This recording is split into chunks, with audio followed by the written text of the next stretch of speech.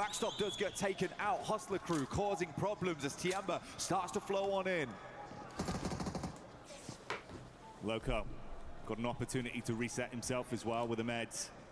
Just enough time to be in a good position to continue the fight, but Tiamba, smell the blood in the water. Nade on the wrong side of the banister, it won't connect. Just trying to get these bandages quick so he can reply. Shotgun for the close range engagement on the peak though, not swift enough. Goodbye, Loco. 3 guns pointing at you, you're gonna go down there. No matter how crazy you are. QZ.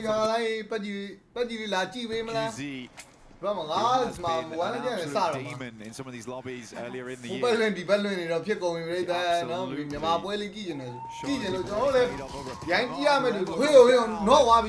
Alpha 7 taking a fair big hit there. They'll immediately reset on this one though. They got themselves 3 eliminations. It's the most anyone's got in the lobby so far.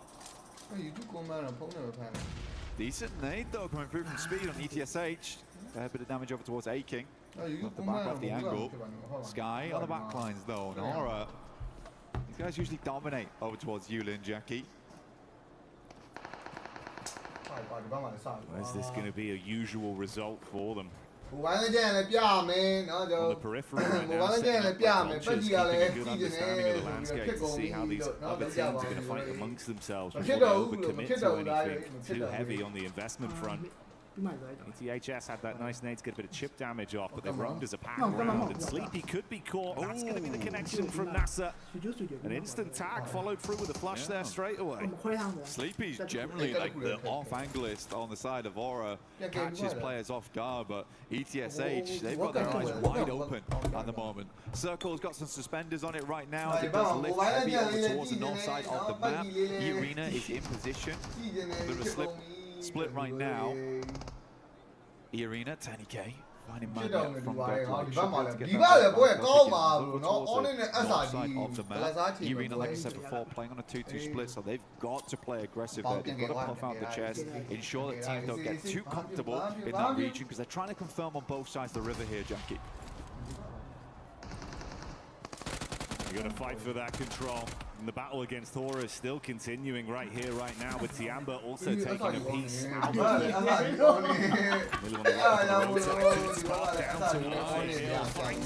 Great reply, nearly the double up as well, Blank. Incredible reactions there coming through from Milu, and I mean, he's been doing a lot of work right now. Good shots from the sidelines, though. That's QZ, starting to make himself well known in the picture at the moment. Now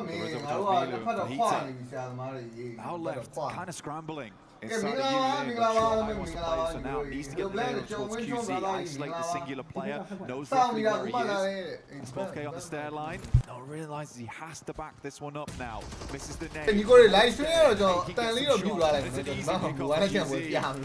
Tiamba up to 6 elims on the game already. We're looking at 1 a minute at the moment. They're starting to rise. Taking pole position right now into the game. Meanwhile, you got the setup here with S2G up close and personal. A compound clash between the two. Dopeness, what can you do? SMG on the clear, runs into the pre-fire of Kamikaze, so that's an easy conversion for an elimination point, bringing them down to 3 players in this elaborate fight. Very curious to see how S2G does this tournament. There was some luck earlier in the year that gave some fortuitous opportunities to get further into the circuit. But all these players are strong in their own right. They just haven't had those shining moments at the moment, but this clear looks good.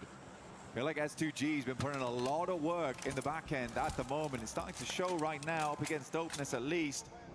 And even if it was a fairly easy clear, the way they were going about it, the 2-2s, the jumps around the corner, felt coordinated. It's usually what Turkish teams are so good at as well, is that synergy, that coordination, which is why it did feel so out of character for S2G in the past to be so unlinked with one another. You got to have the basics down, and the protocols look nice there, at least, with the way they played off each other. So hopefully that's a sign of things to come. Squads on the move up towards the zone right now as well, getting themselves into position. Curious, Blank, my how this is going to go for A7. On Rondo is Danching, because we can get many eliminations there. We have a good strategy to play on Danching. And we are back in with it. Just a quick interview with Vitality, very, very quickly there. See him on screen right now, rotating round, but not yet to get a single elimination on board. Next circle shift now, Jackie, over towards the west-hand side here. Wolves feeling quite good about this, but for Alpha 7, this is a really, really nice opportunity for them. As they swing around the western side, they tried to cut in early. They're right next to a res beacon as well, so they can hold off other teams that they like, but this is a super hard shift. A lot of teams on that eastern side feeling fairly uncomfortable. GS team now needs to re-rotate back over towards where they just came from on the north side of the map.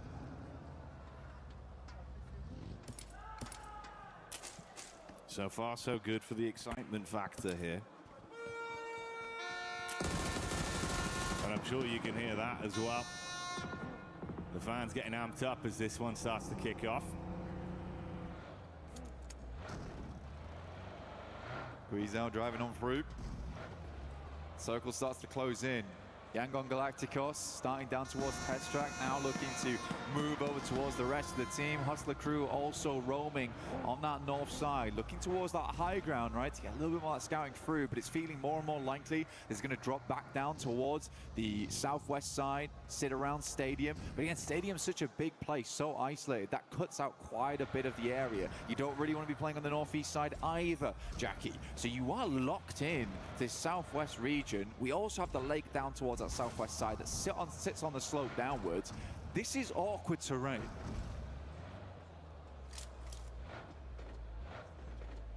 Going to result in an even higher elevated level needed from some of our squads to play around it with the way the circle's been developing. Close grouping here as well. Once again, singing the praises of S2G in the first fight we saw from them.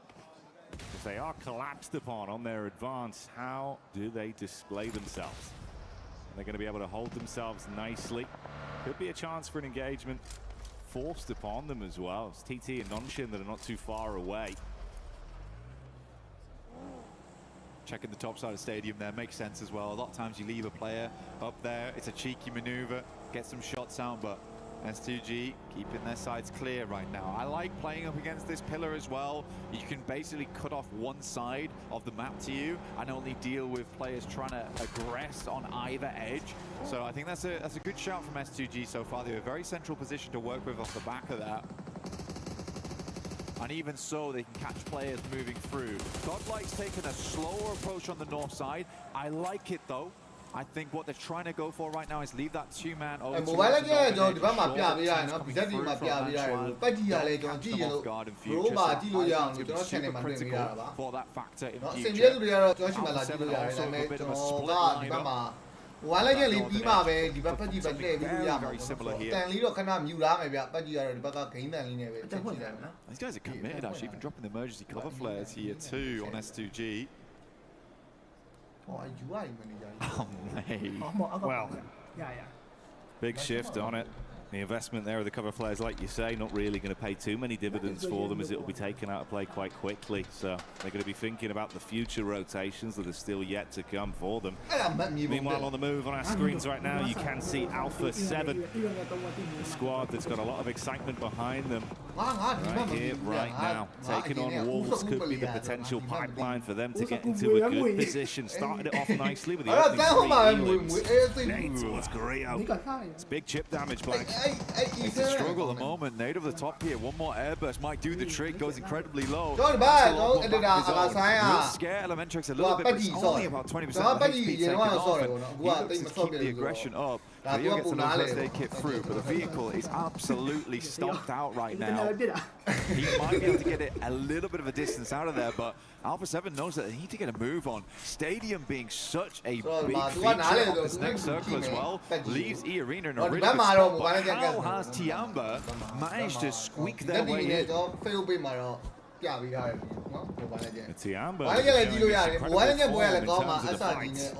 at least early on the drops. They get into a devilishly good position with what they've shown. Maybe that could be a bit of a twist in the narrative for them going into game one on Rondo. Yes, limping over. Milu opens up over towards Schweppes though. The off-angler for E Arena, bit awkward. GS might hear this and want to aggress on it. Again, there's lots of little angles you can play in, but Milu will clean up one. Gets immediately refragged by Morban. ETSH finding Carrillo inside the Pagoda. Alpha 7 might just need to abandon him on this. I think it's the only play they have. So either give it up or make it work right now in the mechanical side. They are taking pot shots back down, by the way.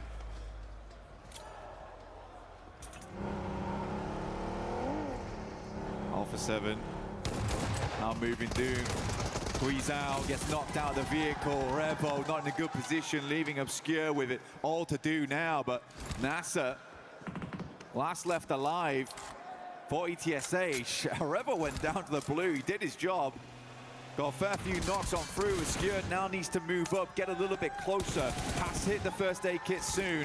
NASA though, cleaning out these eliminations. He peaks with that much HP, he's confident. Unbelievable scenes. So close to his demise as well, but they're able to at least top themselves back up, get over towards the recall tower if possible. It could be a saving grace for Alpha 7, Blank. Gonna drop down towards that south side now. He has time to do it, but once we hit stage 4, it's gonna get a little bit more difficult. He has to commit now, and kind of skidding off the road there doesn't feel good. Next circle will hit Stadium. We have not seen one of these in quite a while, and we get to see our first one now here in EWC. GS team playing on the outer edges at the moment. Rihan working off these stairways. It's a good place to play. Being able to peek up and down at the back of it is unfun to work against. Benonction Red Force, they're up first. JS9 in the hands of XZY.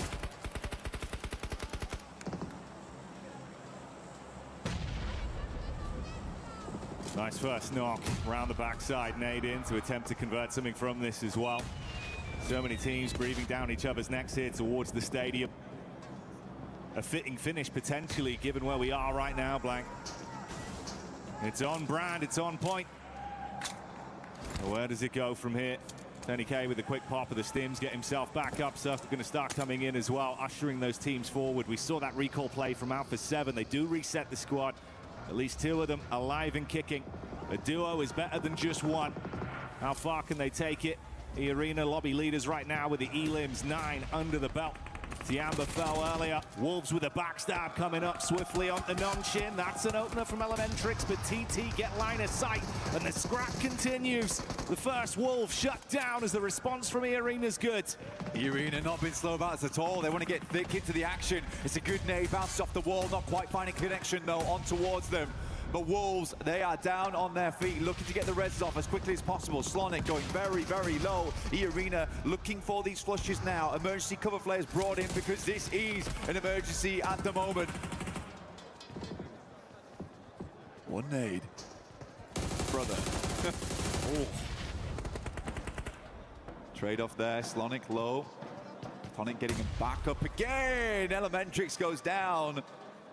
To some shrapnel on the side. E-Arena looking to clear out space though. They know they have to do this. They were here very early on in the game, but I like how much presence they're showing here.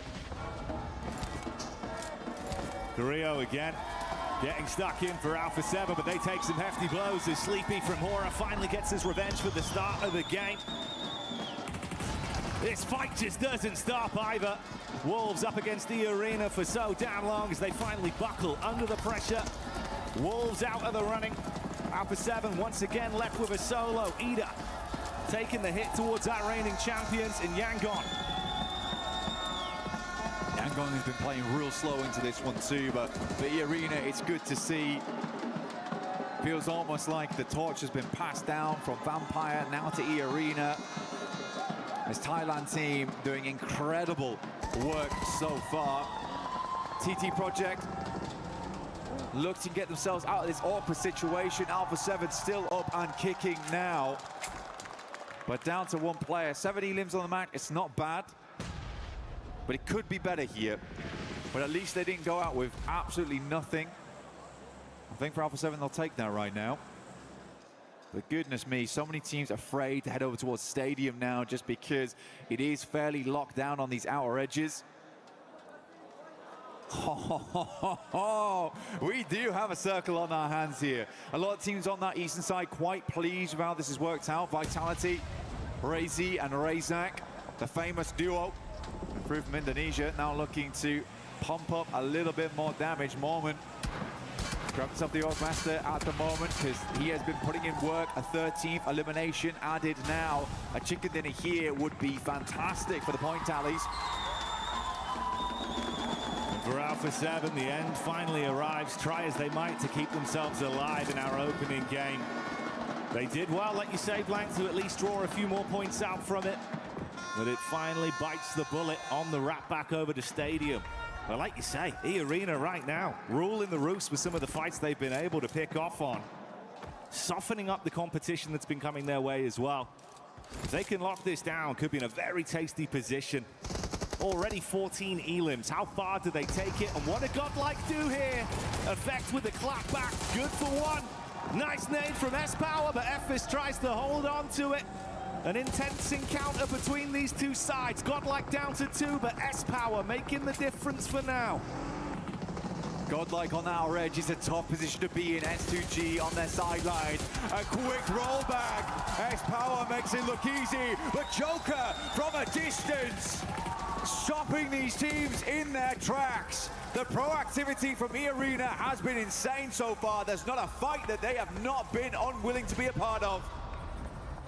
If they get line of sight, you best duck your head down because E-Arena are absolutely farming in this battleground right now. S2G, heavy hit coming over to Hustler Crew. You got the off angle set up, looking to take pot shots down and save his mates. Kamikaze trapped behind the vehicle. They want to close the gap onto it. S2G going in aggro, Vitality in the distance as well. Kamikaze with a single knock, Loco, drop back down, trapped behind the ridge. AZM, you can hear his jammer pack just went out just then. Now needs to get a move on. S2G, they post up. AZM taking a huge amount of damage. The blue might just do the trick here. We'll take him out. S2G with 9 elimina on the game. It's crazy the sheer distance we're looking at as well. 9 elims being second place, 15 points for first right now, and the split on the actual minimap is insane with what we've been set up with. The only team that's looked comfortable realistically has been E-Arena from the position they've been in. Oh, given a single inch right now, and they have cleared out the entirety of the northwest side. Now they can pretty much shunt most teams down towards that southern edge. Schweppes opening up onto GS once again, and they are just swarming on them. Another goes down in Malik, and E-Arena looking for more and more points. 17 elims. Can they go further? Can they hit the 20 bomb? Well, finally, it seems like someone's willing to test them. E-Arena taking casualties, but they're looking to reply back. They will keep themselves alive with Tourniquet, it seems, over at the stadium. Mixed Vitality pushing on to S2G. A back and forth fight, a quiet game otherwise for Vitality. They were playing their cards close to their chest, but they've got to fight for control right now. Looking for the royal flush over towards S2G. All 4 players down potentially. Axel. One nade in hand, it's going to be important. One quick spray over towards Hamzy G. Quickly drops back down to his belly. Some more damage. I mean, he's hitting every shot. Just continue with it. The numbers dwindling for S2G. Peek round the back of the rock, and Axel hits it swiftly. Goodbye, good night. They're down as Vitality starting to get some energy going their way. Meanwhile, Ida taking it straight to the face of the reigning champs. Yangon inside the back of the warehouse. Emre incredibly low, and Vitality smelling the blood in the water. They can wrap off, play this safe, get into a better position. But can Yangon hold on?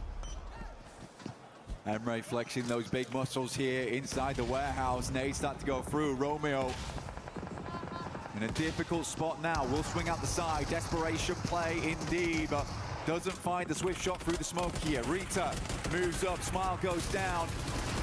Ida putting a frown on the faces of Yangon Galacticos. Last play incredibly low. Romeo is out.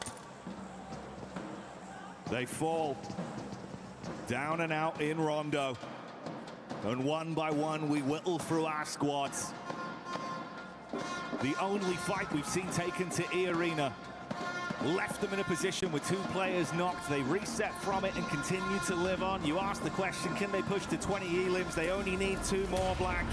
But can Vitality suck up some of the points as they do advance onto the weakened Ida? Oh. Emre with the detonation on the vehicle. Vitality, you're going to have to recover from this swiftly. What's the decision making? That's a rough one. Rita playing inside building. Good burnout from him. Tries to get back inside, but good shots from Axel. Has been on an absolute tear this game so far. Good damage all around. Feels like a lot of the eliminations have been stolen away from him. That is an insane pre-spray from Razy. Gets a lot of damage done towards Emre, and he was not expecting it. Almost jumped into the headshot. The flicks are crazy from Federales. They're playing on a different pace of the game right now, and it does work out for Vitality to bring the thunder back down to Ida. Man with the quickest fingers in France. Could not believe what I just saw. And I don't think either could Ida, honestly. They witnessed that and it was terrible. Lufa will move up from Dopeness, takes down the first player so far from the arena. They are down to 3. Vitality still sitting pretty with 4. And teams have to push out into them. 2 fights happening back-to-back. Stereo setups from our teams with Hora taking the hit straight to Vitality. Jiggle the only one keeping his eyes peeled over onto the E-Arena encounter versus Dopeness. They eat the opening nade. Schwepp setting up for another one, but on the peak takes a few shots, low on HP. No fear with the steal versus Vitality. Can Dopeness actually defend themselves now? Great Molotov forces him through the doorway, opening up the lines of sight. Now just one player left alive here. It is Speaker. E-Arena need to break their way out of here. 19, if they finish this fight, they're up to 22. An unbelievable game. Speaker has to make the crazy play, and there it is. A 22 elimination game. The first match of Group B. E-Arena is bringing it.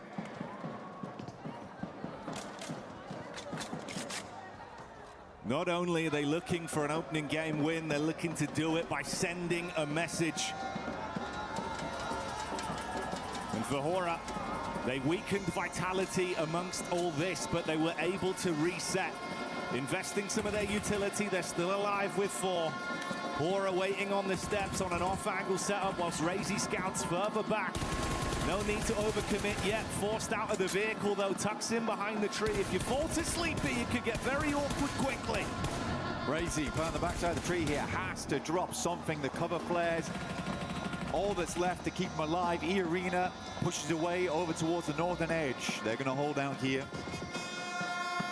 Aura coming in with 4 players. It's going to be hard to clean out this game here. E-Arena, though, they are on fire so far. This team is warm, ready to go, no fear. Time to put some more eliminations in the books. Vitality with a quick rescue. But can they make it back? They do. Goodness me.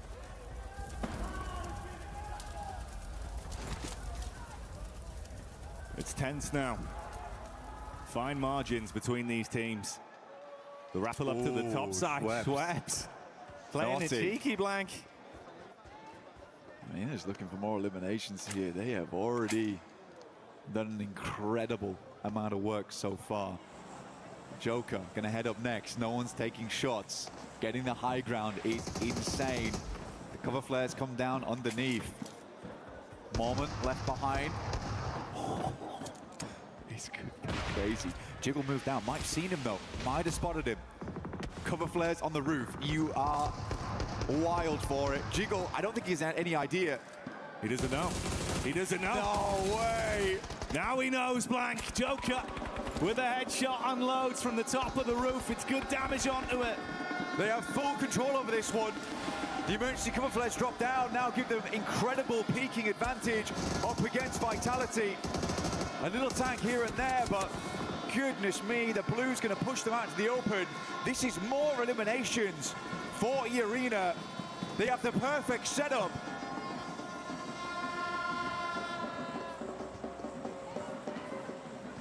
You have entered E-Arena's arena at this point. The gladiators here in France as they are ruling from the top side, control of the ground floor as well with Mormon in position. And Vitality know that they are forced to advance eventually. You're exposed either way. And Joker's looking for the peak back towards the warehouses. How far can they take it with the Elims? They look for more decent damage. There's another knock from Schweppes. Instantly trying to flush out on that one. 24 in the bag. Blow up the vehicle. Don't let them go any further on the back of this one. Aura can do nothing but stand by and watch. M79 brought out to hopefully bring a train, but the rescue I don't think is coming for Razak next. Joker finds the peak off the back of it. Mormon holding the angle. But they're patient, they're real patient about it. But a nasty headshot Federales saves the day here. Joker has to not be greedy. That tree saves his life in that moment. The sightline just not quite there. Oh, Mormon. That's the issue, Blank. The duo so heavily focused at the cover flare setup on the roof side. If they leave themselves exposed, can Mormon steal this away from the ground, draw the crosshair off, and guarantee himself something to play with? Stage 9 now. It gets spicy. Center dots towards this loot crate. E-Arena may need to drop down at some point, but they'll see what they can get done in the meantime. Vitality playing it slow, but will have to move. Even more emergency cover flares dropped. Building themselves barrier after barrier. Oh, shot down again. Joker gets the peek out. Federales cowering close towards the limited cover he's got, but no fear. Sees an opportunity and swings round. Federales with a hold. Some clean connections in the past couple minutes here. E-Arena, they see this, they know the knocks are going through, they're looking to send nade, they feel like they're in range, it's on target, a bit of chip damage. Razy has to back out, one more nade over the top, it looks on target, it's unreal from up on high. They are dropping bombs down towards Aura. This is insane work. Sky goes down, more eliminations available here, might take them to 29, Jackie. One away from the big 30. And there's only a single member of the squad left to try and fight against them. The dream of E-Arena on Rondo, as they've been living their movie, Elim after Elim. And Sleepy is all that remains between them and an unbelievable game one. Schweppes looking down upon their arena, their stadium. What a ridiculous result here for E-Arena. It has been sublime from start to finish. The circle begins to close. We're getting right into those final moments. Just one more minute before it all finishes. Coming down to the bitter end, Sleepy looking up towards the sky, but will he be on point when they're forced to drop? It's all a matter of timing. Two crosshairs going to be swiftly on his angle. Can he withstand the duo drop? That's one with the shotty. All onto the last man as Schweppes tries to withstand the peak. Sleepy on the double up. Quick shots, can't quite connect. He's going down. The zone's nibbling away at him, Blank. That's how they finish it. Thailand makes a stand here at EWC. An incredible 39-pointer. They've got half the points that some teams earned yesterday at the end of it all in one match. A game one chicken dinner with an unbelievable narrative. It wasn't even a single pop-off play. It was the entire team working in unison from start to finish. The mechanics, the movement, and the setups. They read the game perfectly. And they hit their shots. I mean, respect to Revo. I mean, he's smiling over this. And he should be. Everyone should be smiling. This is records broken. This is records made. On a first game of all things. They've done it. Like, they're in. Right? They're in at this point. Yeah, they're not dropping out. It's incredible. I didn't expect it. I mean, it's just disbelief on players' faces. I don't think anyone looks all that sad about it. They're shocked. That's all it is, Blank. I mean, Aura's probably shocked, yeah. Goodness me. What a game. What a game. I've not seen anything like it. And for E-Arena, just another day in the books. Showing up massively. Yeah. We're going to replay here. I have never seen a play like this work out, by the way. Never. I can't believe it. The fact that Schweppes is able to just crack the can open and make this work is wild. Let's hear him with the team. ဒါရိုဘလို့မြင်လဲအချိန်လေးเนาะလောက်ပါအောင်ဆရာသမားတွေဂိမ်းဝမ်းမရှိနေသေးတာဆိုတော့เนาะအများကြီးအောင်ပြောနေ Bro, click ons. They were just locked in. There was nothing that needed to be ဒါ said. ရိုဘလို့ထင်လဲဂိမ်းဝမ်းမရှိနေသေးတာငေါမြန်မာတွေပါတော့တယ်ဒီ They knew what needed to be ကို done. မေးပါဦးသိနေ Trusted their individuals on that one. No need to waste brain power talking. Let's just get it done, and that's what they did. Man, I mean, ကဲဒါရိုဂိမ်းဝမ်းတော့အချိန်မကောင်းအောင်ဒီလိုဘလို့မြင်လဲခင်ဗျာလေးမန်းခဲ့ stay ပါ there for a while. We'll be back shortly. ဘာမြူဒါရိုဒေးဝမ်းမှာဂိမ်းဝမ်းမရှိသေးဟလား easy ဒေးဝမ်းကကျွန်တော် group B ဒေးဝမ်းလို့ပြောတာပေါ့နော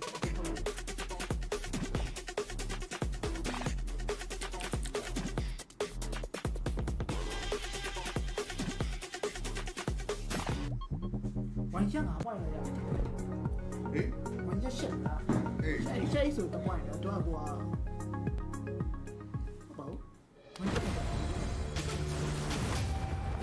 အမကရပါတယ်အမကဘလို့အတိုင်း chicken တစ်ဝက်လောက်စားလိုက်ရင်မိသွားလိုက်မယ် easy ယုံကြည်နေဖို့ပဲလို့လားဟာလားဒါရိုယုံကြည်နေဖို့ပဲ easy ဘာလဲပြီးအဲ့လိုဒီတိုက်ပုံတာကွာဒီဘက်လည်းဟိုကလည်းညလောင်လာနား 老三， အေးအဲ့လောက်နား As we head into a jam-packed weekend here in Chicken week 5 of Saulo, EWC yeah, 26, no? it's time for another club Iran championship is update, on. and this one is a banger, so let's dive Iran straight is into on it. First of all, at the Yeah, man, STC boy. Arena, they are out of groups now into quarterfinals. We'll be following along with how that journey goes, but this is where the big storylines start to kick in, okay? Because we have 2 games headed into their grand finals today. Over at Tekken 8, we have our top 8 players solidified. One of them is from AGAL. This will matter in a little bit. We're going to get back to it. Falcons is also going to be playing in that top 8. In honor of Kings, we are down to our top 2 teams, and they are the same 2 teams that battled it out မကတန်းလူတာကိစ္စဒီအထိပါလာလားလို့ဒါရိုနေပါပါ You can start to see why AGAL is a big player heading into today. Currently, they are only 250 points behind Falcons on the CC leaderboard. If they are able to solidify a win, they can get those 250 points that they need from the Lenovo Legion Gauntlet stage alone, because they've already guaranteed 750 for that second place. Over at the Allianz Vault, this could be the weekend that AGAL take the lead away from Falcons. We're going to be making sure we're recording live to give you guys all of the most up-to-date information to see where they are. Let's close everything out for us. We're heading into Group B today for PUBG Mobile. Whole new group of squads getting into our competition, and we're going to see how they manage to do today as well. So check back in a little bit later. Thank you, Glitter, for that CC update. But right now, ladies and gentlemen, we are getting EWC records broken here at PMWC at EWC 26 as E-Arena puts up a cool 39 points, Max. Absolute madness, record-breaking, Rondo, and just like E-Arena, we are on the rooftops right now. Everyone's stadium here, it's a little bit windy, but you know what a place sending 2 players up there in particular, Joker getting so much done at the end with Schweppes. Lovely stuff indeed, and in particular, it's not just the rooftop in particular that was interesting here, Niptura, it's also the fact that down below they got so many eliminations. There was Tiamba, there was Wolves, there was Nolton Redford, everything out of the team, and yet they had a plan. And that's what you want to see for a team of this caliber. They have a plan for every situation, just running through the basement, getting rid of all those players that were hiding out, going up onto the top and going, okay, now I have control stadium. What's going on around it? I mean, look at all this. An excellent showcase of how to actually use nades here, Max. It's like they became the grenade. They are seeking missile themselves. Tony K from Wish. No, he is the main character. I mean, we get a stadium finish here in something that you kept calling out over and over when we were watching it, especially when they were on the roof. It's like somebody came up to E-Arena and asked, how many cover flares would you like? And they said, yes. Yeah, I mean, I was counting, like, okay, 1 cover flare makes sense, then I saw 2, 3, 4, 5, 6, and then we had a 7th cover flare at the end, which literally, the roof, we know, I mean, Niptura, we've been up there sniping many times in Ultimate Royale. That position is terrible if you don't have any cover. Because it becomes truly unplayable. But see, the here was great. Literally, Niptura, 2 players jumped down, and he almost was taken away by Sleepy, but eventually the shotgun worked out in their favor. It did. I was it's one of those things where you're kind of on tender hooks. You know, that final push down. It's like, oh, I don't know how this is going to go. You've done so well. Is it all going to fall? No. We don't have parachutes, Max. It's not going to work. It's not the same. Give us the zip line. That's what we need right now. We need the zip line so we can get back to the home studio as well. But for some of the other squads, I mean, if we start off, we saw Tiamba being able to start off hot as well. Niptura, they were able to get a good amount of eliminations because of that hot drop that they were doing. Yeah, I'm very excited about what we're seeing from Tiamba so far. I mean, they were looking very, very clean, very put together. Some great synergy coming in as well there in the hot drop. Yeah, I mean, they were pushing together. I think, who was it? It was Wolves, I think, that player of Wolves up on the stairs in Yulin, and he 3v1 push. They pushed together. They're pushing around. They're trying to get teams.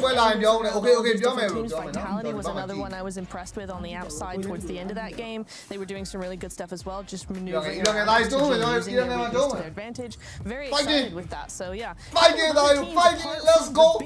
The big dogs here that I'm looking forward to. Yeah, one of them. Vitality, the way that we're towards the end as well. Max, not only the peaks, but also the way that Federalis was able to put up the smoke and go up to the fence and give themselves a little bit of an extra chance against the arena, but it was going to be too much. I mean, Federalis only got 2 eliminations this game, but the way he got those eliminations was just truly stellar. I mean, I'm just going to try and replicate how he was doing. Well,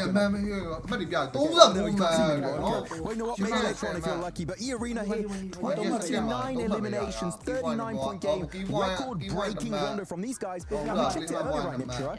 How many points were secured by the fifth place cutoff team in Group A? It was 88 points. They're basically halfway there in one game of rondo. I mean, that's how you want to do it, really. You only have 2 days. I mean, we saw it from 4 Thrives in PMGO Season 1, right? You do this, you have this kind of day, you have this kind of game, and you are kind of set for the rest of the day. They have to just be consistent. Not a lot of points, not a massive win. They're good to go now. They can relax and they can chill now. Yeah, I mean, really having a good time. Looking at all of these teams, it felt like there was not 16 teams in this one. It was the E-Arena show from start to finish. But when you get to stadium early, when you're able to Wolves didn't even want to push out. Wolves just kept using up a lot of nades, but E-Arena, cool, calm, collected, doing their thing. One team that we actually got a chance to see do their thing, even though I wanted to see a win out of them, it was none other than Alpha 7. Alpha 7 ended up with 7 eliminations, and we're talking about expectations for this squad. This is not a bad match for them. Yeah, it was good in terms of overall eliminations. A lot of those came from the hot drop, which is what you would usually expect. Good numbers this match. Like the rotation into the zone itself was a little bit. Not a lot of scouting done, and because of that, they clash into, I believe it was ETS. Rumble happens really at that moment. Let's go out there, we just want to see that 7. They'll be able to tie down other stuff with them. Anything that surprised you out of this first game besides E-Arena? Oh, you know what? I'm looking here. I'm liking what we saw from a couple of teams. I maybe just re-highlight Federalis, honestly, from Vitality. I think he did a great job. It was subtle, but he really worked for his team. So for me, yes, Federalis, want to see him in the next game. I'm going to go for Horror. Really, so happy to see them do well. But of course, it was the E-Arena show, as we know, in Stadium. But E-Arena were just dominating everyone. But Horror, good to see, just like in PMJ Season 1, like dominating their respective group. #1 in PMJ Season 1 in Jakarta. So far, also a decent start in this tournament. It's just not an E-Arena start, which no one's close. One team that we haven't really gotten a chance to give props to, especially after that match, is Godlike. Godlike was able to put up a good amount of eliminations in that game. I think they ended up with 7. We saw them take the fight with TT Project as well. We got a chance to talk with S-Power. They're very confident. They're looking to make sure they end up going to the finals like OG was able to do yesterday. And before we actually send it over to Barney, Max, show us again, what were those peaks like? There you go, Barney Lays, take it over while we'll try to see if we can find a zip line to get out from here.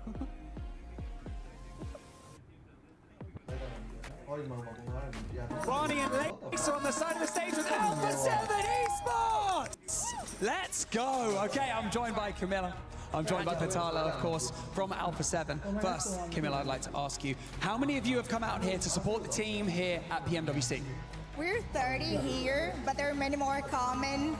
We came all the way from Brazil just for this championship, but there are many of us still coming. Wow, we've got more to come, Lace. Oh my goodness. And Patala, obviously E-Arena just had a 39-point game. Do you think Alpha 7 can catch them? Of course, we're gonna destroy them all. We're gonna destroy them all, Alpha 7! Destroy them all! We're one game in! I can't believe it. Camilla, obviously, this year hasn't been the strongest year for Alpha 7 so far, but obviously that can all change. If you could give a message to the boys competing here on the main stage right now, what would you like to say to them? I'd like to tell the boys that we really believe them, and we are sure we're taking this trophy to Brazil. I like that. They're taking it to Brazil. Alpha 7, do you think you can do it? I think they think they can do it. Costas, over to you. Hands down, probably one of the best supporting staff and fans is Alpha 7. They are fantastic, always here, providing support to the boys on the stage. And again, they're always coming out smiling, no matter what, and you know that's because whenever they go backstage, they're always surrounded by Alpha 7. It is important, it's good. Again, it's just one game. It's just one game so far. And realistically, that was just the E-Arena show. Yeah, that's the crazy bit about it, though, right? Is it makes it feel so different because we do have to reset and accept that was only one game. Yeah, it might have been 3 games worth of points, but that's all it was. That was just Rondo play. Yeah. Now it's a little bit more of a known territory. Maybe this is where things do return slightly to normality, but hey, we'll see if that energy carries on for E-Arena. We will. We'll have to see. I mean, for E-Arena, I wouldn't really care. Personally, I think it'll be fine. You can rest for the day, boys. You've done 3 games in one.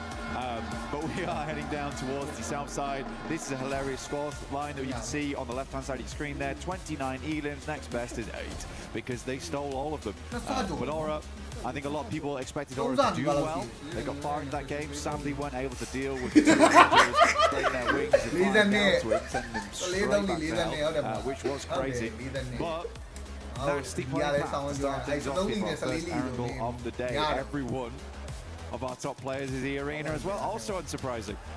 But yeah, it's not Tony K, it's not Tony K from Wish, it is just Tony K now. This guy's been putting in work, he's doing a lot of good stuff. Schweppes also, glad to see he is continuing the trend throughout his career. He's always been a fantastic player. He's finding success here now on E-Arena too. And there was a lot of success.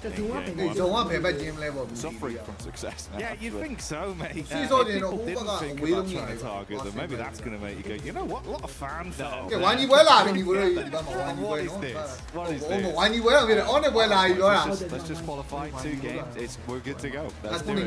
They get themselves a really, really nice start here. As do Alpha 7 though, to be fair. Over towards the north side of Everest.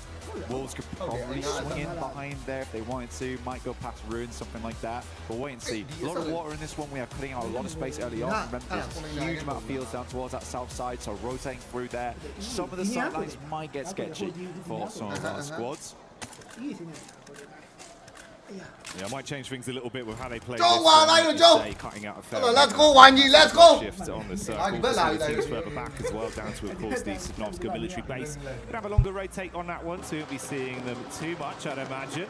But if you want to see something that's absolutely beautiful, get yourself involved with that Naruto event, as you can run in stylish, much like Hora are here, taking the fight straight to Godlike. And that's an opening pick. No follow-up. You are isolated to 1 free Elin. Godlike down to a trio. That's a tough thing. That is a tough thing about this kind of playing path, is you're not always going to get your ideal drop spot. For Godlike, they certainly have to go for a split here, but Aura, they're an aggressive team. They're going to see you dropping from the shoots, know that you're a single over towards that position and punish you for it. I don't feel too bad about what happened to Godlike there in terms of the fact that it's difficult, right? If you're Godlike, that kind of playing path doesn't give you a huge amount of options, and Aura just tried to take advantage of it where they could. Playing a little bit fast and loose there, honestly. See if Godlike can bounce back with just the 3, certainly possible.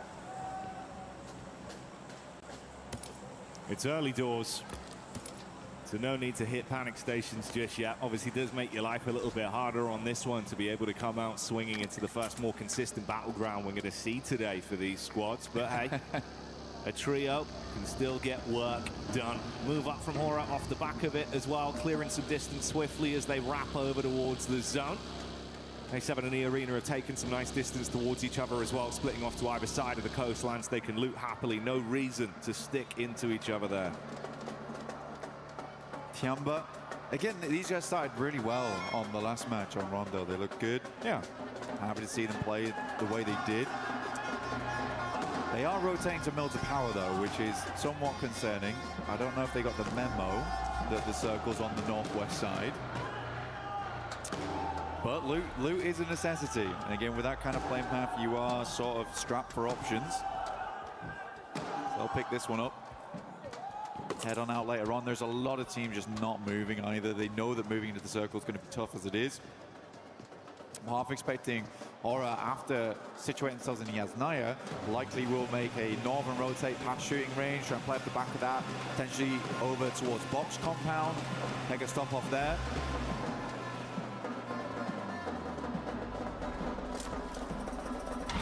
Bit of an earlier split off as well from S2G. Handled themselves pretty nicely in that opening game on Rondo, to be fair, Blank, with some of the situations they were thrown into. They had good mechanics, at least, with some of the fallbacks. I also thought that where they set up afterwards on the pillars, that's good. That was good, right?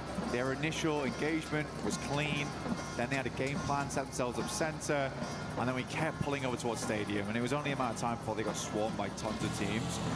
But I think the game plan overall and the gun skill that they displayed last game is really promising for S2G. Yeah. So for our Turkish fans, you can be pretty happy about that. It is early doors, though. We've got plenty more to watch as the day goes on. Dopeness on the south side.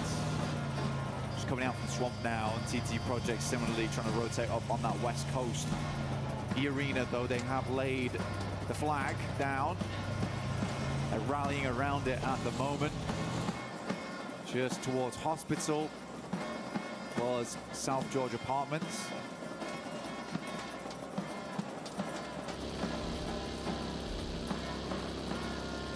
Closer and closer as our teams race to get themselves back into a better position inside of the zone and set up on this one. Non-Shin Red Force starting to make their entry with a trio from Godlike on a bit of a split of either side. S2G going right down through the middle.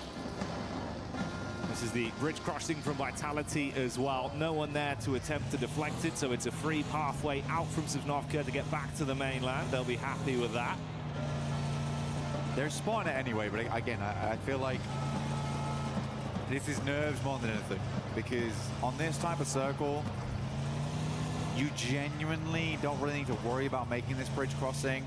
I think it would be almost a bad play from someone to try and camp this, but it's always a possibility, right? So they're going to take it slow in the meantime. Axel's already made it halfway up the bridge, and probably is going to try and get a little bit further up here. Federalis holding behind, but they have nothing to worry about. They really don't. I'm genuinely putting that down to nerves here from Team Vitality. But you need speed on this type of circle. You need to get into position. There's not a lot of spaces to take up here. Yeah, you can't afford to have the paralysis by analysis of wasting too much time on that one. In the midst of all this, we did see that opening knock that came out from Schweppes, now converted into a full elim there. That was Wolves that got slightly too close to the territory of E-Arena up by the compound. Rest of the team did get out though, Blank, doubled back round Hospital side and got themselves into safety, at least for now. Yeah, I mean, for E-Arena, they did pull off South George Apartments here. They tried to regroup this, which is making a lot of sense to me, because typically on this kind of circle, you are going to get a lot of movement over towards the western side of Everest. This area here, real big funnel for a lot of teams. E-Arena knows they're going to be going against a lot of squads. I think for them, they're coming off such a big high here, but they do need to dial things back. Understand that they can't take too many fights. Third parties are going to be galore around this area too. Your GS team over towards that eastern side now.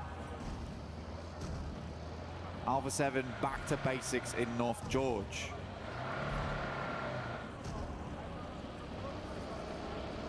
Well, how that zone was off the back of the plane path we had coming into this one, at least you gifted a fair amount of safety where they've not had to really run too many risks early doors. Over the course of the past 8 minutes, just been able to loot and sit pretty, getting a lay of the land established. Fairly late rotates for some of our squads as well. Obviously, we saw Tiamba fragment off, go over to Milton. They're still going to be coming in late onto this one. And Vitality now entering the safety of the zone that's about to move. Ooh, okay. Irina. I mean, last game they played Stadium. They were there for quite a while, right? So we can say that there was some circle look in that sense, but there was nothing lucky with the way they put down every other squad inside the lobby. Yeah. Here they are getting magnetized again. But again, it depends how they want to finish this out. We have seen plenty of teams in Group A get good circles and not really be able to convert off the back of it. Now, I really do want to see another big game from the Arena here. Would be fantastic to watch happen. But it will be difficult. It will certainly be difficult, and I'm not going to hold my breath for it. I mean, at least if you needed a warm-up to prove that they're going to be able to play some very aggressive PUBG Mobile today, that was the game for it. And again, like you say, the circle luck will only go so far. It's more what you do with the position you presented. Very clean last time. Again, a little bit of a gift that they'll be happy with, but more to be done. Potentially a bit of an encounter on the later rotate from our squads outside of the zone, with Godlike getting eyesight back over as well. So room there that things get a little bit panicky. The Hustler crew. Yunbin, even from distance, that's on Shin Red Force getting stuck into the action. I mean, they've been taken down by Nongshim as well as Irina at the same time. I think there was not a huge amount of expectations here for Hustler crew. Go into groups. So I do think that Hustler crew going down again for 2 players. Not sitting on a great average at the moment. They've only got 1 point over these 2 matches so far. Sat down there with TT Project. But I think that Nongshim Red Force want to turn that around. This is a team that is very, very good. Have just come off some big success here, Jackie, this year. Would love to go straight towards the finals. At the very least, qualify through to the next stage of the tournament. But goodness me, if we took a look at the map right now, you can see just how jam-packed it is. We have 1 team playing on Everest in Aura. Everyone else, like I said, is in that horrible tunneled zone on the western side. A few compounds around that area. S2G currently playing that one that sits underneath Everest on the southwest side. That's a good spot to be working with. You can clear a lot of space from there too. The fact that we still have about, what would you say, 30% water in this one, with Everest being a big chunk of it. No one really wanting to move into apartments just yet. It's a nasty circle. So these are the 2 back-to-back games where it is mechanically and tactically difficult. And seeing how much of a backup plan you've got in terms of adapting with these circles, like you're saying, it's not a regular game. It's not normally. No, it's not, but... Oh, no, no. What in the world is that? Makes you want to be sick, honestly. That is gross. E-Arena's probably going to regroup over towards that western side, potentially, with the rest of the team. Take no chances here. You cannot be greedy on a circle like this. You've got to show up your front at the moment. Make sure you drop the riot shield, because teams are going to be coming at you thick and fast in the near future. Alpha 7 sit all the way over towards Peninsula on that northwest side. Oh, this is disgusting, mate. Yeah, this is absolutely unbelievable. All of our squads still alive and kicking. Such limited space. Such little ground left to play with on the mainland. A few shots being taken out from various squad. Wolves continue to be fought by E-Arena. TT getting stuck in versus Vitality as well. This is the fight that's going on right here, right now. Neos down behind the back of the vehicle. Affecting Zerich, they just got to call it quits. Yeah, TT Project just got to move on this one. You got to get further in towards the circle here. Difficult push out for Yangon Galacticos, stuck on radio tower right now, held out by Nongshim Red Force, who are looking to be the arbiters of the fields. Playing Scarecrow right now versus all the Crows coming up from that south side. And once again, already it's E-Arena that have been able to find themselves free elims with the picks they've secured. You got that wrap over the top of the bridge from George Pole as well that's coming in from ETSH as they're going to look to try and chase and get into a good stable position inside of the zone. Ravo with a pickup. That's one back over on at 72, one GS. Ida now moving forward, adrenaline shot in at stage 3. I mean, it's got to be done. The boys got 2 of them. You need a lot of adrenaline to make your way through these next circles. It is pain that is ahead for a lot of these teams. How well can they weather it? Can they grit their teeth and hang on? Aura jiggles, looking forward now. Yangon Galacticos dropping some shots down towards them. AUG in hand. Aura though, still doing well, honestly, over towards this eastern side.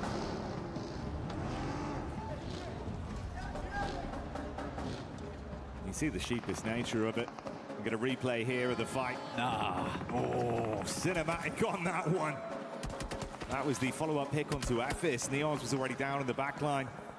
Good defense there to make it very uncomfortable for TT that left as a duo. Emre from Ida with a shot onto Godlike as well. We'll say though, man, this is a really cool push that we kind of missed from S2G. They were playing down towards the southwest side, remember. This is a hell of a swing they've been able to make over towards the north side of the circle. We're getting our next one coming in through now. How much water is going to be in play? Oh. What is this? What are we doing? We got to stop. It just keeps going. Less and less land mass left as the squads have to fight and step over each other to have any sort of stable ground within this one. Vitality have had some uncomfortable fights to force into a stable location on the zone. They did shut down a good majority of Tianba, leaving them with just the solo. Play zone taking out Tiamba there just feels poetic right now because it is the circle that's doing the brunt of the damage right now. We're playing all the way over towards the western fin of Georgia Pole. And these players have to tread water going forward. This is getting messy, it's getting nasty. Alpha 7 set themselves up beautifully on this game. Necessary making the necessary maneuver, hanging out all the way towards the beachhead.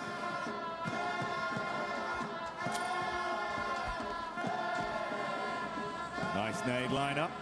Tiamba trying to stay alive as they bounce either side of the vehicle. Bit of chip damage.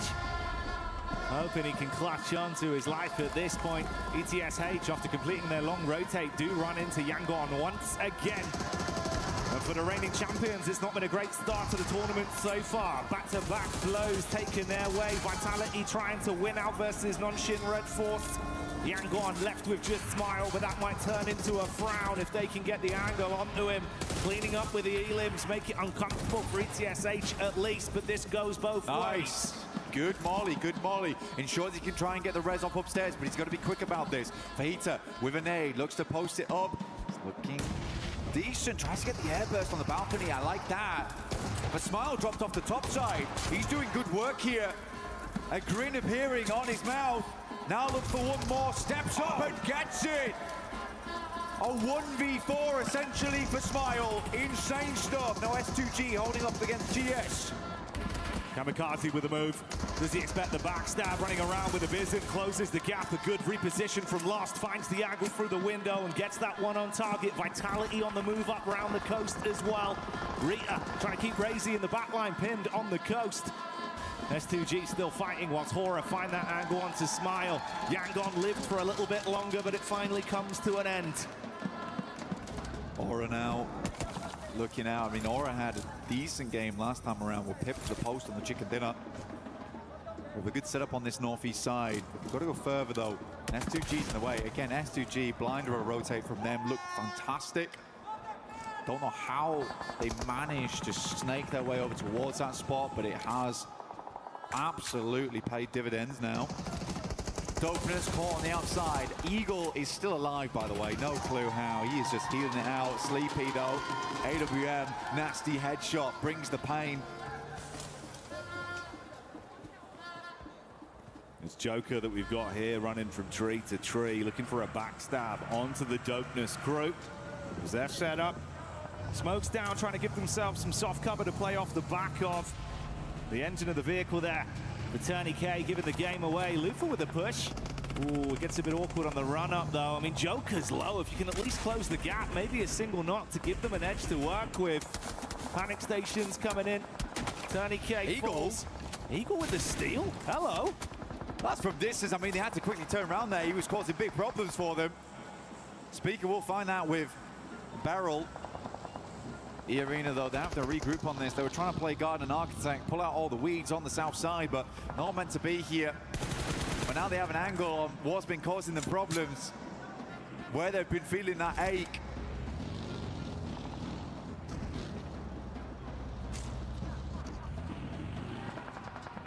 You've got the gamble play from Rita that he set up quite some time ago, going for the wide berth over towards the zone. What's this?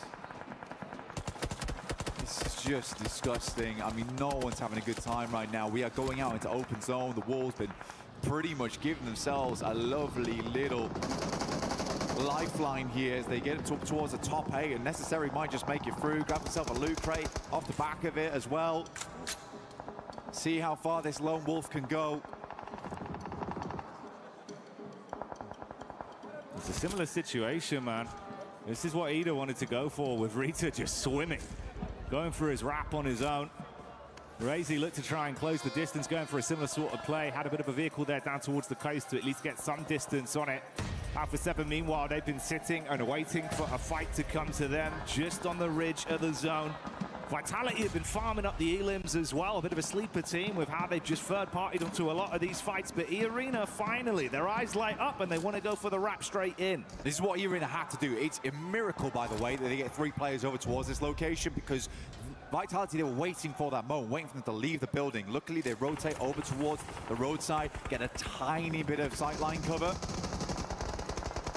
And now they set Alpha 7 up in front of them. This is a great position to guard off against. S2G also similarly tries to make a good rotate, but it's Alpha 7 still taking those shots. E-Arena similarly also sending bullets their way. Aura makes a move in the midst of all the chaos on the northern coast. S2G down and out as they take shots from all sides, leaving them in a brutal position. Brittle, though, is Alpha 7 with a peek up towards the top. Good shots in. Vitality finally take the fight back over to E-Arena.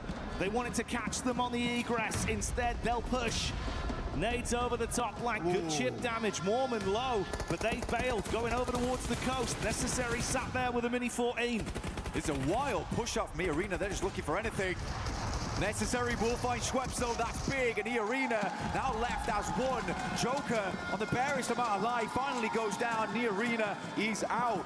They tried to scatter. Vitality forcing them out the way. A 12 elim game here on Erangel is pretty damn good, honestly, from where they were playing. Alpha 7 and Vitality.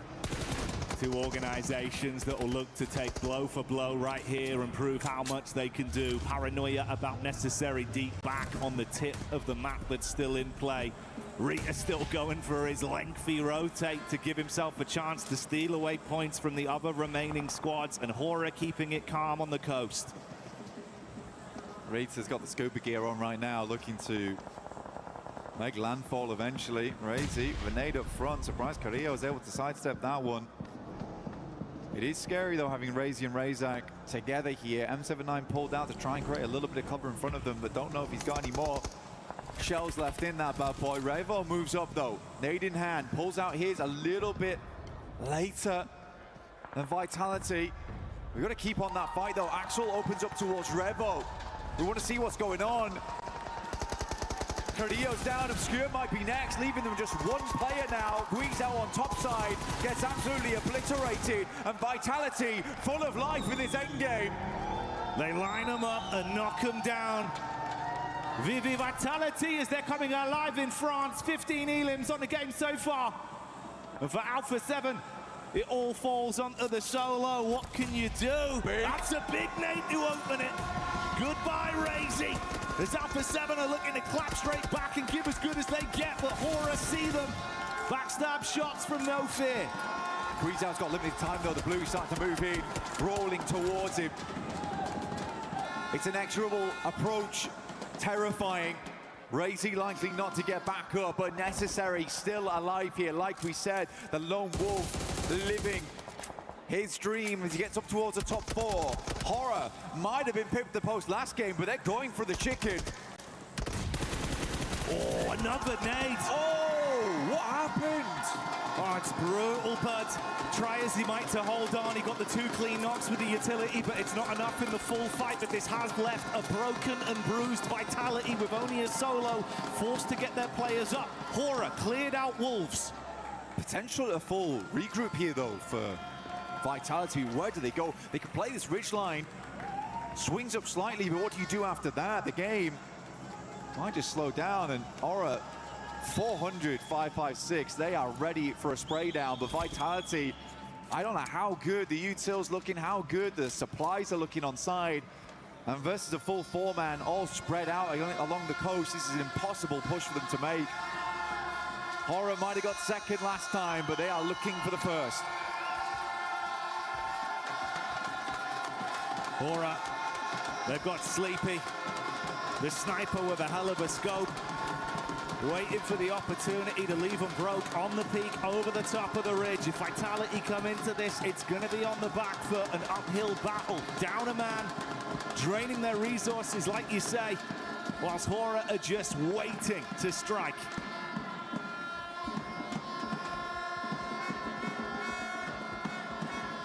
All quiets down now. They need an opener, but the smokes are out. Vitality's got no choice but to try and isolate here. Luckily, they've got vehicles. They set up now. They put the pedal to the metal.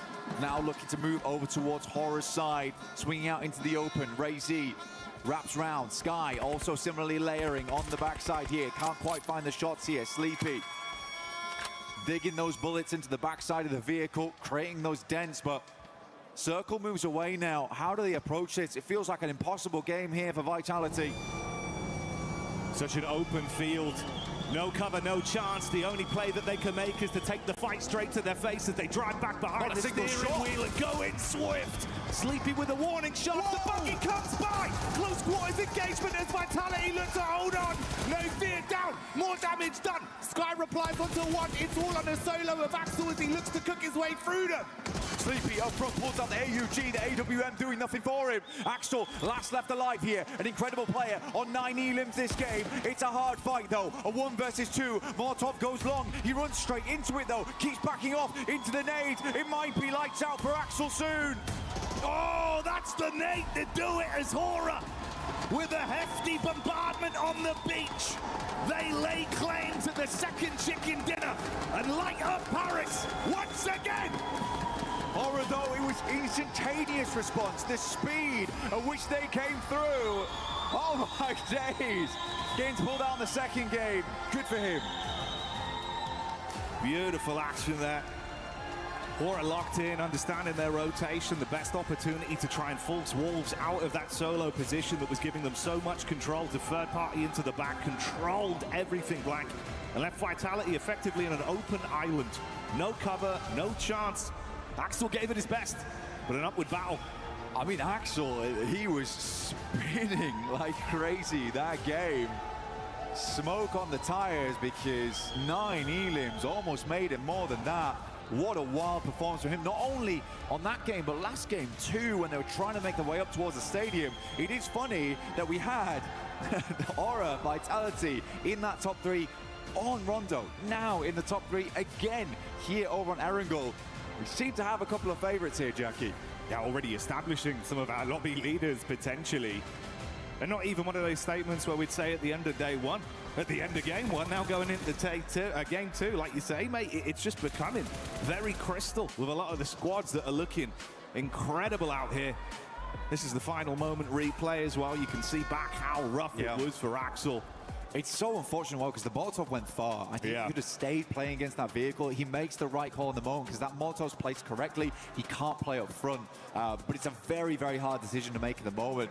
But again, it did feel like Vitality could have made that work. And I wasn't joking when I said that felt like an impossible game. It really was. They had no cover. They had no pathway. Oh, right. They went for the call and nearly did it. Ridiculous. Let's get down on the stage and find out from themselves. All right, well, yes, thank you very much. I'm Claris down here on the stage. I am with E-Arena, though, and it's Joker here to talk about that first game, honestly, because that might have been the best game in PUBG Mobile history. I want to get your thoughts about that game, what was going on in the team comms, the feeling after that first game. เราอยากมาพูดเรื่องเกมแรกนะฮะตอนนั้นเราเก็บไก่ไปได้เลยนะตั้งแต่เกมแรกเลยเรามองว่ามันเป็นเกมที่แบบว่าดีที่สุดตั้งแต่เราเคยเล่นกันเลยมาเลยนะฮะอยากถามว่าตอนนั้นเรารู้สึกยังไงบ้างฮะแล้วก็ทีมพร้อมแล้วก็บรรยากาศในทีมฮะมันเป็นยังไงบ้างครับจริงๆจังหวะนั้นเราไม่ได้คิดอะไรเลยครับแค่ไล่ตีในเมืองของเราให้หมดแล้วก็ไม่คิดว่าจะไก่คิวเยอะขนาดนั้นครับ Alright, to be honest, we didn't expect that we're gonna get that much kill, and like so what we plan doing that time is just like keep getting into the city and like hit like one by one into the city at a time. Okay, so very quickly here as well, after that performance, after looking fantastic already here, any words for the fans, everybody kind of watching for E-Arena out at home as well, because I'm sure a lot of people are very excited about that first performance.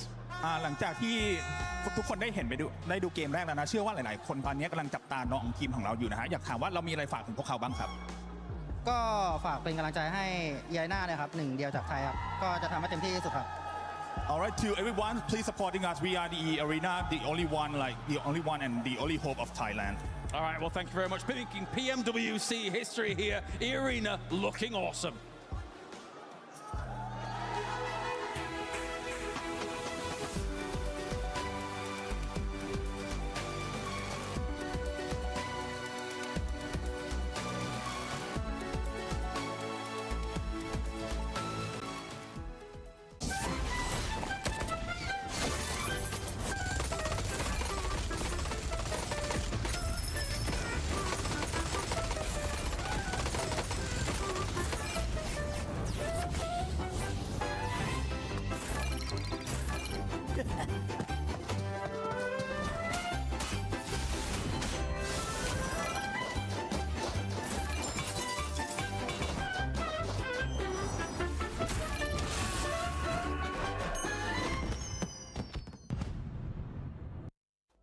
E-Arena hitting us with the only hope for Thailand. Well, that hope is looking pretty damn good.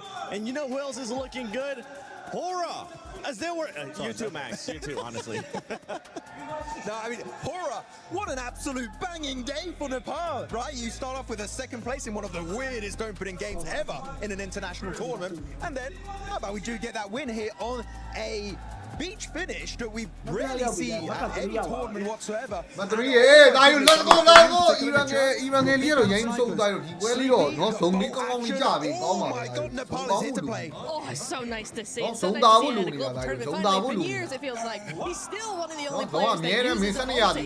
We need to have that more often. Maybe after this game other players will go, maybe it's not such a bad idea to have an absolute. ဟုတ်လားဒီမှာပေးမယ်ဒါယူနော် Let's go ဝိုင်းကြီးလေးမှန်သွားပြီမာလန်လေးမှန်သွားပြီကောင်းတိုက်တဲ့ defender ဝိုင်းကြီး those long range shots coming on through. ဒီနေ့6ပွဲစောမှာဆိုတော့เนาะကျွန်တော်ပွဲစဉ်နံပါတ်3ပါเนาะမတ်3ပါ circumnavigate a whole lot of traffic. အလိုကမွန်တုံနဲ့ဟေးအားချောင်းနေတယ်ဟေးနော်ကိုလေးအားချောင်းနေတယ်ဒါယူကိုလေးအားချောင်းနေတယ် worked really well. ဟေးလူဘာလို့အားချောင်းနေရတော့ဟာ ဒီပဲကွာဟယ်လိုမွန်တုံနေလောက်နေတယ်လို့ I want you to give me the ဟေးလူမင်္ဂလာပါတဲ့နော်မင်္ဂလာပါဟယ်လိုမွန်တုံနဲ့နော်မင်းနော်တက်နေတာတက်နေတယ် It's every shot is like pure ASMR. Yeah.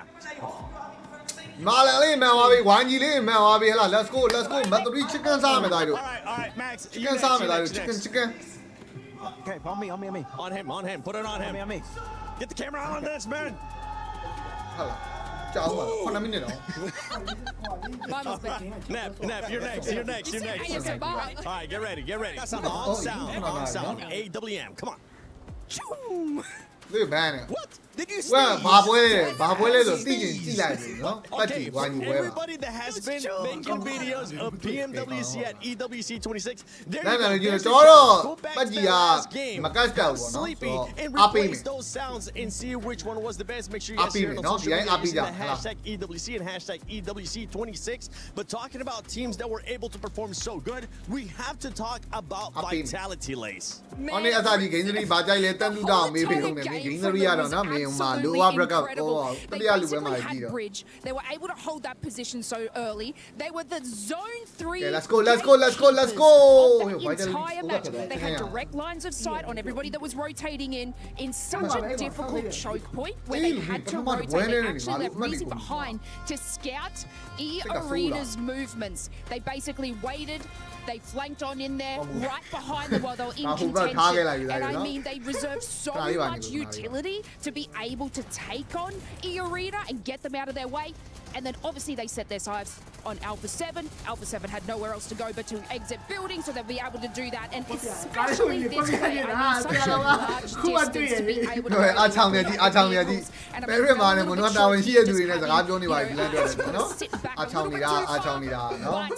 What an incredible game. Not the first place that they're probably hoping for, but goddamn, that's some eliminations they put on the board. Allow them to get into a second place in the first place is actually when they decide to push up onto E-Arena, leapfrog Alpha 7, one fell swoop, and the fight was so quick, Alpha 7 just didn't have the time to retaliate, and because of that vitality, what an absolute banging performance. 23 points here on the second game of today. That force is looking pretty good. They are looking really good. I mean, vitality 23 points. Now this is what I was talking about Group B. We were expecting teams to be a lot more aggressive. We're expecting teams to start sponging up those points towards the top. And so far, after 2 matches, that's exactly what's currently happening. With Alpha 7, we see them now being able to have back-to-back good performances. This is what we want to see out of PMWC champion. It is absolutely. It's really nice to see them make a little bit of a comeback bit by bit here. I'm going to be expecting them to continue that, much like Orangutan in Group A, right? In day 1, they're just going to be continuing to grow and grow and grow that momentum, hopefully for day 2. So we will see how that goes. But for now, 9 points on game 2 is a really, really decent start for them. So yeah, I am happy with them so far. Yeah, and I mean, they have such a powerful roster as well, and Revo was definitely kicking it for them. This kind of squad can focus on eliminations. We saw that coming out of match 1. They actually held out Wolves in several scenarios. Then in this second match, they focused on placement and prioritized that. They were actually on that northern side, uncontested for a long time, obviously sitting and building and waiting for the likes of Vitality to come on. But it shows the strength in different sides that this squad can play, and especially when you come into Smash Room, you want to be able to prioritize eliminations, but get these placements as well. Oh, look at that. Oh, perfect timing. Like we were talking about them too. A7, the greatest PUBG Mobile team in history. I think the Alpha 7 fans will end up agreeing with that one because so far, I mean, they have been one of the most consistent teams when we're talking about PUBG Mobile esports history. Nongshim Red Force, though, they've not been having one of the best starts so far. I'm very surprised by Nongshim. I thought surprised in what kind of way? Tell us more, please. Okay, I will. All right. Where are they? They are silent. They're not doing anything. I thought, he's on silence. Sorry, that was terrible. I'm sorry. But PMMI, massive champions by Smash Rule, all of that sort of thing, coming into here looking very, very, very good. And then we have, what, 2 0-pointers or a 2-point and a 0-pointer? I'm confused and surprised, and hopefully that will change as we go on into the next couple of games. But yeah, a bit odd, I think. I don't have any analysis. There's nothing really to break down except that the early rotations, they can't quite get in there. I didn't see the start of this game because we were running from the rooftop over to here, so I'll have to go back and check it out and break down what really happened. It was good, but it's a very exclusive club, on the rooftop. Only us and E-Arena can go on rooftops. That's all we can do. Tomorrow, Lays, you'll join us at the beginning of the show. Fine, I don't want the I'll make sure it happens, all right? I'll make sure you get that wind flowing and just while you're talking. But no surprise seeing E-Arena currently in first place with 46 points with the amazing performance that this squad had in the first round, though. Not surprised. Team Vitality there with that second. Remember, if you for some reason missed the first 2 days of PMWC at EWC 26, the top 5 teams at the end of tomorrow will be going directly to the finals. The bottom 3 will end up going home, and everybody in between will go to survival. And yeah, I mean, TT Project, Hustler Crew as well. One team that wasn't able to perform that well here in this Erangel was Godlike. Godlike started off hot, and we were kind of joking about it. The first game that they get a chance to experience at a global event is none other than a stadium finish. But here, we're going to have to see a bit of a bounce back. I mean, to be fair, I'm going to be so fair to them. You said, yes, their first Rondo in a global is going to be a stadium finish. Their first Erangel on a global finish is north of Zarki on a beach, or not Zarki, but the South George. Thank you, yeah. South George. On a beach? Excuse me? No, thank you. So you know what? I'm going to cut him a little bit of slack and go, when we have a normal zone, then I'll start talking about them. Now we're going to get a weird... I'm not going to be cutting any slack. I want this team to start performing and performing now. Because we saw what ended up happening yesterday. We know that they can definitely put up the numbers. We know they have the fragging power. And with the audience that they have behind them, and with what we saw RG coming out of them, I know they might be able to bounce back, and we'll see how they're going to be able to bounce back towards today. But while we're at it, before we start match 3, let's send it over to Kalaris and John Allen.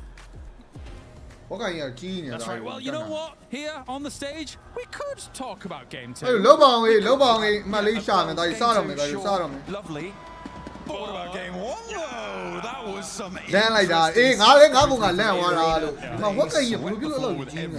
Yeah, it was impressive, really impressive. So much minutia in it as well, right? They even, not only did they not get challenged in Stadium to start things off, but sent 2 north to actually show up their bets against the circle if they come down, and then moved back. So it was anything but passive. And the crazy thing about all the eliminations, none of them were recall elims. So it makes it even more insane that Rondo could ever happen like that. Yeah, 29 Elim game is unheard of at this level. It is incredible stuff to be able to witness. And like you said, none of them recalls, so it wasn't like they were getting stuck in Neops or in one of those other hot drop locations. They were absolutely keen to get straight into the action. As soon as those recall towers closed off, they were like, no, we're just going to play bread and butter. And you can see the double drop here as well to kind of look at how they're able to seal the deal. Not only that, are able to defend the zipline locations to make sure nobody else was coming up on the roofs. So it was picture perfect. And you know the crazy thing, before I had that interview with Joker, he said it was lucky. And I'm like, let's go. Let's go.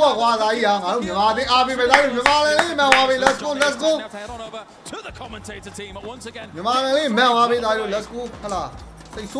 Perfect hit from John to get us back over to the commentary booth. Let's go, for another game here live from Paris. A lot of excitement. And we got any Alpha 7 fans in the house! Let's go! Need a bit more energy. Let's hear it for Godlike! Let's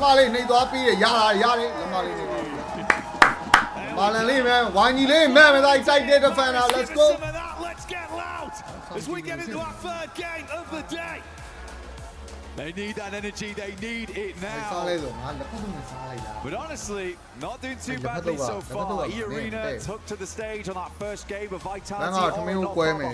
Alpha 7 been taking a long 16 points. S2G, big surprises right now. 15 points so far. Looking fairly good. 13 eliminations. Because this one skill is there for this one. 2 points of the backup placements right now. But S2G bringing some of that action to the arena at the moment. Lovely to see. Another awkward playing path. Now from Sosnovka. 1 2 3 က30ကျော်ဆိုတော့ကျွန်တော်မြန်မာအသင်းအနေနဲ့တော့ chicken တစ်ပွဲလောက်စားမအောင်ရတော့မှာ chicken တစ်ပွဲလောက်ကိုစားမရမှာเนาะ30ကောင်လောက်နဲ့ north side should be fine. Wait for the circle to come on through. Right now Axel leading in top players, and for a good reason. This guy has been popping off between games. And with what we've already had today, Blank, it feels like there's been something different in the air for these circles, for these games. Are we getting another ridiculous affair again? Do you reckon this will be normality? Well, Neptune already jinxed, so we'll see. Again, the circle might be kind to us coming through to game 3. These players sort of need a break at this point. It's been wild so far. Some teams been able to roll with the punches, others not so. We're heading down towards the south side. This is your fault, Neptune. You got to take ownership of this one.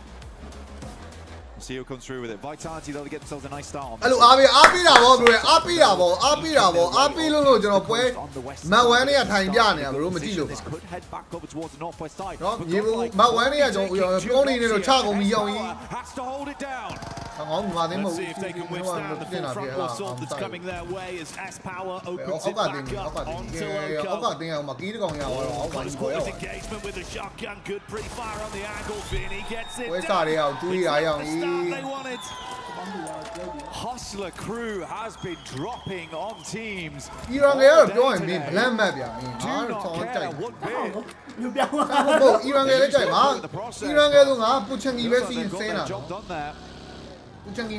Thank God they might need to start figuring out how they want to drop this one out, because they are going for this trash drop, right? They're going for split loot around apartments. I think personally, maybe they need to start dropping together, because where they're dropping isn't bad.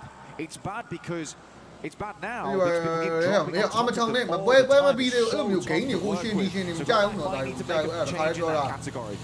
I mean, Hustler crew has just been all over. It's hard to predict for Godlike. တော့မမင်း9သာပဲရှိသေးတယ်မတ်3ပဲရှိသေးတယ်ဟလားချိန်တန်ပြန်လာလိမ့်မယ်ချိန်တန်ပြန်လာလိမ့်မယ်လားငါတို့နည်းနည်းလေးထနေတာပဲရှိတာ Champion လည်းလည်းဖြစ်ထားတာမဟုတ်ဘူးเนาะပြလိမ့်မယ်ပြတာလိမ့်မယ် 4 minutes into the game, down to a solo. Rebate the man away. Yeah, sure, you take some damage, but a trio could still look to weave their way through.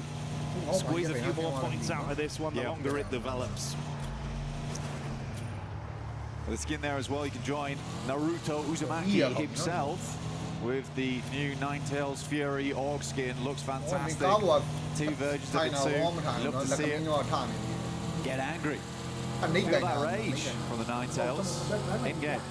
Because it looks awesome as well. It's fantastic. It's a fantastic skin.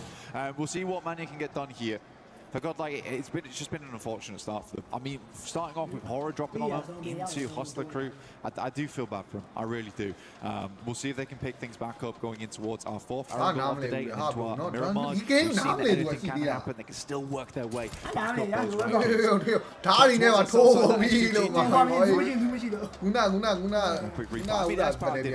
He's only got micro Uzi to work with. It's hard situations. A vest as well, level 1 helmet. Was pretty insane to be honest. Astregi ကိုလည်း6စနဲ့မရအောင်ဒါ Astregi ဆို short gun ကိုပြောတာเนาะအမချောင်းနဲ့ဟာဒါငါဆော့လာတဲ့ကောင်တော့မင်း Astregi လောက်ကဘာမှန်းငါသိတယ်เนาะအမချောင်းနဲ့ဒါကြီး he is fierce. I get เนาะဒါကြီးเนาะ Naruki လူဘိန်းမှန်းလို့မရဘူးเนาะငါလူဘိန်းလာမှန်းလို့မရဘူးเนาะမင်း they look great, but the fact that Axel is just like blend of ပတ်ကြီးဆော်တော့ကဒါကြီးเนาะဟို K97 လား We're gonna do ဘိုးစကုတ်တွေပြစ်တာเนาะမင်းရုပ်တော့မလုပ်သေးဘူး They're certainly living up to the hype right now with some of the plays that are being made. K97 လားဆက်ပြီးK98 เนาะမင်းမားတဲ့ခါလဲမားမှာပါဒါကြီးဟာ Wolves only getting away with 69နဲ့98ပဲမားသွားတာ falling very early here. ဒါမဆော့ရကြလို့မေ့သွားတာเนาะမင်းရုပ်တော့ဒါလုံးနေကြသမား a little bit too close to Vitality's home ground down towards the south side. They want to clear up more space. 98နဲ့90တခုပဲကွာတာ holding hard towards the breach block. Razy as well. Currently holding down C block. They have a lot of area to work with. ဒါမဆော့တာနည်းနည်းနဲ့ချီသွားလို့ Hustler crew still causing problems for people around the map. ဒီတနက်ဒီပန်ဖြစ်ရ Astregi ရဲ့ဒီမဖြစ်ရအောင်ဒါအော်ပရိုနေနဲ့ပြေးသွားပြီ Close connections on to the Hustler crew. That's your single knock to play with. ဟဲ့69နဲ့98ပဲမားတာเนาะအမချောင်းနဲ့ တိုင်းမင်း TikTok ပေါ်ရောက်သွားတယ်เนาะမင်းတော့မြန်မာဝဲပြနေဆိုလူကိုသိတာเนาะ TikTok မှာပြန်နေမေးအောင် As they are down and out, revenge there for their hot drop. Yes, get away with that one in school. Now, they do certainly teach Hustler crew a lesson. On the bus right now, towards the south side of the map. Curious to see where this next over goes, because this could be a nasty one where we end up on the bridge. Wouldn't surprise me after the circles we've seen today. Alpha 7 still keeping it already chilled out over towards Milter, moved away from North George towards this location of the map, considering I don't know, I mean, Arena though, they took way longer. I mean, they wrapped back up towards South George and loot in this area as much as possible. I think they understand there's going to be a late rotate in, either on the bridge or send Primos to grab some boats.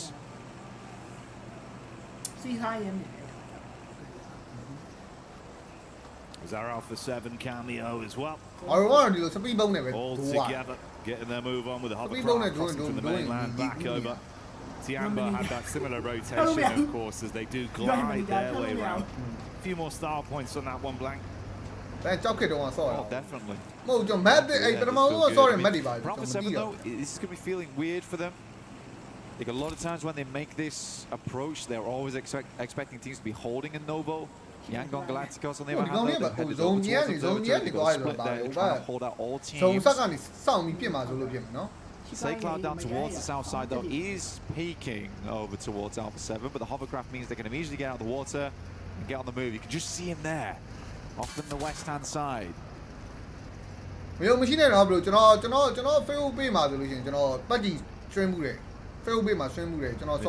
S2G fight when they were taken out by TT Project, the duo that tried to get away after their encounter versus Vitality.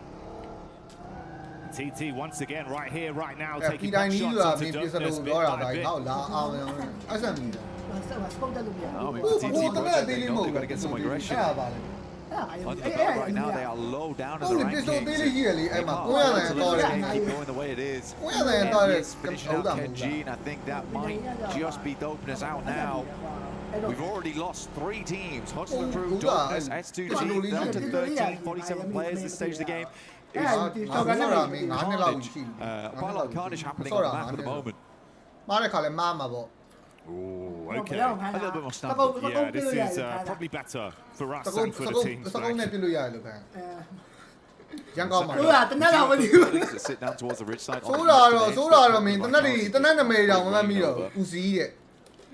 Razak might try and regroup. I think it might be a bit dangerous now. Holding over towards C-Block as long as he does. ကဲလောတယ်တော့ကျွန်တော်ဝိုင်းကြီးနေနဲ့တော့ဇုံဆက်တော့ရောက်ပြီဆရာသမားတွေเนาะကျွန်တော်ဇုံထဲမှာတော့ဘာကဘာသိလဲငါလည်းမမြင်အောင်ဆရာသမားတွေเนาะ They don't want to leave it up to chance. 2 players getting run down. အဲ့လိုလွယ်ကူနဲ့ပေးဖြတ်နေတာလား say that Wolves start to make their way up, but they're caught up in between TT Project. ဟိုတိုက်ကျွေးနေကြရင်တော့ဘယ်တွေကတော့ For what it's worth, they're keeping the heat on TT with how Wolves have played. Good squad individually. Zerich cleaning out towards the ground floor, makes it look simple as he busts around the door, waving the 4-4. Zerich with a nade. On it. Might be able to pick up the effect here, but Vitality's having none of it. They hear the shots, they hear the fighting, they take down a first, they clear another building. This is just space gained, space garnered right now for Vitality. You might think Vitality are going to clean up on this one. Watch this from Zerich. Back and feel the energy rising. Looks to get the nade into the back line. Decent chip damage as they're bombarded. 4, 5 nades. One after another. In position. Razy with a wrap around the back. Looking for the angle in. Federales advances with Axel. It's a good knock. Zerich down. Just an unbelievable amount of pressure being applied right now by Vitality. Axel behind it. Vitality looks clean. Not a single player lost on the knock here. And a reset actually, because of Vitality, they've been watching out for a lot of players where they're coming from. Getting a full amount of utility, a full amount of supplies from that squad. Really good at resupplying them going forward too. And again, more space game for them. They don't want anyone coming close to those buildings on the eastern side of that ridge. This is their area to play. Tiamba caught vision as well of Alpha 7 here. Wide play space to work with. Decent amount of cover in between the trees. Just trying to wait for an overextension. Can't really hard commit and hold the angle right now. If you leave yourself exposed to the crosshairs and Alpha 7 they feel they've got an edge. Revel. And a wrap down, trying to deny some of the sidelines. Maybe a bit further here. Circle could shift very far towards the western side on this next circle, potentially. Actually, instead it goes central, over towards Millibase itself. Mania set up on the southern side of C block here. Trying to keep it as quiet as possible here for Godlike, trying and get towards those later placements.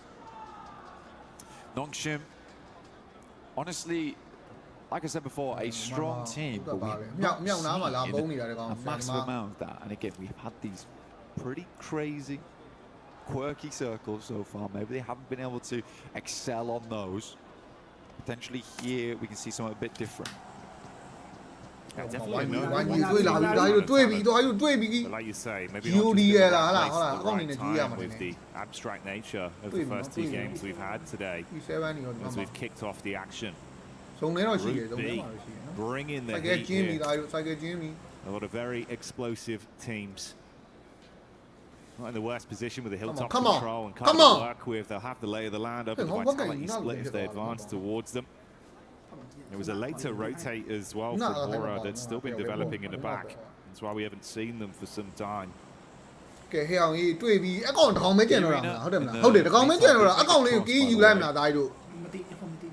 Over towards the western side. 2 here from Vitality.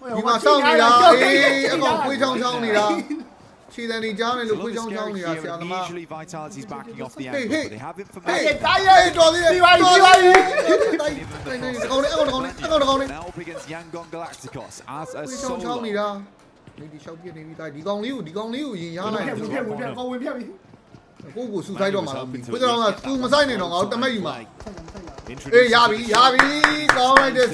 Through the window. Yangon do shut down the final member of God. There's another squad. This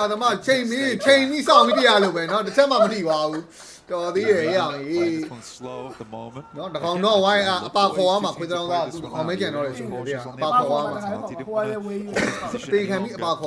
Quick regroup down towards the eastern side. Honestly, Vitality's playing like a finals team right now. This is really, really cool to see. Layering up towards E Arena, they've got the hovercraft in play. You can keep gathering information. Make sure he knows exactly when E Arena moves, where they move to.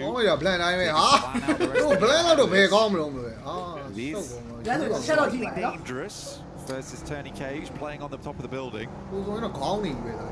You talk about slightly dangerous. This could be somewhat lethal. Fight their way through the EWC that is set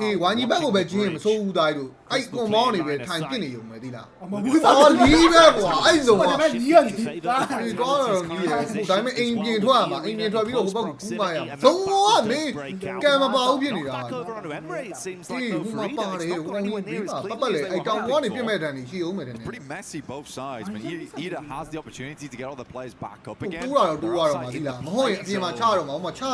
player goes down there. Emre potentially getting him back up again, leaving them as 3. But Aura, they set split in the water. They move up. Darkin with a P90. Looks to take some shots over towards him. But again, Horror. This is horrifying, honestly, for Ida. They're just poking their head slowly over the top, making it uncomfortable right now for them. We've got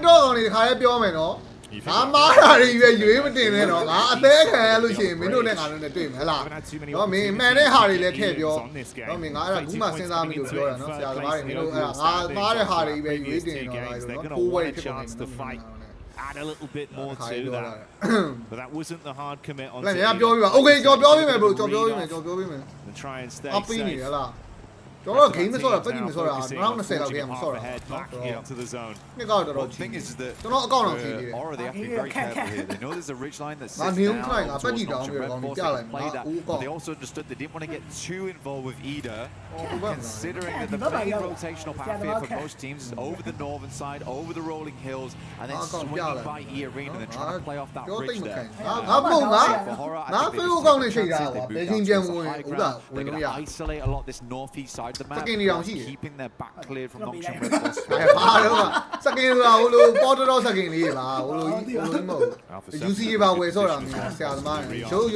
Some higher tier loot off the back of the Sometimes we see them not really taking early casualties as well. So you get the full force of Alpha 7 where they play their best. Arena. Seeing a wrap round from Ida. That seems to have caught their attention. Perk their eyes up a little bit, but they're going straight down towards the Ember territory. I mean, right now for Ida, they were just shepherded by E Arena in the hovercraft, and Edict does make their way up towards the building. Vitality seems to be playing. Off 7 off the distance, also trying to get involved. Extremely low. Leave these buildings too much. Everyone understanding that there are so many positions to play here. There are so many sightlines at play as well. That it's difficult to be making those rotations. I mean, Eda just felt the full force of 5 different teams all taking shots towards them. Terrified of EWC.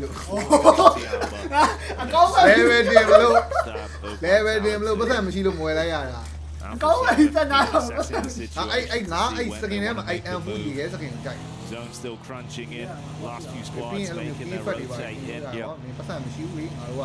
This is playable though, right? That's the problem for Alpha 7 right now. Is he's very playable in terms of the ridge line. They've got ahead of them that slight slope that looks upwards. Until they're forced to move, I don't think they're pulling off this behind the missiles. Sleepy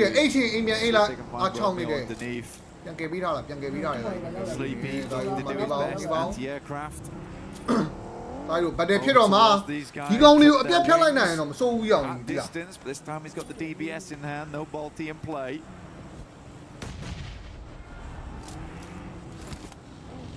Nade after nade to keep the pressure on downhill. 龍呢邊追得落嘢嚟。 Distance on that one. 上彎。 Red Force still sitting pretty inside of the defensive area they've set up for themselves. Whilst Alpha 7 go from playing passive to bouncing on a team. 上彎偏未咯，我懷疑因為差啲。啲啦，懷疑咩啲都上彎偏未。Find an opportunity to get involved. 我話邊個嘛，係一爆話邊用呢嘅偏嚟。 Clean up through action. That's really good. This is an opportunity. GS. They'll find a fair few elimination off the back of it. Yangon Galacticos also do move down this way. Tails between their legs after that initial engagement with Aura. Not the spot they want to be in, and suddenly they find themselves with neighbors here in Alpha 7. 2 champions up against one another now. The issue is blank. Heavy are the heads that wear the crown. Galacticus that need to stand their ground and defend versus a reinvigorated Alpha 7 with a point to prove. It's a real big opportunity there for Revo. 6 nades though, and a rough idea of where they're playing. That might just be enough. Good arc on the first 2. Initial chip damage to aid them in the fight, but no overcommitment. More of that dynamic tempo they were talking about in some of the early interviews. Aggressive now, but they know when to rein it in and try and reset. Yeah. Again, I think that was the big thing for Alpha 7 though. I think they got so in their heads that there was not a single team clearly that potentially that's their downfall. But again, this team has incredible gun power. But they just need to realize when to apply it and when to accelerate, when to pull it back. I think they've looked a lot better today. Honestly, it's looked a lot cleaner. It's looked more like the Alpha 7 of the past, consistently getting towards those late games. They're realizing there's some big dogs in this lobby.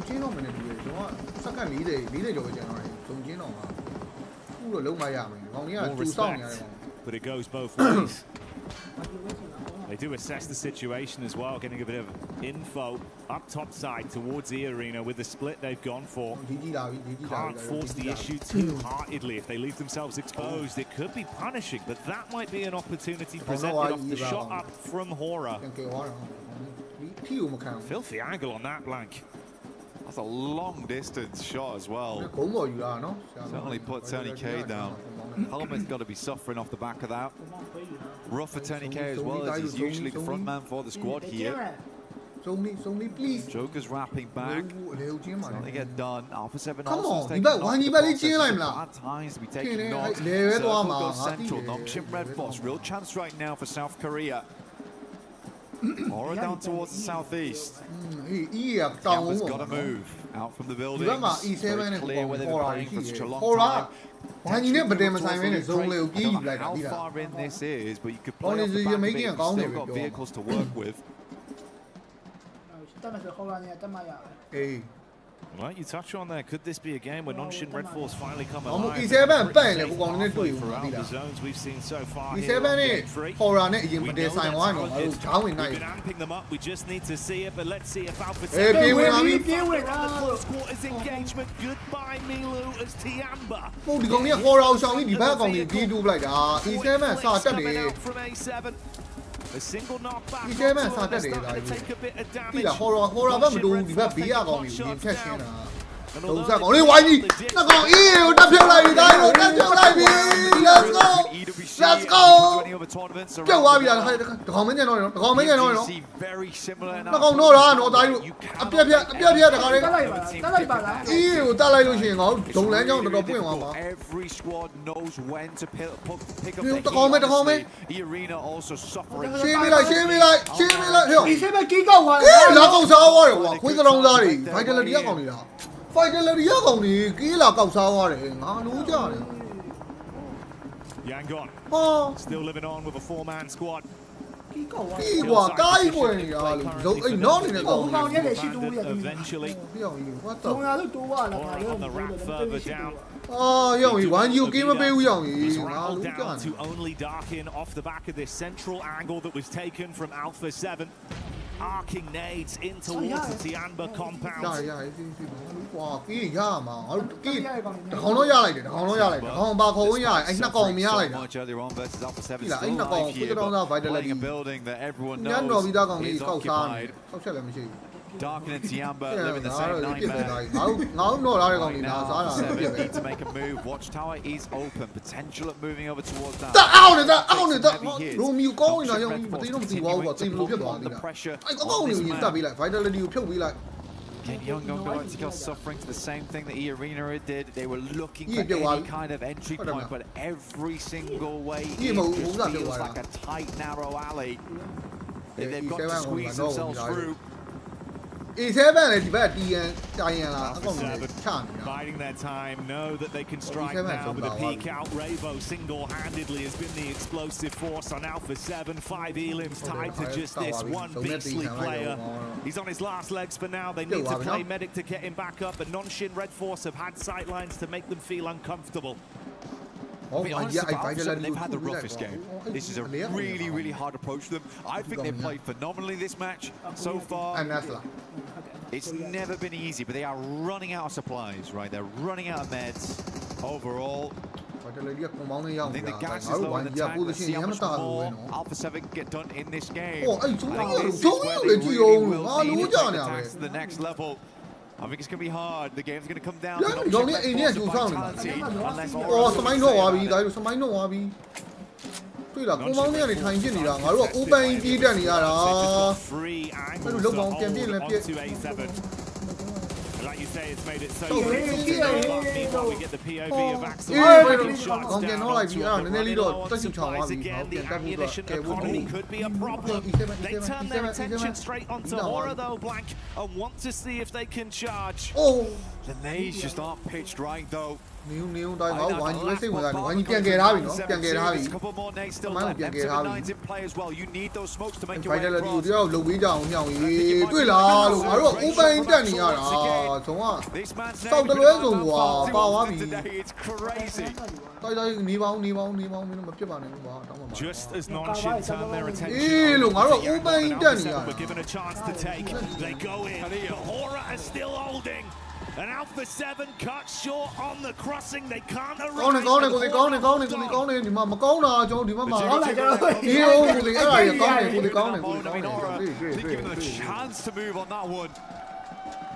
Joker's still up. E-Arena into a top 5 despite everything. Yangon Galacticos massively suffering to the sidelines. Pretty much just Axel who has their number. But Yangon, I feel like မပြစ်ပါနဲ့အောင်လို့ခွေးသရောင်းစား vitality ကွာ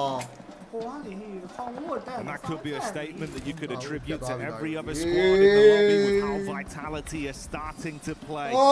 A beautiful day from them so far. 10 elims in the space of this single battleground up to this point. A full 4 squad. ခွေးသရောင်းစား run စီနေတာဒီကောသိရင်လည်းသိလိုက်တာမဟုတ်ဘူး No, Joker! I actually felt it in that moment. 我ပြေးရတယ်မ But င်း he ဟာ might have single-handedly just ruined the chances of Aura. It goes down to this. Nongshim Red Force versus ဒီကမှာစနေပြီ Vitality. ဘာလဲကြံဘွဲငါစိတ်ညစ်တယ်ကွာ Does get the rest though, which denies the point. That's why he goes through with it. An economic play, thinking about the future of what's yet to come for Aura. But right now in the flesh, live in Paris, we're talking about the present that is this game, a gift we've been given with Vitality playing flawlessly, Nongshim Red Force bringing the strategy down to our final 2 squads. Side by side now. Vehicles still in play here for Vitality. For Nongshim Red Force, they moved up early. They've got one vehicle that I can see in play. For Vitality, having these cars still up and available is a really big deal for them, which is maybe why, actually, earlier on, Razak was making such a big deal of scaring off E-Arena's angle, so they couldn't take shots down towards the tires because they knew they'd need those wheels later on. Little plays like this can make the difference. Moving up towards that loot crate could be the big thing, though. Vitality make the first move. You can hear the engines revving. ဘုဇောဥပန်းပြေးတာလားလို့ဘလို့မှအဆင်ပြေကြအကြောင်းတော့မရှိဘူးလို့ Setting the scene. Giving us the ဇောကအမြဲတမ်းမျက်နှာလာမပေးဘူးဗျာ And I think you're spot on with how they played it, mate. But that's the devil in the details that's really raised our opinion of Vitality just in the space of the previous season. The fact that strategically it's been on the money time and time again. Going off the roof. အစာကောင်းမှအနှောင်းတည်ကြတယ်ဆိုတဲ့စကားကိုတော့မင်းပြန်ပြောင်းမှနေ And each of them makes a peak. Right now, this is more about information gain than everything. Not having any sight denied by the windows inside. Comes down to this zone 9. Circle starts to close. Both teams will have to make it through. And that's in there. Between the center of the buildings, in come the vehicles. Razak goes first, gets it up towards the next. Had to make the crossing without taking too much damage here. Again, everything is folding into this. Cerebral plays. ဘုရားတော်သားတွေဝင်လဲနေသိပါပြီကွာကြီးလဲကောက်ထားသွားသေးတယ်ငါတို့လည်းဖြတ်သွားသေးတယ် Second by second, edging further closer into a better angle to play off of. They want to cross. Smoke wall goes up. Vitality ရကုန်နေငါပါသွားရိုက် Crime from the top of the roof, though. If this is on point from Nongshim, it could be absolutely brutal. Goes into the back line. Just splash damage. ကြီးလဲချိန်စားသွားတယ်ကွာ Wouldn't say nade. Axel's moving up though. He's getting towards the wood planks of them. He's already in. Razy's going to take a little bit of damage from that. Razak very much hurting now in the back lines. Razy's going to send a Molotov over the top side. Axel hurting. အော်ရောဒီကောင်အရင်တက်လိုက်တော့လေမင်းတို့ကတအားဖြင်းလာကြီး ဟုတ်တယ်ဟုတ်တယ်ဟုတ်တယ် တက်ခဲ့ပြီလားတင်ရလေးပါဒီကောင်ကပုံစံအဲ့ချုံလေးကိုစပရေးမရ Straight to Vitality. Only a single player remains. He might have the heavy artillery, but he can't do it. Nongshim Red Force. Strategic, comfortable game. Take it free. Chicken dinner. Just hold strong. Of war to Vitality. C'est la vie. But honestly, for Nongshim Red Force, I half expected that just to be the ending of them. But it was stalwart in their defense. I half expect them just to all follow Axel's approach and just move to the side. But Nongshim Red Force, they've been storing those nades up until that moment. That's the crazy thing, right? They were just given so much space to sit comfortably. And they get it done, they get a chicken dinner. But you can see, like, it's not just what they've done for themselves, it's the reverberations they're sending throughout the other teams in this lobby, in this group. Alpha 7 trapped in such a horrific position. A squad that looked like they were really starting to build up energy in that lobby, in that game. Held back by Nongshim Red Force, could not get out of their angle. Forced to fight Horror, and it all falls. But honestly, again, We were watching that game after 7. Task ahead of them. But they persevered, and that really speaks volumes for Alpha 7 in my opinion. I think those boys really gave it all in their game. For Vitality, Nox and Red Force, they had the best compounds since minute, let's say 10. But I think for Alpha 7, they had to work those points. They had to work for their money there. And it's nice to see the synergy look good. And that's what Red was talking about. They feel better going to these games. So I think this is a different sorry, got the Alpha 7 squad. We're looking to destroy everyone in the lobby. Potentially, we're not sure just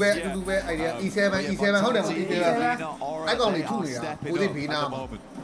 It's incredibly competitive out there, and I think that's the beautiful thing about it from what we've seen from Group B today. Like I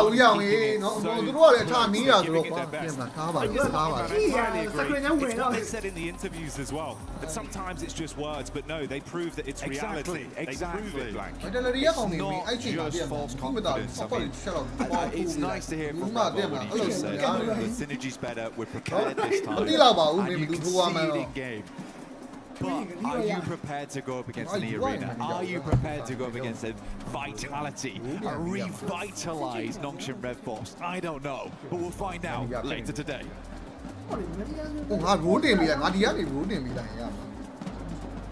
Max and Lace here at the merch stand at EWC 2026.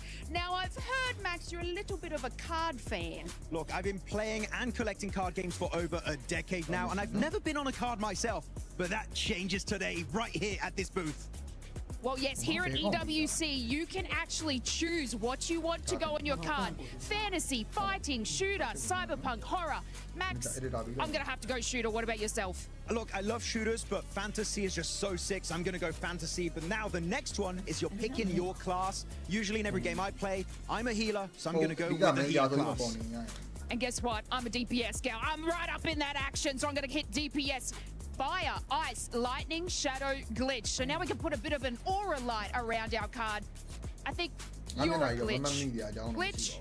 I'm a glitch? I don't know how to take that, but thank you, I guess. But yeah, Esport World Cup is all about, you know, getting that technology involved. So I'm going to go with the glitch side of it. And next one is going to be Alien, Elf, Orc, Demon, and Undead. And I don't want to pick for you, Lace, but I feel like Elf would fit you perfectly on your card. Absolutely. I'm going to pick up. It's like you just knew me, Max. I'm so excited for this one. Now we've got to open the camera here and take our photo. I'm going to use my mic as a staff. I think that's a good way to do it. Oh, yeah. Oh, I like that. And confirm. Avatar. Let's see how it comes out. I have to get the pose down, Max. There we go. Now, of course, you guys here can come to the merch stand at EWC in and amongst your games. Make your own card. You can actually get it sent to your email address for free. But Max and I think we're going to get ours printed. Yeah, we're going to redeem it right here at the booth and see how it looks in real life. All right, Max and I haven't seen our cards yet, but you guys at home have. Are you ready to have a look, Max? Oh, yeah, let's go. I'm excited. 3, 2, 1. Whoa. It really encapsulated my jawline. That's crazy. Yes, and I like that when you do the motion, it actually captures that. Yeah, you know what? If you want your own... Come and get it right here at EWC 2026.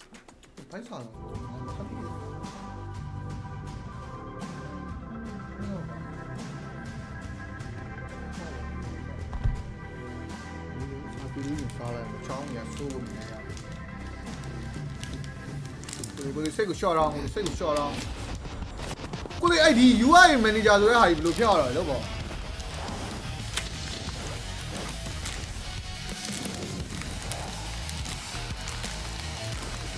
အာဒီက group A မှာA ရောပါလား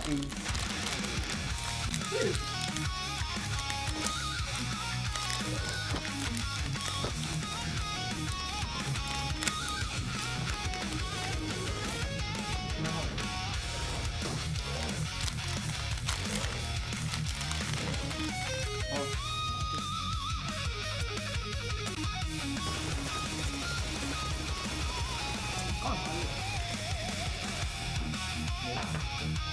Nó à? Mày cũng lên.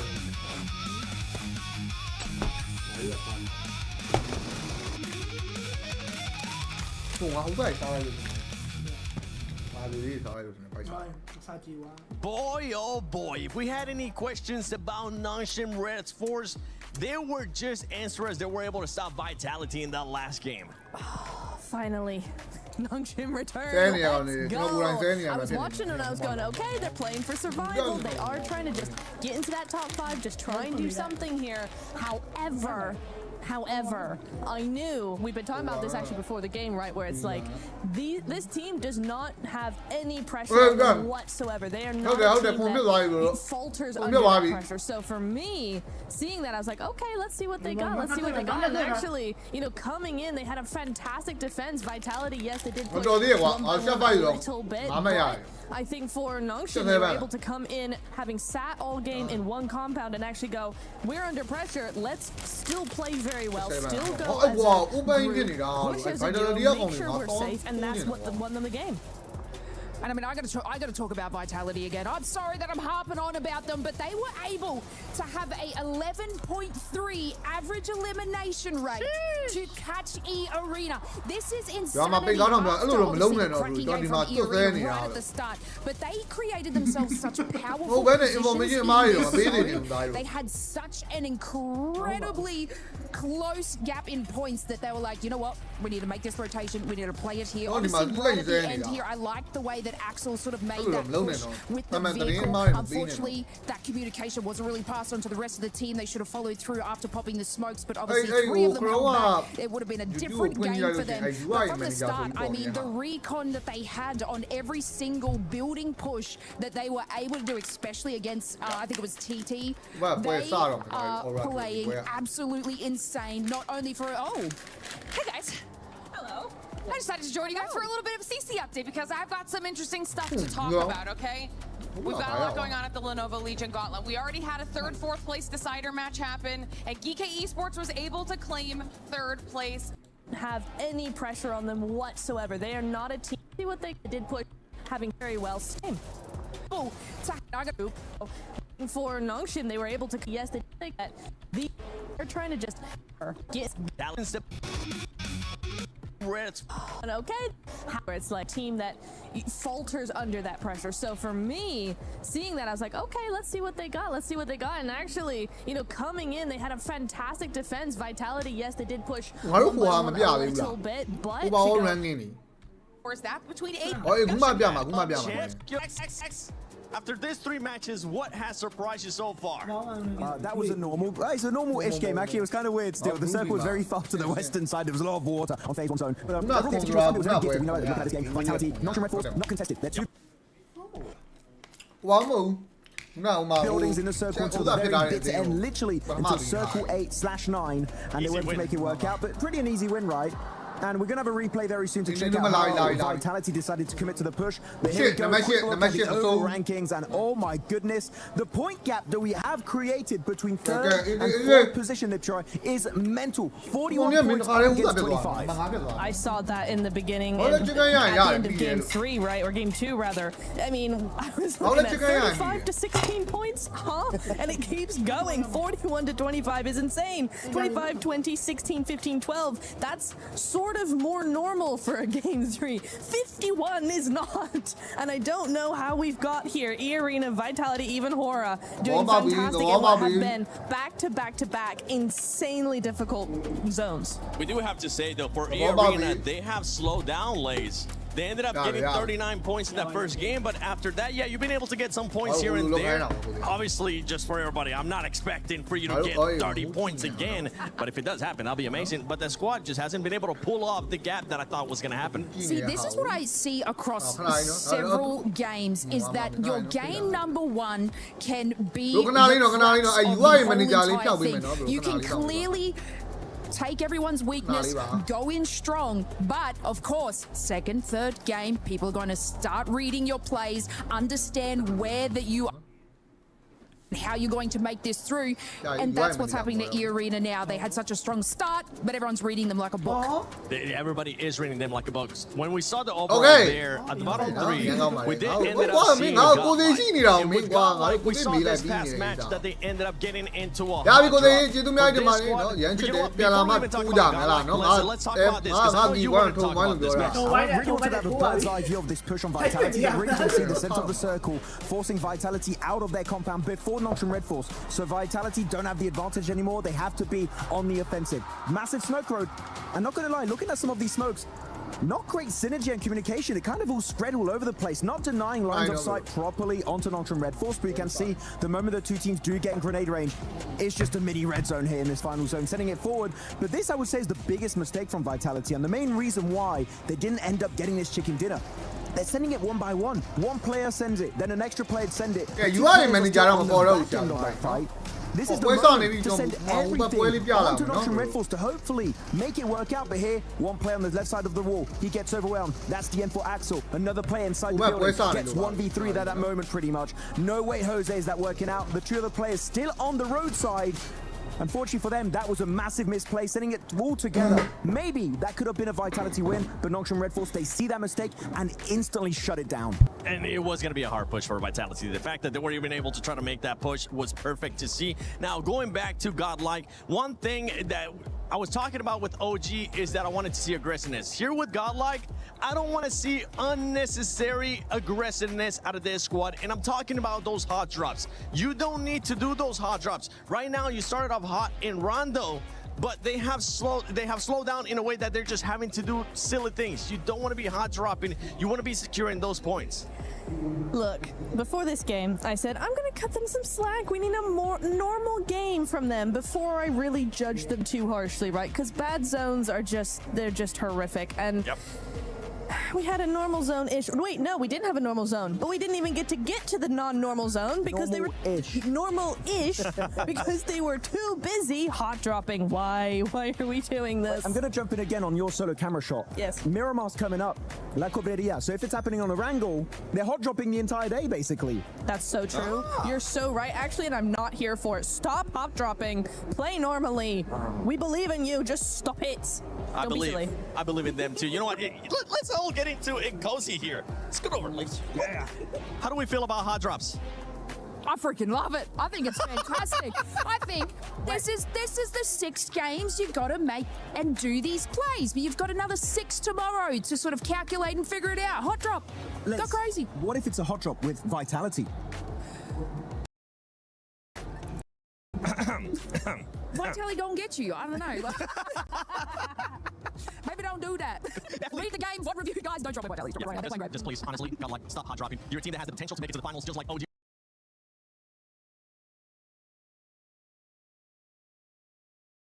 Was able to do as well, so please make sure you keep doing that. And as we're at the halfway point here of PMWC at EWC 26 Group B, how about we send it over to Barney and Luti? What are they up to right now? Luti.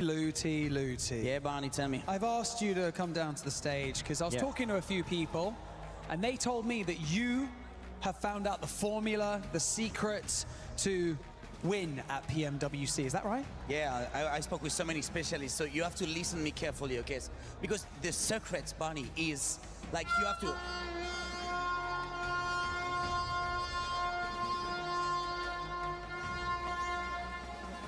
And the chicken, you take the chicken at this point. This is...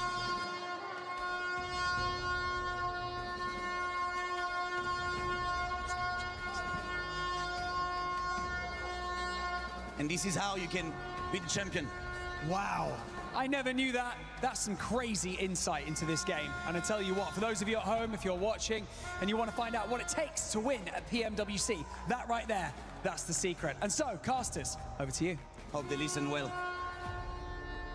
The secret is out, baby. Let's get it going. We're live in Paris, France. Man, I thought Group A was crazy, but Group B is not messing around. I'm Hot Jukes here with John Allen. Bro, are you kidding me? What's going on today? I mean, E-Arena, what a start to the day. And then Vitality just hitting those games every single time, always ending up in that late game and having a blast with it. Now they're neck and neck at the top, and they're pushing past those boundaries, Jukes. Man, those boundaries are long gone. We saw, in my opinion, the best start in a tournament in PUBG Mobile esports history here. And we got some teams actually competing with them still. It is unreal. The zones have been going all over the place. This first half has been nuts, and I'm expecting even more craziness as we get into the final 3 matches. There is so much still left to go, if you can even imagine it, right? That is so crazy that we've had such a bombastic start, but we've still got plenty more matches left. This is the last Erangel today, so we're going to be heading to Miramar later as well. The desert awaits, but we have to get through the last of the grassy pastures first in order to get there. We haven't earned that right just yet. Neither have our players, but they are getting locked and loaded and lobbied up as we head on into the match.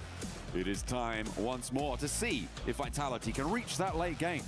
Let's see if they're going to be able to do it. This is the final Erangel. Like you mentioned, this is that place to put up some serious points. We finally saw Nongshim Red Force get their chicken dinner. They were at the down on the bottom of the leaderboards going into that match, but now they've got to be feeling pretty good. Which is going to be the next team to get it? We're about to find out. Let's get into it. The last Erangel here of day number 1 of Group B.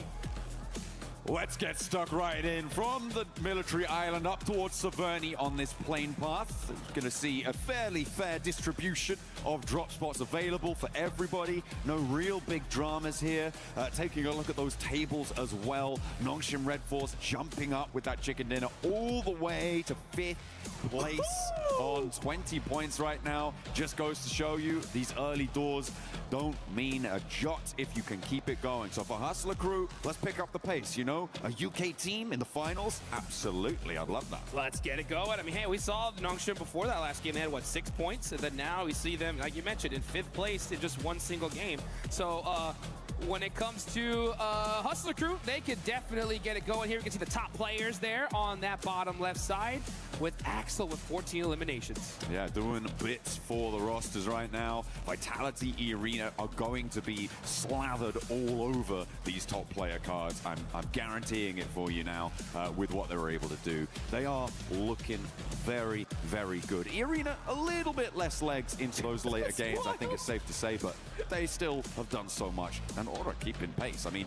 in any other sort of day, that 41-point record for Horror would be pretty immense, right? After the first couple of matches. Oh my God! Let's do it to them again. You know, let's send the circle down south and see what they got. Because yeah, we didn't get enough military. What is going on today? These circles have been absolutely insane.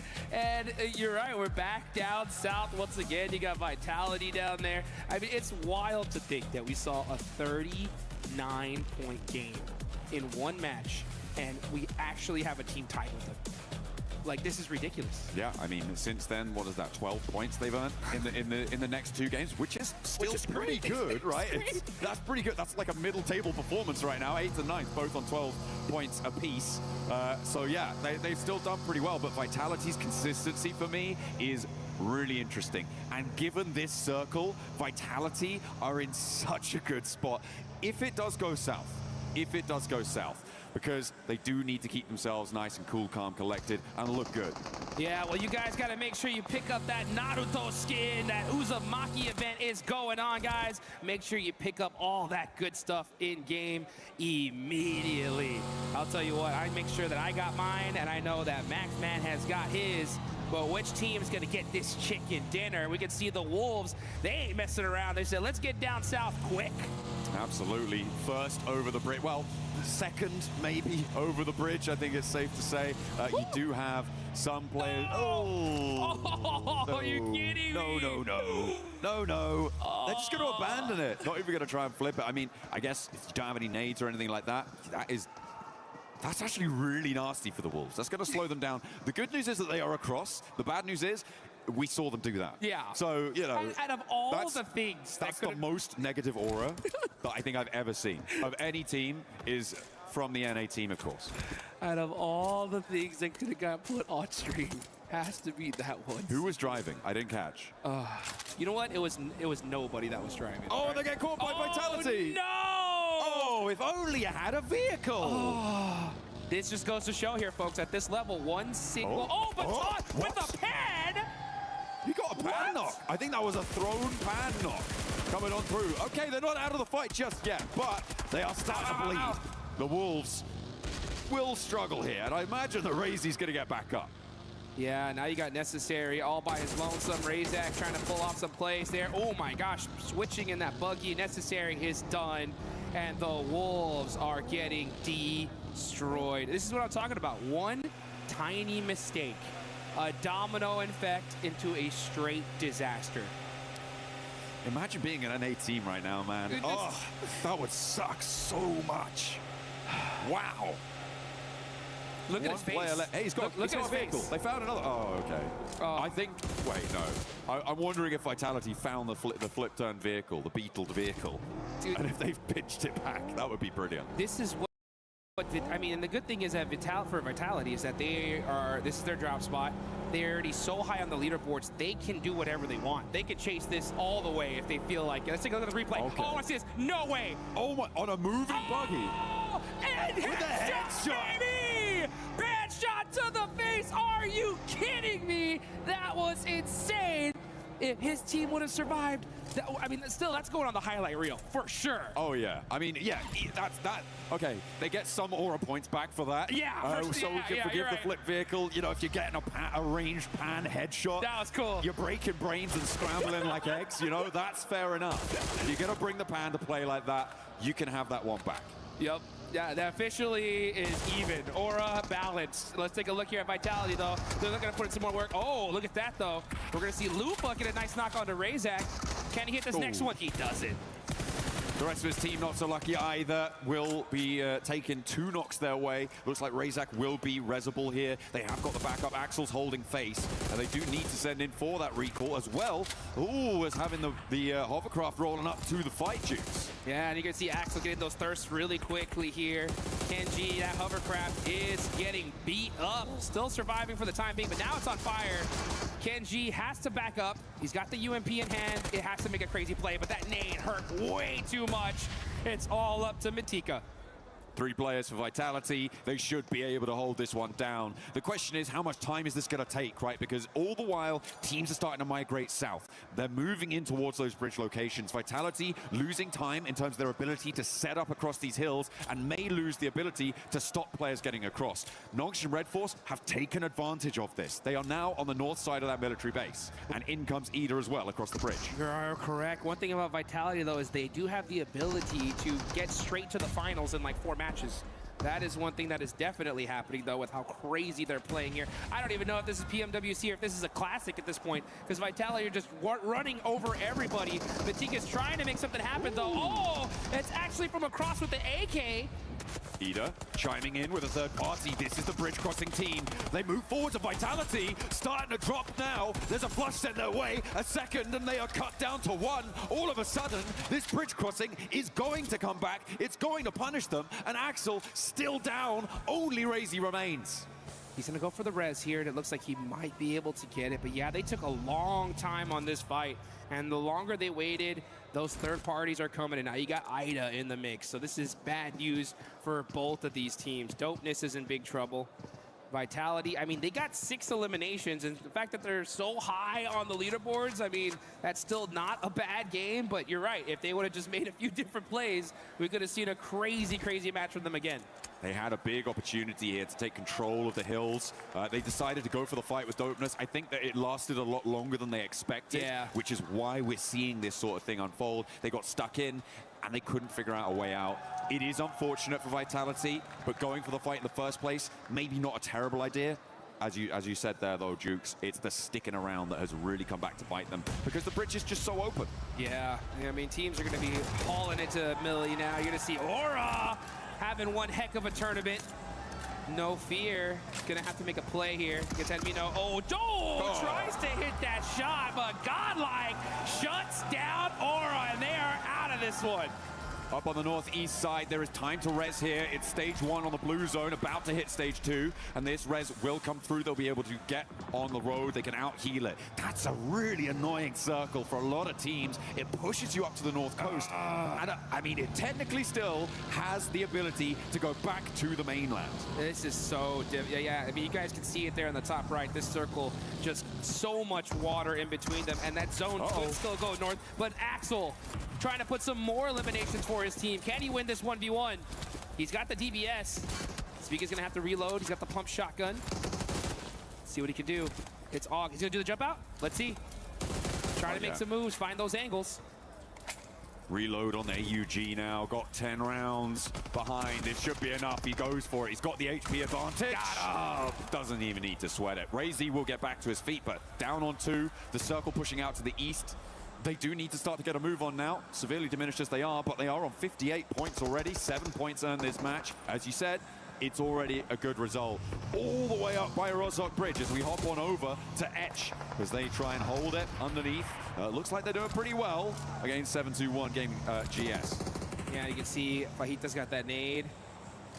And just pulling the pin, scaring them off. Okay, and this is a tough fight here. This is way too long in the blue zone. But the fact that the zone did go up north, it does buy them a little time. They don't have to really panic all the way down to military base. But regardless, you know, you're trying to get a big game here. I mean, especially for 7-2-1 GS. Down a player, only 7 points. This is just rough for them. Absolutely. Very, very difficult stuff. Them and Hustler Crew, well, everyone towards the bottom of these tables is going to look for that Nongshim Red Force injection of points. Nongshim Red Force getting across to the military island early on the northern side of it, I think is going to play fairly well for them in this sort of a circle. Given how the lay of the land sits, they're going to be buffered around by teams trying to cross either side of them, rather than coming across, and they can farm up players trying to go for a swim. Let's hop back on board with the fight on our screens, though. As 7-2-1 GS lost a player, we saw that on the crossing, and Etch trying to keep them there, but there is a knockback over to Fajita. Yeah, you can see Speed holding that angle on the backside. Needs to get with his team at this point. There ain't nobody in that direction. But we see the MG3s in play. Masco's got that S12K. That's the gun you want, though, in that CQC close quarters combat. And right now, this fight is still ringing out. This is all the way over by Rozhok, folks. This is going to take a long time. Now we're starting to see some util get thrown back and forth, and everybody's just trying to wait for that first critical knock. Oh, Alico should completely see NASA there. Uh-oh, going for the nades. Beautifully placed. They felt like they should have known there was a player here. And that's going to be a big opener for them, but in the close quarters, that SK-12 is going to dominate. And S721 GS will be able to clean out partially some of the team from Etch, and both teams now bleeding heavily. No one having a good time. They're losing players left and right, and they still have to get south. I don't think these two are going to get very far. Yeah, I mean, this was a kind of a sacrificial play. I wouldn't have minded this fight personally if that zone was deep millie, because it's like, yeah, our chances of getting down there are pretty tough now. Let's just try to get these points. But considering where that circle is, I think they could have just avoided this fight and fought late game. But regardless, you know, that's the decision they made, and that's the one they went with. Let's take a look at Alpha 7. Alpha 7 are going to be going on the other side of the bridge, wrapping around. The next zone did head a little bit heavier into military, and for the time being, it does look like they're going to have a clear path to that circle. Alpha 7 looking to scout the bridge on the western side right now, moving Carrillo up onto the high ground near the lookout post there. The lighthouse will be able to see if anyone's holding that bridge, which is definitely very possible. Maybe stop off for a little picnic while you're there. Why not? Have a little bit of downtime, but you can't be sleeping too long because you do still need to get on towards this circle. You got to get moving, that's for sure. Let's take a look at their utility. Carrillo's got a UMP, level 3 vest. Couple first aids, that's going to help them out here. It is still pretty early. Stage 3, you could definitely afford to eat a look. Considering where the circle went, this is not a bad play from them at all. So far, Alpha 7 not doing bad at all. They're in 4th place right now with 25 points. This is really good to see for them, considering that they haven't hit a final all year long yet. So let's see what they can do.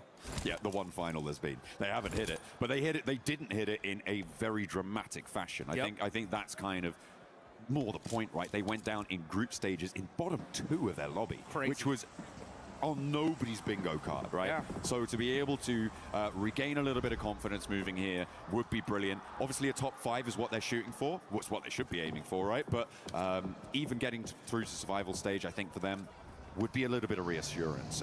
Depends how heavy the ego sits, right? Yeah. If they're like top 5 or nothing, then fine, sure. It's a competitive spirit. I'll give them that, but you know.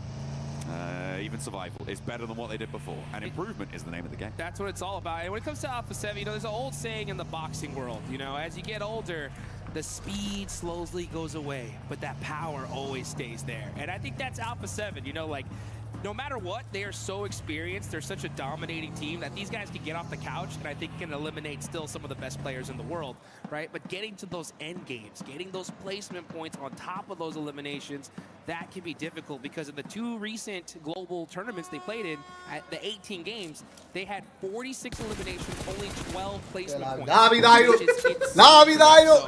already looking to beat that here, which is great. It's a good sign for them, and they got a good position in this next circle as it hard shifts on over to them.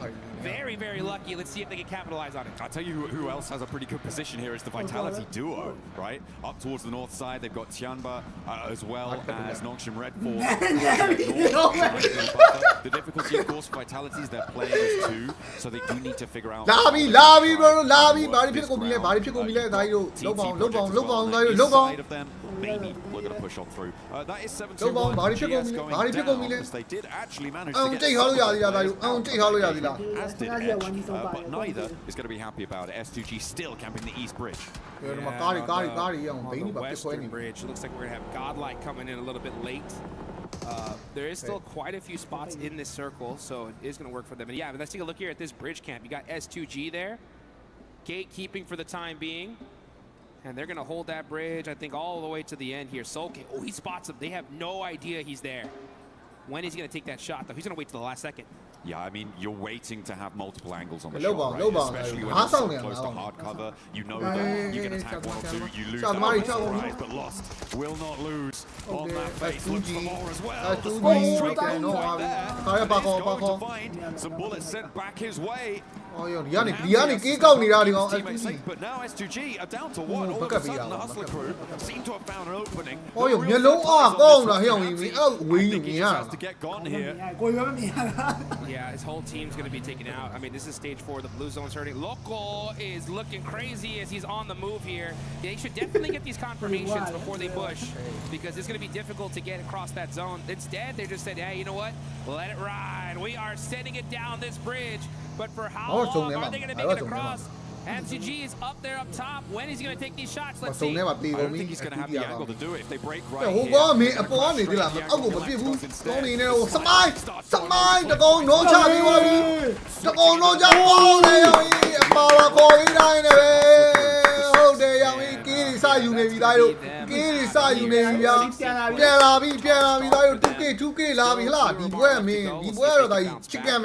But this is one heck of a game here as this zone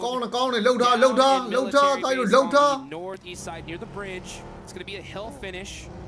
There are quite a few little dips and so we still have 11 remaining here. Everybody just waiting for that next circle to pop and deciding just where that during the middle of all that, getting eliminated, allowing TT Project to take a central position here, puts TT Project in the driving seat of these hills in terms of stopping control. There are high grounds around them that technically have more oversight and things, but they are a linchpin of it.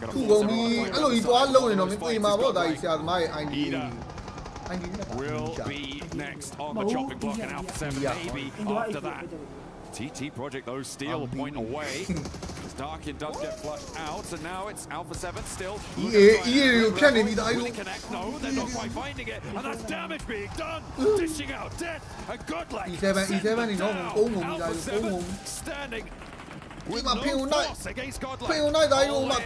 Obscure is now on the other angle here, trying to make some plays all by himself. He's in the open. Admina's going to go ahead and heal.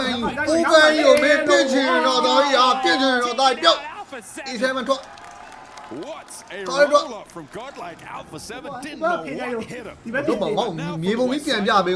Across, TT Project wanted the third party, but not enough blood was drawn against Godlike for them to find a worthwhile pursuit. Come on. A consistent, a sustained third party hold here. They're now regrouping out to the west, and they know where the major danger's coming from now.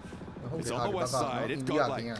Yeah, Godlike fans right behind us going crazy on that fight. They like to see that. Alpha 7 fans not too happy on that one, but they're still sitting in fourth place for now. We'll see what the drums. Yeah, where are the drums? Where's the vuvuzela? What's going on? Last time seemed to be the Well, you'll probably hear them in a little bit. That's for sure. As we get into the desert coming up, but we got this match to look at. We got Tian in the mix, and Tian, man, 12th place so far. Haven't had that crazy pop-off game, but in my opinion, it is only a matter of time. QZZ is an absolute animal. In my opinion, one of the best players on the planet. He's a 20-year-old Chinese superstar. When is he going to pop off? In my opinion, only a matter of time. I mean, I'm still waiting for it though. I'm still waiting. Let's see it. You know, you got some real big boots to fill when it comes to Chinese superstars, right? Paraboy obviously is the forefront, the paramount of the We got to see him recently. Yeah, that's true. That was fun. I didn't say it, but he's not here. You know, we got to see him in a little bit of a show match for those guys that missed it, and it was good to be able to see kind of like the old Nova squad compete once again. Now they did end up having to go against the likes of like Revo and Aurora, and that was pretty dang tough considering that. But still, it's good to see OGs of old still going at it here. But OGs, we got Young on Galacticos, our previous champs, right? When are they going to get that chicken dinner? They're in 9th place so far, 2 eliminations in this game. They have the bottom right of the circle all to themselves so far. Let's see where this next zone goes. If it does go and head on over to them, they can be in a good position to win this one. Big opportunity. I mean, it is TT Project really who can decide a lot of the pace depending on where they put pressure in this circle. They are playing now with great positioning, a great position rather in this zone. They have flexibility to try and third party basically any engagement that comes through, which makes it so dangerous for all of these teams to fight. For Yangon Galacticos, I feel like stay put for a little bit longer. Allow Irina to clash on Nongshan Red Force and Tiamba to clash on the north. Maybe you try and be the opposing force on that third party. That's a great plan, honestly. Wait for that fight to driving it out with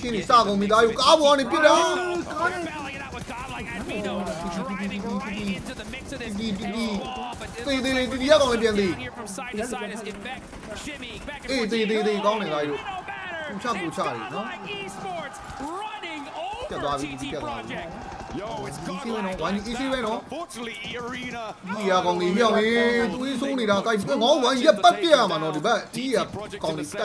Irina pounds Yangon Galacticos. This is what I wanted from them.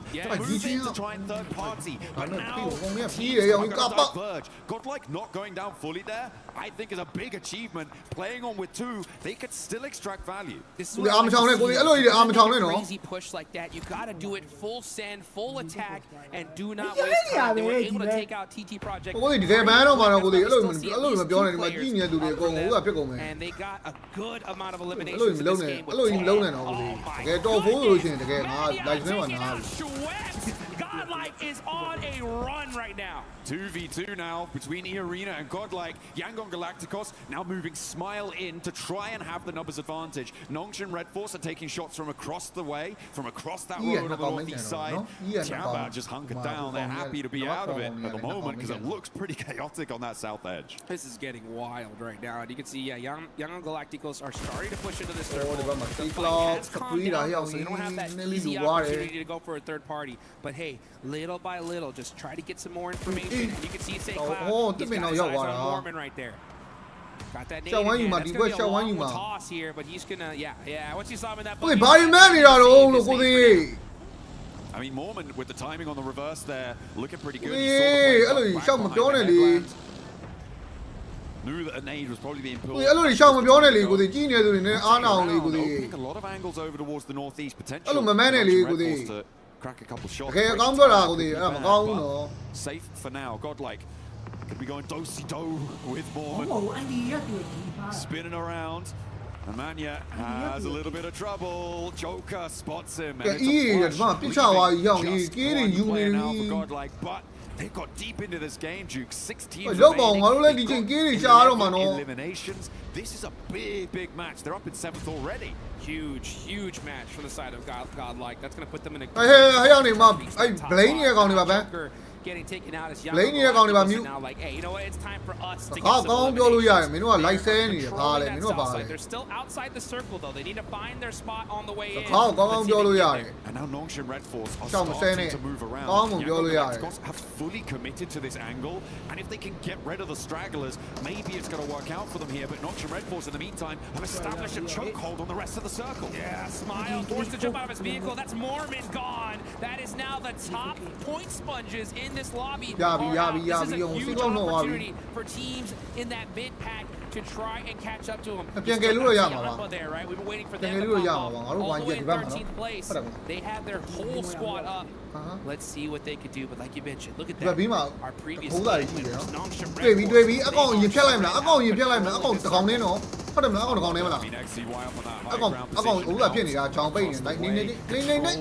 between them. Unfortunately, he's going to have to move here. As is TZ on that off angle. They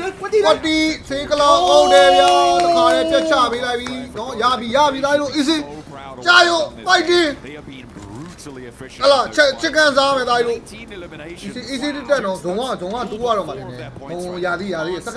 Monster game for them and a huge bounce back. Let's see what Young Galacticos can do, though. Now taking out that player, they can have some real estate to control.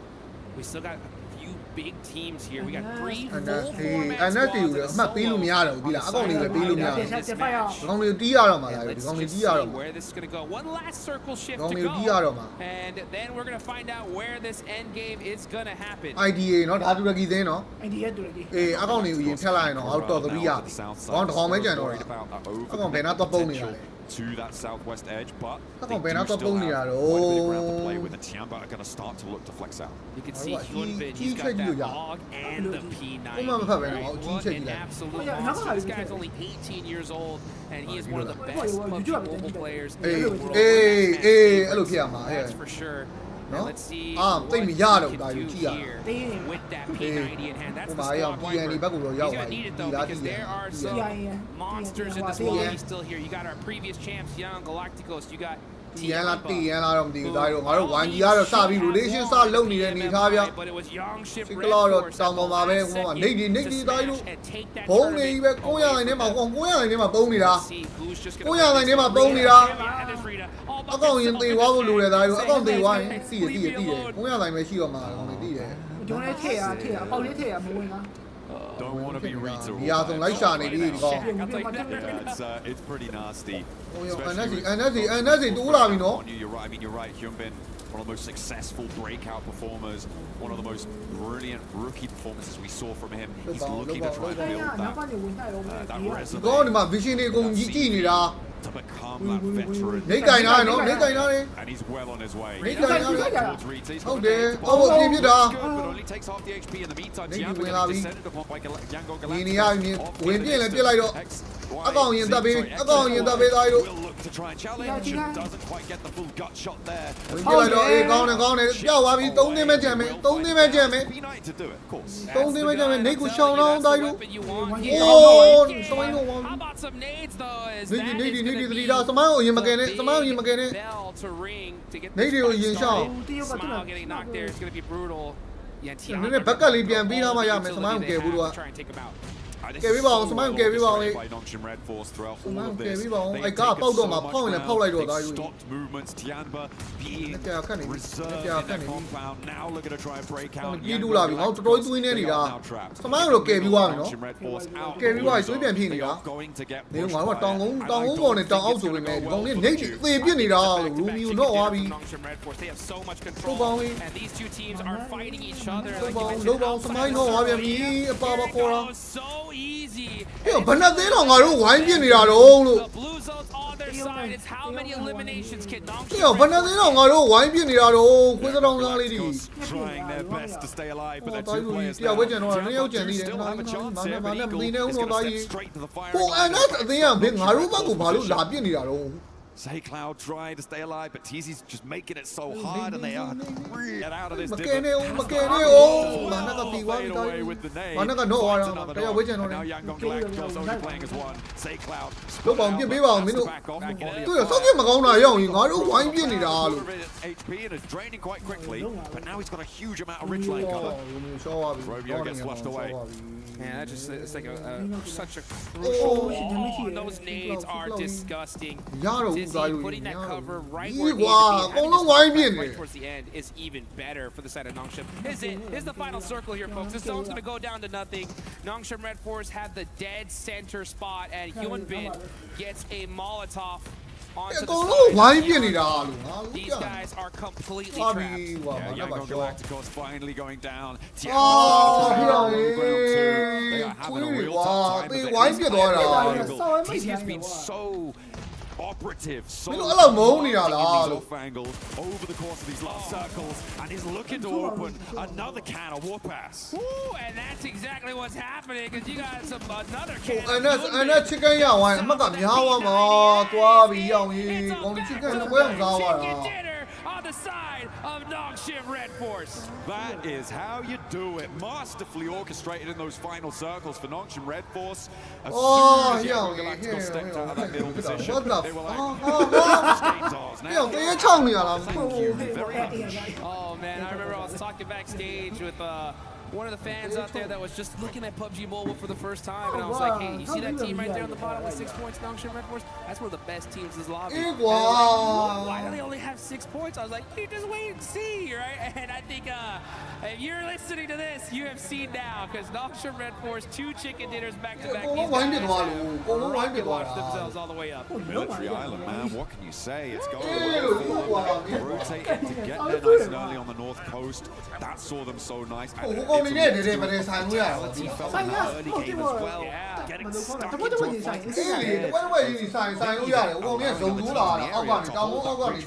So that they could establish more of that maybe go deep into the game. Not that it was a bad match in terms of point scoring for Vitality, but still, maybe a little I think it would be way more critical on Vitality if they just have such an insane amount of points, right? But considering that they are like all the way at the top of the leaderboards, I'll give them a little bit of slack, right? I mean, you're allowed to flex a little bit, right? You pretty much almost secured a top 5 in just a few matches. And yeah, 7, still great game, but you're right. I mean, if they would have made a couple adjustments, considering that it was military, it could have been 20 points for all we know. I feel like when you're at the top of the tables and you're doing so well, I want to be more critical of you in a lot of ways, right?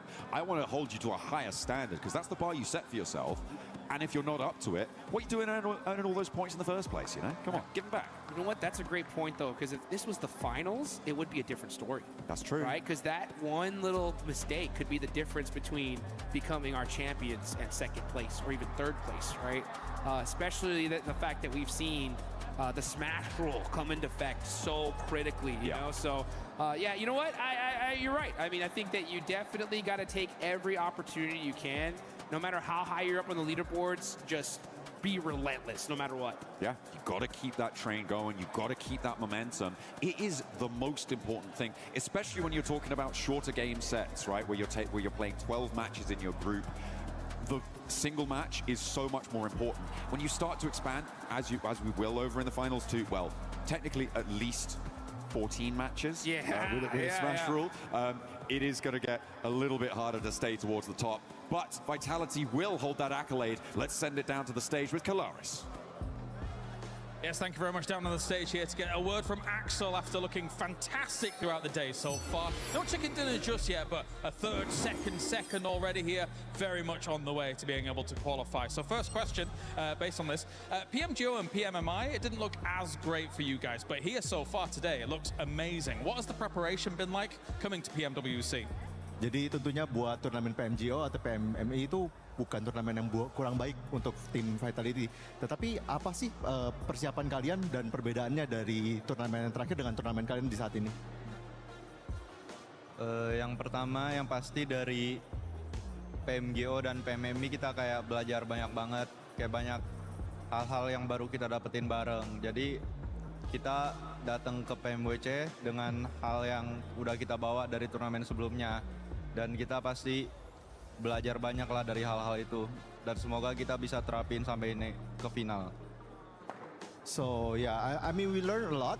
I cannot go into details like what we are learning, but we are like bringing it here in PMWC. So far we're doing good, and just hopefully that we can continue this until the finals. All right, and from what we've seen so far, Axel is obviously looking fantastic in the IGL position, but also putting up a lot of eliminations to try and challenge for that MVP spot. Is that something that Axel's kind of looking at, and does he think he can keep that up? Oke, dan tentunya kamu hari ini memberikan performa yang bagus banget, bisa dibilang MVP level performance gitu. Apakah ini sesuatu yang kamu tuju atau kayak enggak juga, atau mungkin ada pendapat tersendiri? Kebetulan nggak ada sih, karena dari dulu aku kayak berusaha selalu ngalah buat ngasih temenku main enak aja. Cuma mungkin hari ini lagi wangi aja. Cuma nggak ada ke arah sana sama sekali. So usually it's not like this. Usually I tried my best to make my team perform more, make my players more comfortable in their roles. But I don't know. Probably today is just like a beautiful day for me, and yeah, we can see. All right, well, thank you very much, Axel. You're looking awesome so far here. That does it from us down on the stage. Back to more for PMWC.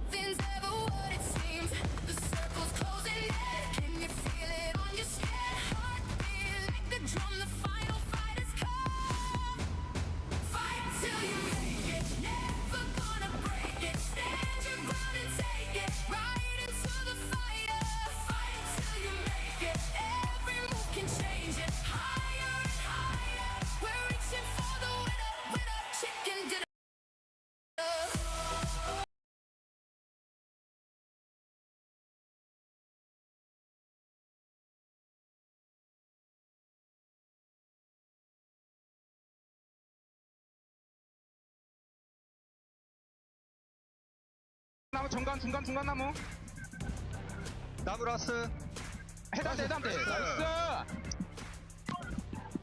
깨주나요? Nongshim Red Force with that back-to-back. Just look at Hyunbin. He's so happy right now, Max, with the way that team is performing. But by the way, for everybody currently watching at home, don't forget that the PMWC Lucky Spin is now live. You can get 3 exclusive sets made by PDP creator Nana, the Electron Energy set, the Protein Power set, and the Stunned Alien Fusion Grossa. All bring in the PMWC spirit. Log into PUBG Mobile and take your spin before it's gone. Because looking at that one, honestly, that Grossa looks so sick. and I wouldn't be surprised if Max, you already have all the skins. How did you know this? I actually spin for one and I got them all. I had enough coins, I got everything. And it looks really cool, so I like him, so I'm using it right now. I just know you, okay? I know every single time we do an event, you always try to get whatever exclusive skins are out in the game. But we gotta talk about that last game. Nongshan Red Force with the back-to-back. I love it. Can I just say that? Look, Great. I do like my one-word answers. Nice. No, Hyunbin, Nongshan Red Force, I really like what they did there on all of it, honestly. What I will say, the biggest point for me here, Max, maybe you'll agree with me, is that for me, when Yangon and Tiamba were finally going head-to-head there, rather than spreading up and around, which they did do eventually, but rather than waiting for that fight to finish, they took advantage of that fight to actually spread into zone a little bit, maintaining that control, getting that high ground, and their reward is 18 points on the board. You know what? I'm going to steal your thunder right now. Do it. Nice! Oh, yes. What a nice one coming out from Nongshan Red Force. 18-pointer. That's a back-to-back chicken dinner, as we already said. Loving it from South Korea. I'm getting those D+ vibes right now. I'm getting Notable 2.0 vibes. Loving what we're seeing so far. Really happy. But going on to the second slot here, Godlike. Interesting to see. Right, 7, no hot drop, how it can do for you in these games. Exactly, don't worry, we'll get a chance to talk about Godlike a little bit more. Tiamba, how about Tiamba? Tiamba with that great performance as well, putting up those numbers. Tiamba really hasn't been putting up much, and also another team that I wanted to touch base on, Lace, is none other than Yangon Galacticos now having back-to-back good performances. Yeah, I mean, top 5 in the last 2 games, but not too much to show for it. Then coming into this match, and as the PMWC Championships, they have finally picked up the phone to their goddamn wake-up call, because I could not understand why this team had to take this long to get to this point. Now, we're obviously in this final zone. They didn't have the cover to sort of protect themselves from it. They had to just bide their time to make sure that they can get those placement points.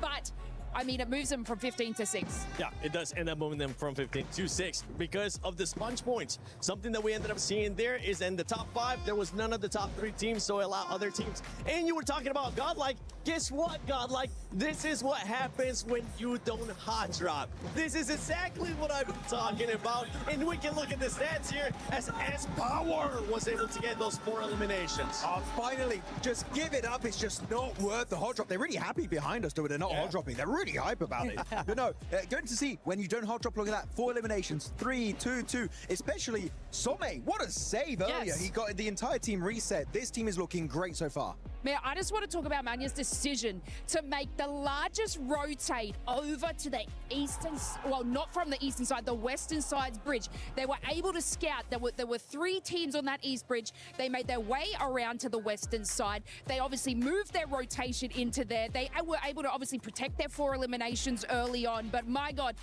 they actually then took notice of IDA's split hold, took them down, and quickly advanced and moved their rotation in. And then Alpha 7 came out of nowhere. Oh, we're going to third party this easier.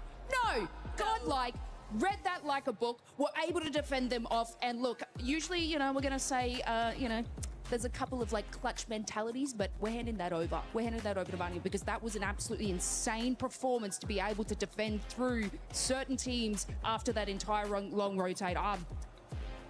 What? It's the next one. It's it wasn't you. I dodged it. I was so quick. I can't throw him at Max anymore. It's my turn. It's my day today. I got in trouble, but my God, what a performance. No, it was really good. I kind of need those. You can't damage me. We were kind of talking about, right, how you were like, look, Godlike's a really aggressive team. Don't be so aggressive. And this thing is that actually unnecessary aggressiveness. Unnecessarily, right? Yeah. This was very necessary because once they stopped hot dropping, they took out Hora, A7, and with a little help from Yangon, EA as well. E-Arena, the top team. Well, second place team now, but you can see that this is a team that actually can go up against the big names in this lobby as long as you don't hot drop. Don't do it. Yeah, this is what we're talking about. Unnecessary aggressiveness from Godlike. You don't need to see it. Just wait for the right time. We know you have the fragging power. Snacks is currently watching. He's like, yeah, you know what? You're absolutely right. But you know what else we were watching? Wolves Baton with the headshot of the PMWC. That's so you love to see that. Sorry, I can only laugh at the plays like that. Come on. The pan is the deadliest bullet. Look, it hit me. You got me. Why is this a boomerang? Okay, if only we could have a real pan. So actually, you know what? Sorry, I gotta be that guy. Actually, according to my calculations, we're talking about no hot. According to my calculations, that sounds like John Allen. Anyway, no, I'll see. Thank you. Looking at these drops going into Miramar, which is going to be the next coming map, right? We do see Godlike actually normally going in La Cobreria. I did do an interview with them just yesterday, and they said Godlike they're going to commit to the hot drop. So did Sky from Hora, but that's not all, because apparently, from what I've seen in the announced drops, Chiamba and also Hustler Crew could also send it over there. Chiamba, I think they're going to put their ego aside, go for maybe water treatment. I wouldn't be surprised. But Hustler Crew, maybe. They're a bit of a troll team, and they like ruining teams going into these games like they did on Godlike earlier in Apartment. They might do it again. Tactical sabotage is what it's called. Oh. They're also going to be sabotaging their own performance if they keep doing that kind of stuff. Well, let's take a look at this head-to-head between Vitality and E-Arena, because those two teams have just been sponging up so many points. I mean, right now, Vitality, 10 eliminations average is absolutely insane, and that's why Lace, they're currently sitting at the top with those 59 points. Yo, I heard Hot Jukes before saying like, oh, you know, it's not the best game from them, but, you know, blah, blah. But can I just take you through a story? Rizak, with the drive-by giggle, this team is having so much fun in this game, which is absolutely insane. And after, you know, a cost of their fight, a bad zone pull, the duo and the firepower of Razy and Axel is just another level. They were actually able to obtain another 5 eliminations as a duo, which is more than any other squad did early on in that match. Looking at this bottom 3 teams, you got 721 GSE Esports, Wolves Esports, our NA crew, and then Hustler crew. Talking about those drops, talking about them actually wanting to spoil, right, maybe sabotage a little bit. Neptura, with them being at the bottom, I mean, they're just going to continue on sabotaging their own style. I really hope they don't do that. They need to actually try and find some points more organically than just hot dropping. However, I don't feel like we're really going to see that today. I think they're going to try at least one Miramar to see if they can actually make it work, which it's not going to, but you know what? You just have to find out for yourselves. Well, yeah, hopefully they're not going to be throwing anything. Ha! I got somebody! And as we're going into game 5. 3. Not at all. You see that? Let's go to stage. Anytime now. Right now, in fact, yes, of course, despite, of course, we had that amazing win at the very beginning of the day, it's Vitality in #1 here, Blank, after insane consistency throughout the day. Yeah, it's been an incredible day for Vitality so far, and honestly, I think the Indonesian crowd can't be happier for this team so far. They're going to be very, very proud. Even in that last match, yes, they come 13th. However, of the 8 eliminations they got, they took out everyone else and then went out by another team. So these guys are having a great time. Consistency's through the roof, like you say. It's also awesome because it feels like a spiritual successor right now. You've got Razak and Razy. It's like Zuxi and Luxi of the past. You've got Axel who's doing incredible work on his own. Kind of like the Ryzen of the past as well. It's like we're bringing it all back here, and this is the future of Indonesia. I saw on socials one of the twins was milling around in Paris as well. Luxi is here. Yes, Luxi is here. I saw him the other day. He's a good lad, he's a lot more mature than he used to be as well.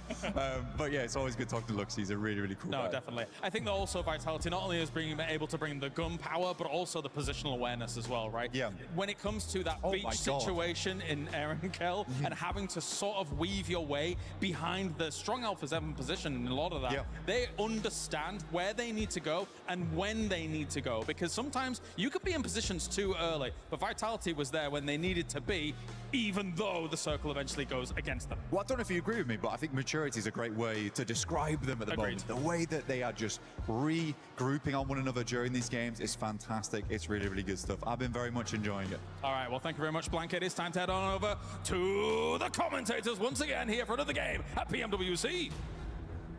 Absolutely, we are ready to get stuck in. Thank you very much for the Blank Jutsu breakdown there. It was a real treat to hear about the maturity, the development, the the further progression of all of our teams, because it is getting a little bit dicey for a couple. But back-to-back chicken dinner is going to be pretty soothing for the nerves on Nongshim Red Force. Vitality going to be feeling pretty chill. You know what I'm slightly worried about though? What's that? Is E-Arena. Okay, Where they been at? Where they been at since that chicken dinner at the start of the day? That's a good point. I mean, they've been putting up some decent points, right? But considering that they had 39 in one game, they set that pace like we would not possibly believe. But you know what? That's it for Rondo. That's it for Airgale. It's time to get into the desert of Miramar. We heard it there on the desk earlier. We could possibly actually see some hot drop action here. That is going to make things mighty interesting. As we look at the leaderboards, Vitality on top, 59 points. 6th place cutoff right now, Yangon Galacticos with 22. That is a 37-point difference. 37 points from 1st and 6th. That's almost as many points as Nongshim Red Force have here. I think I would definitely say that would be big. A big difference. That's a big one. Yeah, definitely. I would classify that according to my calculations, as apparently I like to say. Back how we say back home, a biggin. We say that too. Oh, really? Yeah, it's a real biggin. You know what? It's international. Yes, it's pan-Atlantic. That's what we're doing. Unit of measure. Yes, yeah, it is. Absolutely. Well, you know what else is larger to charge? This plane path. It's all the way down on the south side. That's not going to be too comfortable for a lot of these squads here. We'll see where the zone decides to go. Then this circle's been chaotic all day long today. I wouldn't be surprised if we see it go all the way over to the water. Partona, let's go. Partona. We're going for a prison circle. That's what we're going to see. 3, 2, 1. Oh. That's. You know what? I might just leave now. I don't want to stick around if it's not a crazy circle. El Pozo, the tried and true. You know what, though? I think it's about time we get a little bit of a break here. I'm looking at the drops. Actually, we're going to see over there in Valle del Mar a little action there on the south side. Looks like ETSH might have been a little bit of a hot drop situation, and all the players going up north hunting down some vehicles. We could see some shots out of some cars. Yeah, Etch and Yangon Galacticos going to be going toe-to-toe a little bit on a hot drop there, but they have taken either end of the settlement and not really committing for the vehicle drops either. They do have, I believe, one vehicle on the back line, so for Etch, you could just grab a vehicle and send away, but looks like they want to stick around and maybe try and vie for the spot instead. Godlike alone in Los Leones, and we are going to be seeing that western side start to pack in, I'm sure, as teams make their way out that way and try and make themselves look as good as possible. If you want to look as good as possible, you need to be heading over to that Uzumaki Naruto event, grabbing those fresh-looking skins. Look at the firepower on that skin. Woo, that Nine Tails Fury right there, and it is insane. Those guys that have played the event, man, let us know in the chat if you're able to take down the Nine Tails, because that man does not mess around. I mean, one of the most difficult bosses I have fought in the game, that's for sure. Yeah, you need to be hitting those weak points and making sure you're breaking through that armor resistance. And then making the most of the time where it's down on the ground. Either way, that sort of scale of monster isn't going to be played in esports. The only thing that comes close is maybe E-Arena's first game on Rondo. That kind of felt like a similar sort of kaiju level threat in this game, but so far that hasn't been repeated, and we're going to be a little bit more sensible. Definitely, channeled his chakra, that's for sure, in the first match. But, just like in Naruto, it fades away. You know what I'm saying? So, I think it lingered a little bit because they still have a whole points here, but somehow we're able to pass them up, which is just crazy. But the one difference that we have from Group A versus Group B is there are some serious for the most part when it came to Group A, where we felt like any team could make it in the top 5.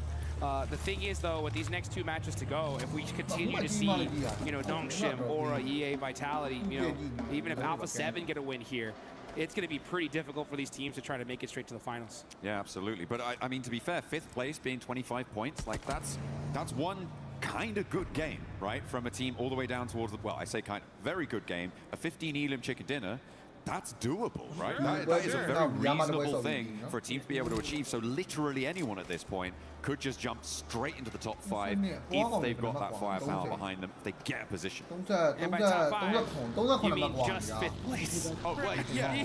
5th place is top 5. I checked. That is true. I mean, that's what's so crazy, though, considering that, I mean, 38 to 25 from 4th and 5th is wild. So, yeah, I mean, we still have that 5th place spot that's looking good. But, you know, if you continue to give breathing room to those top 4, then that only leaves one slot available tomorrow, and you do not want that. And there's some serious names below that top 5. You got our previous champs right there at 6th, our PMWC champs barely holding on right now in 5th, and Tiango, a monster squad right below them. So, man, it's going to be pretty wild to see.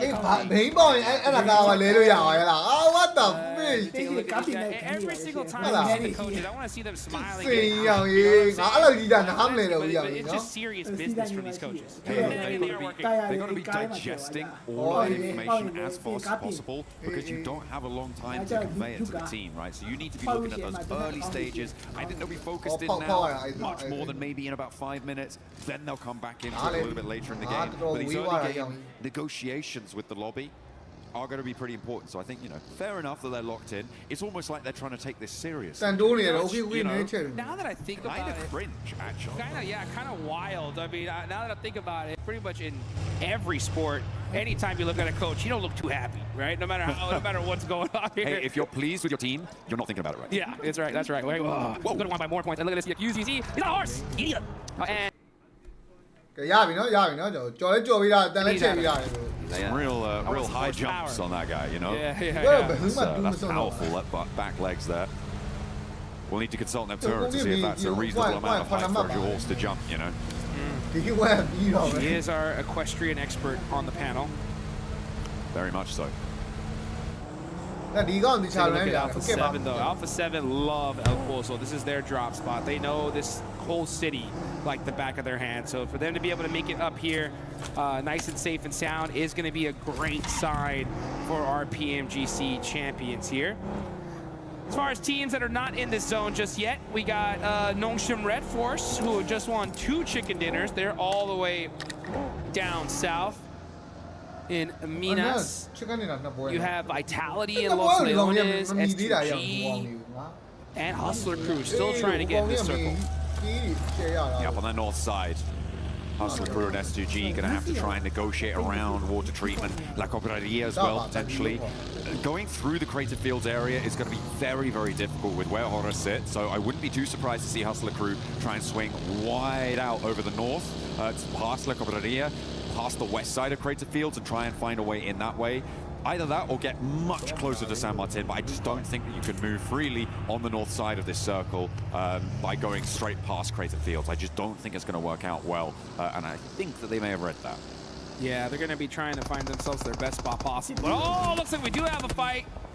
And it's going to be Slownik battling it out with TT Project. Going to go for a little 1v2 action here. Pulls a pin, fakes it, jump shots. Oh, he's got to watch out for that S12K. Yeah, back it on up. Now getting hit by that. He's going to have to find some cheeky angles here. Oh, ends up catching it. But here come the rest of the Wolves. Are they going to be able to save their teammate? Looks like they might have just done so in just in time. And now in comes back to hold the angle, get the flush as well. Slonic is very, very low though, Jukes. They do need to get it picked back up right now if they want to try and make this one work. Neos is still on the top floor. Slonic is bleeding. He's bleeding out, and down he goes. And down goes Neos. He's dropping down for the fight, but it's not going to go well. Necessary does what is needed. And FPS steps forward to try and challenge it yet again, but he's the last to stand for TT Project. This is going to be the Wolves all day. TT Project take a tumble. Oh man, and what a play for the Wolves here. Our NA representatives getting that fight done. They are in elimination range. They are all the way at the bottom 3 here, so with that fight, it does push them up a little bit, hopefully to try to at least make the survival stage and extend their tournament life just a little bit longer. But it looks like we may just have a true El Pozo circle here, as now we're going to look at Vitality getting some shots downrange as well.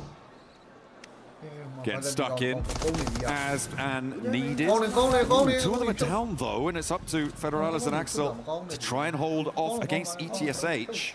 Against Etch, that's a good start, leveling the playing field now on the numbers. Fajita, being as isolated from the rest of the players as he is going to make it a little bit easier to get these reses, but Razak may just be a bit of a goner here. Jukes, he is very far afield. Axel launching the nades, a volley sent from the back lines as well as Federales has one looping over the top. Razy likely going to get picked back up. That's that nade as it comes on in. Fajita actually not stopping off to go for the flush. Instead, wants to bolster the position for Etch. Oh, Fajita is sizzling right now. He's going to have to make a play all by himself because these nades are really starting to hurt. Federales is just on point with them. There's another air burst, and that picked him off a little bit. He does get the heal. That is ETSH out of there. Vitality. These guys are just getting eliminations like crazy in the early game. Hitting those nades like 5 big booms for Vitality. They are doing bits over on the south side, but they do need to get a move on. No one really too close enough to cause any worry for them in terms of third parties because they are outside the circle. They're going to have to push up north, past Montenuevo, and try and find where they can slot on in. In the meantime, I'll take a look at the rest of this lobby, and Hustler Crew did in fact go for that wide north rotate. S2G didn't. They sent in and they're now south of Crater Fields and have kept all 4 of their players alive, so I didn't expect them to be able to do something like that with Horror taking up that high ground, but seems like they made it work. E-Arena got to follow on that north side behind Hustler Crew and go past the Cooperaria. So potential for the northwest side of El Pozo to get pretty crammed in. Yeah, you can see Arena just creeping into that top of that circle here. Alpha 7 dead center of this zone. You got Tianba there down south, and we're going to see some crates start to fly this Miramar match. So not because of the playing path, we didn't see any crazy hot drops. The zone does center on up, so that early rotation for Alpha 7 really paying off here. So take a look at the top players so far. Axel on top, and then no surprise, 2 players from E-Arena following him. I mean, yeah, it's still just got to be these 2 teams on these top player cards. It was kind of nutty with the amount that Arena were able to do in that first game and the amount that since then Vitality have been able to rack on up. It's been pretty beautiful stuff. Godlike on the east side losing a player there as we hop back over to the map. Vitality still making their way in from that south side. Those fields that are overlooked by Ida's position now going to make it pretty tricky. Okay. I kind of like this approach. Hops out with the parachute. Jumps on top of the mesa. Okay. Looking pretty stylish with the stunts there. That's how you get it done. The question is how is he going to get down? Yeah, I was just thinking that. That's the problem. As we got STG, they said, you know what? We don't have to worry about getting down. We're getting into this building here. And now they're looking for some angles onto Alpha 7. So this fight starting to ring out, which is a little bit wild. I mean, they are in center of zone. It would pay off for these teams to kind of just hold their position and then wait to fight until the end. But with Guizhou kind of out of position here, it is going to make things a little bit spicy. Yeah, with Dopeness sort of cutting through the middle of that position, it's going to make things hard. S2G are going to start to get angles on it too once they figure out how to park a car in their little garage there. And there's that nade. That's what you're worried about. That's exactly what you're talking about. And Guizhou goes down. Alpha 7 allowed too many noisy neighbors. They didn't put in the complaints early enough. And now they can't do anything about it. Yeah, they're not going to be able to do anything about it, like you mentioned. Looking at Revo here, trying to do something, though. He's looking at those 3 peaks, just trying to get a little bit more intel. I won't be surprised if we don't even see a fight here happen at all. I mean, this is still dead central zone. I think right now it's just about getting information, just making sure no team just randomly pushes up into them. Now, the fights that can definitely ring on out are there on the south side. You got Vitality, Tiana, Wolves, mighty close to each other. But meanwhile, in El Pozo, we're going to see just a lot of teams just take a little pop shots, trying to knock down a little bit of armor. I like what Ida are doing on the eastern side of this circle, right? They have that super duper high ground that you know overlooks those El Pozo fields. They're going to have a lot of angles to try and make that one work. And I like what Rita has done here. Moved down. They know that they're not under threat from their east side anymore, which means that they can, well, almost certainly not under threat from their east side, not technically guaranteed, but certainly a little bit assuaged. But moving Rita out, I really like that. Gives them a foothold to move down because they're very likely going to have to leave this high ground. Yeah. So they can start to scout out the angles that they can crash towards in those fields out on the east side. So hopefully we're going to see a Turkish team have a good game here. Yeah, the zone definitely goes to them. Oh, and it kind of does. I mean, it still have some of that play in for them. So this could be a huge opportunity for them to get some points. If that next circle definitely hard shifts onto the east side, they're going to get a crazy game because that open field is disgusting. Like, if you just try to take one of those little paintball areas, you're committing to there for the rest of the game. But now we're going to see Vitality, Team Vitality getting into it with Tianba. This is a huge fight. I mean, Tianba not really getting into it at all, actually, sending straight across the open field. Okay, Vitality and Ida both actually vying for the warehouses on the south side of the field. Ida committing there. Tianba trying to get across out in the open, losing another player. And now, I mean, Ida crunching in Vitality. It might just be working out beautifully for them. It's going to send Vitality away, deny them access to the eastern portions of this circle. See, on the west side, we're looking at E-Arena and Nongshim Red Force. Ooh, Web sketching XCY. Gonna be looking for some more players here. Hyun been mighty close. He heard that pin get pulled and he said, let me time to back it on up. This is a very difficult area to nade. You have to throw it literally in the perfect position if you want to get a knock. And now Tizzy from across the way, putting a little bit of pressure. Gonna go ahead and get his teammate back up. And it definitely looks like this fight's going to ring out all the way to its bitter end here. Because this zone is not kind to either of these teams. And yeah, E-Arena's just trying to find some room to work with. Trying to roll on up to the back lines, take that 2 versus 2 fight. It's going 1-for-1, but they're hitting the drop shots. It is brutal. And Nongshim Red Force serve a lesson straight on up to half of E-Arena. And the other half is nowhere to be seen. Big nade in as well across the way. That flush comes through. We're on stage 4 here, which means the zone is survivable, but you don't want to be staying in there too long. Another nade goes a little bit longer. And Hyunbin wants to load one more into the old arm cannon. Journey K trying to make a play here, putting some shots on the Tizzy while he's in the blue zone. And you are right, man. We saw E-Arena go crazy in Rondo. And oh, that would have been so good. Yeah, since then things have been a little bit difficult for the Thai squad. Journey K's got that nade though. This could be dangerous if he hits it. Doesn't quite get the mark. And now Nongshim Red Force are getting their whole squad together. This is not good on the side of E-Arena. Yeah, they didn't manage to win that fight out on the east side. I mean, it was a little bit of a gamble, but probably a necessary one. Unfortunately, this time around, it did not go their way. And Nongshim Red Force are looking pretty stalwart in their hold. So easy. Moving across through those smokes, waits for the nade, darts past it, and they are just moving across. Vitality, in the meantime, though, have moved up, and this is going to make things tricky. Razy wants to unleash, but it's Tizzy who goes down to Federales, and E-Arena are going to strike immediately, snapping the points where they can, but no, not going to happen. What? All of them go to Vitality. That's crazy. Somehow wasn't able to steal that elimination. Just looks like he may have just shot him down to half an HP and it ticked him on down.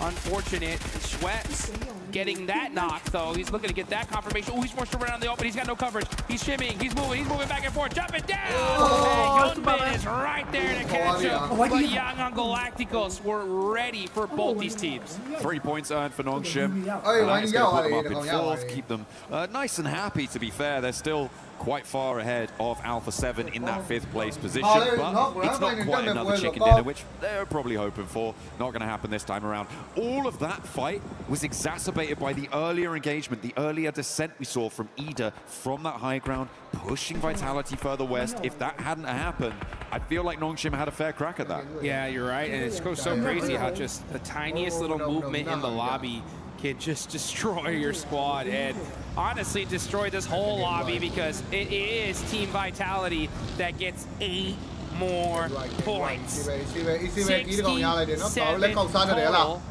and we are not done with match number 5. There's still more to go. If you could There's another game. There's a whole extra game. 67. This is whoa. Careful with that. Careful with that sort of number. But we are going to be heading into match number 6 after this as well. And yeah, it's pretty nasty to have a team like Vitality putting on this sort of a show. with the 8 eliminations they've got so far this match, Ida potentially vulnerable to losing Rita as they chase on in. Meanwhile, over in El Pozo, though, there is a charge through the high street. They say the high street is dead, but it might just be dead to rights for 721. Maybe not.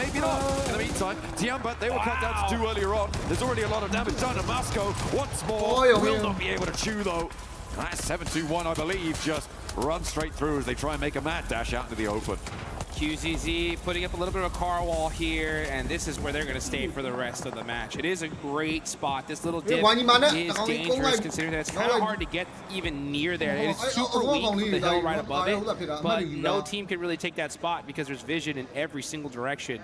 And for the other side of that weakness, when it comes to the side of Aura, Tiamba did set up that vehicle wall, so we could definitely see those 2 players be very dangerous here towards the end. Oh, I'm worried. I'm worried about Axel's position right now because Emre is up on the high ground still. Axel should be broadside to him, but he's not taking the shots. Maybe he doesn't quite have the angle. I know, Emre didn't want to take the shot, certainly. But yeah, it's... He's spotted a helmet there. He spotted a helmet there. What are we getting a replay of? Crazy. Oh, the links. And...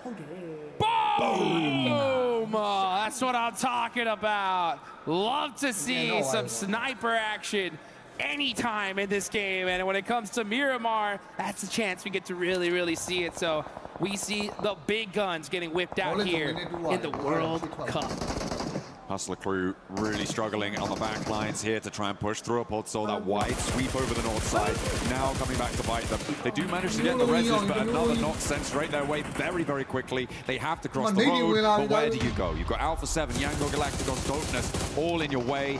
I don't have any hope that they're going to be able to make this run. Maybe they'll be able to sneak 1 player, maybe even 2 through, but even then, that is a too tall of an order for them, and they fall down. Alpha 7, they are down to 2 players despite starting here, and really haven't had the best of luck on this game with only the 1 elimination. We're going out to the open field now, Jukes. Dude, this is ridiculous. This day, for when it comes to circles, has just been the most toxic, ridiculous zones in one day I've seen.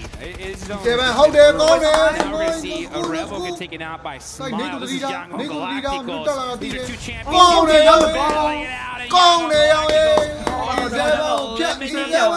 And that's brutal for them, considering that were right below them on the leaderboard. So now Yangon moves into 5th place. Yeah, they're taking that mantle now. They are winning on that tiebreaker. They are in that 5th place spot. In the meantime, Tiamba getting rolled up on by some of Aura, but it's not going well. QZZ holding his nerve. Beautifully done, but I think that's just going to be too much of a brunt to bear. And they will go out of it. Able to do a lot of damage, but it wasn't quite enough in the end. And Aura now looking to piece themselves fully back together. In the meantime, Vitality, 10 eliminations. They're the Southside Commanders. And we see Razy get another huge shot with the 50 cal. So the snipes are coming out. Team Vitality is just dominating right now. 11 eliminations, up to a 70-point total with another match still to play. Placements have only just started kicking in as well. Jukes, we're on 8 teams remaining. A lot of hangers on here, trying to keep themselves right to the edge of El Pozo, but this is about to go off like, as you like to say, the 4th of July. Yeah, let's get this party started, baby, as we see the Wolves holding it on and trying to get themselves further away from that bottom 3. It's just these element tricks and necessary now, throwing those nades just a little bit out of range of Young Galacticos. And meanwhile, we got Dopeness up top here. Racy with another shot off the Smile. This guy's going crazy. Is big boom after big boom. What can you say? And the nades coming on through now for this El Pozo scrap. Dopeness trying to charge out in the open, but they're getting cut through on the sidelines. In the meantime, Godlike, who have been a little bit quiet, they're now on the north side of things, and probably in one of the better spots in terms of the El Pozo teams. Horror really can't step up to them. It's only going to be Vitality across the way that might be able to play spoiler to it, but it's still just getting hotter and hotter, and more pressure is building inside these buildings. Yeah, this battle just keeps on ringing out here, as we're going to see Dopeness just holding the outside. S2G putting some shots onto Godlike as well. And S2G are just holding this warehouse. It's such a dominant position for them. I like what the M249. Oh, that hurt though. Yeah, time to heal up. Okay, humbled a little bit there for Salme. Has to stay alive. In the meantime, they are looking for those revives. Dopeness on their last legs here, wanting to try and make it work. 2 players alive. S2G looking to fight towards the outside now. Lost burnt back, but in steps Hamzy to take up the mantle of that duel and will be able to win it out. The rest of Dopeness soon to go down. Soulcate does get knocked in the process. As Vitality take a player as well from that. Up to 14 eliminations for Vitality, by the way. As Yangon Galacticos sailing down the cliffs, but I think they're under pressure. 14 eliminations. I said it before. I didn't even believe myself when I said it. This is unreal. I mean, Razy has been just having his way with this lobby from across the map. While we're watching this fight, Razy is just going nuts. I mean, knock after knock after knock. I'd love to see his POV here because he is dominating right now. Meanwhile, I mean, this is just, it's like shooting fish in a barrel. They're stuck. There's nowhere for them to go. S2G trying to extract as much value as possible. They've got 5 limbs down. Godlike go, by the way, into that horror position that we saw before. But a lot of their players are suffering. 2 of them now have fallen. It's all up to Salme on the off angle here, on that high ground. He's not in the next zone, but he's got a nade. And he's going to send it forwards, takes down his own teammate, denying the point. Vitality want to watch this one drop, and Federalis wants to get closer. Wants to be in with that opportunity as S2G join the jump. Here we go. Now we're seeing it from Vitality's perspective. They've got so much sidelines here, but these teams are just battling their way to find any sort of coverage. And you're going to have to hit the deck because Vitality are going to be soaking up tons of eliminations here. Razy with 7, all on his lonesome. And these hay bales are just paying dividends for this team. Nobody's really able to challenge them out in the open. I mean, maybe Yangon Galacticos, if things start to conclude, could dash straight towards Federalis on this angle here. Maybe Game with a chance of doing it, but that's kind of the only way I see this not going to Vitality. It was 88 points on that 5th place bubble yesterday for 5th place. They're within striking distance of that right now. And that nade, oh, that one is much too close for comfort. I like the fact that Wolves are throwing down these smokes just to try and make it a little bit more difficult for this Lights of Aura to hit these nades. That one looks too good, and Necessary is in between that vehicle and hay bale, so that's a perfect spot for both these players to survive just a little bit longer. Every point counts when it comes to Wolves. Yangon Galacticos will go down entirely. Vitality up to 17 eliminations now. Order on 11 themselves on this game. And there is just no way that they don't win this one. Surely, fire out the open field. It's going to make things tough. That nade over the top bounces back just incorrectly there. Necessary does get a heal off, but the nade to follow it up, and Axel to follow it through as well. The fact that Wolves are still alive with both of their players right now is kind of crazy. And Horror now have to make that mad dash. I don't know how much more they've got left, but they get another burn on. Well, here comes Team Vitality looking to take this chicken dinner, and it's Razy. He's got the angles. He's got the Molotov. Burn, baby, burn. He throws it. Oh, starts getting some shots on himself, though. Now hits the deck. But with this utility usage, Vitality are just dominating this lobby. Razy still has nades to play with as well. Sends that Molotov forwards, finds Sleepy with the explosion. Razy wants a little bit more. Just Sky now there, as well as Necessary out in the open field. Axel joining him for the 1-2 punch. Razy goes down, and Sky stays alive now with a chance against Axel in a 1 versus 1. Necessary could backstab. There's Razy getting flushed away. A little bit of danger now. He's going to stay at their doorstep as Sky steps forwards. He looks for the feet, looks for the ankle swipe. It is traded, but 2 players now, and Necessary could do it. Necessary's got to make a play here for this team. Got to keep them alive. Got to get them at least to the survival state. Oh, the angles, though, are just too good from Razak. And it's Team Vitality getting a huge, massive win. 19 eliminations coming through from Vitality.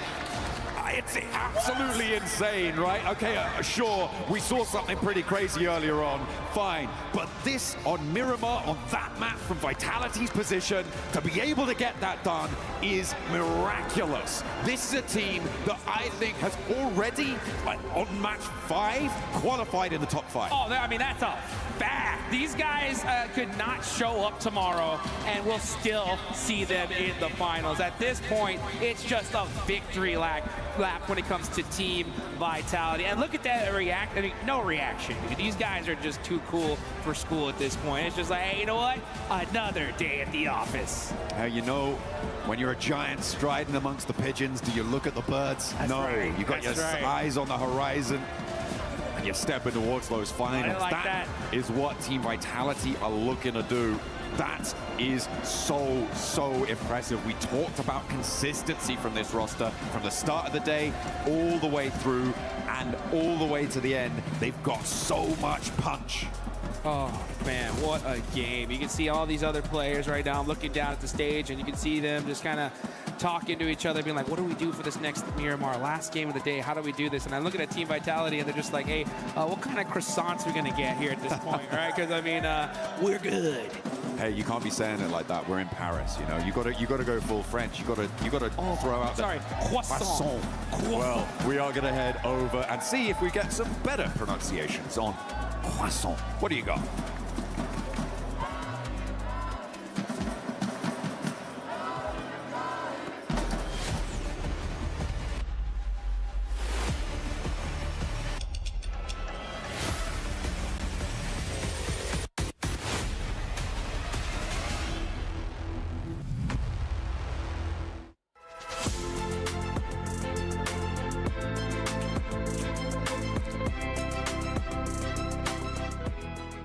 The human body was built to move. Not trapped at a desk in one singular posture for 12 hours a day. It's time your chair evolved. This is Secret Lab Titan Evo. Ergonomically engineered for you, gamers, hybrid workers, artists, backing your every move. Hello everyone, sorry. This is Media Day at EWC 2026, and I'm going to show you guys exactly what the players go through every single day whenever we're taking pictures, recording content, and basically everything that you see on the streams. And I'll show you a little bit of a walkthrough once I'm done with this, so give me a second. What's up, everybody? It's Jukes. We're here backstage at the Esports World Cup here in Paris, and while watching all these players get all their media shots done, let's give you a quick little behind the scenes of what we got going on here, right? So you can see these different stages here. The production value of this is absolutely wild. We got some of the boys here as well from Nigma Galaxy. What up? How y'all doing? It's great. Organization is great. Everything is perfect, you know. As always, EWC on top. Let's go. Let's go. All right, we'll see more of these guys in here in a little bit as we go and take a look at some of the player photos that we're doing. Look at that. Look at that right there. So sick. Perfecto. Perfecto. Do I look bonita? I feel bonita. Thank you. Okay, now let's get to it. So, first things first, once our lovely players get their hair and makeup done, we start taking them towards hero shots, we start taking them towards like content ideas and such. And this is only the first stop. So, at the moment behind me is one of the teams and they're doing their hero shots. So, there's two kinds of hero shots and they usually do either solo shots or they go for group shots together as a team. And of course, none of this would be possible without our lovely sponsor, Sony, for providing us all the incredible cameras that we're using at the moment to give you the best quality pictures of our lovely players. Now, this is only one of our stops for the day, so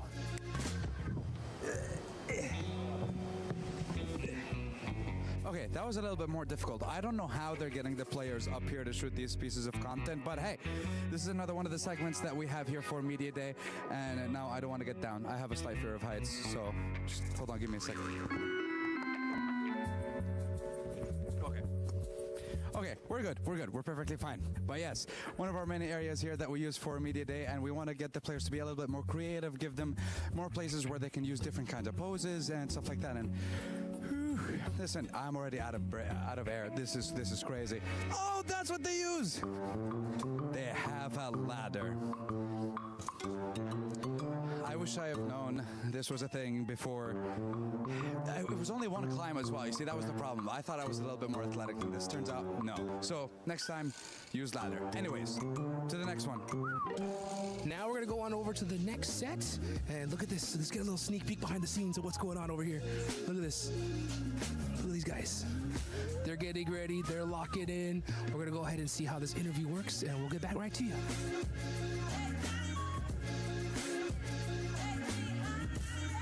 that's it for now. So why don't we go ahead and take it back on over to the studio, and we'll talk some more about EWC. Vitality just putting up a clinic here today. It was Arena at the start, but Vitality has been performing so well. Don't forget that you can join the Fan Zone experience. It's open through August 11th through the 16th. You can check out all the awesome collaborations that we have with Naruto, with Spider-Man, and you can also earn some rewards. Make sure you log into PUBG Mobile and get some exclusive rewards. But Max, Vitality, my goodness, they just looked like a boa constrictor that just kept squeezing and squeezing and squeezing. Look, me and Kalaris were talking about this game literally from start to finish. We're like, okay, well, this game, you know, Vitality just stay in the warehouse. We're going to be super chill. A very easy game. Warehouse. It was the warehouse by the end. And they decided to just send it to the west side like, no, this is getting a bit boring. How about we get like almost 10 eliminations, then go back to the field finish. But looking at the overall stats from these players for the entire day, an average of over 4 eliminations for the day, then almost 3 for Razy, Razak, and Federales. Insane mentality. It's consistency to a team. I feel like I've been talking about Vitality all day today. I'm like their biggest fan or something like that. But realistically, they are playing well and they're having fun with it. And they get to the point where they can have fun with it because it's feeling like it's going to be difficult to knock them out of that top 5 with where they are playing. But this is incredibly greedy. We have to just quickly take a little look at that. I do like it, but you can be greedy if you are the dragon of the lobby, which they are. Exactly. And with that said, I mean, with this team, you were saying it's going to be hard to get them off the top 5.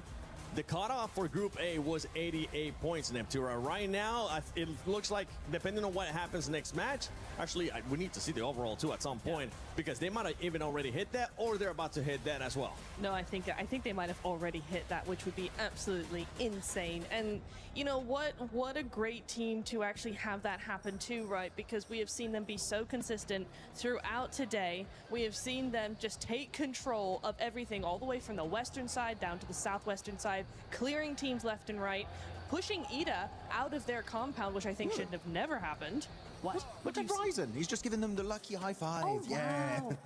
Very nice. He gave him the dap up as we see Hora Esports getting 13 eliminations as well in the last game. And a big one, too, is going to be none other than Wolves Esports. Wolves Esports was in 15th place coming up before this match with 13 points. That's going to be pushing him up. And keep in mind, you want to be outside of those bottom 3.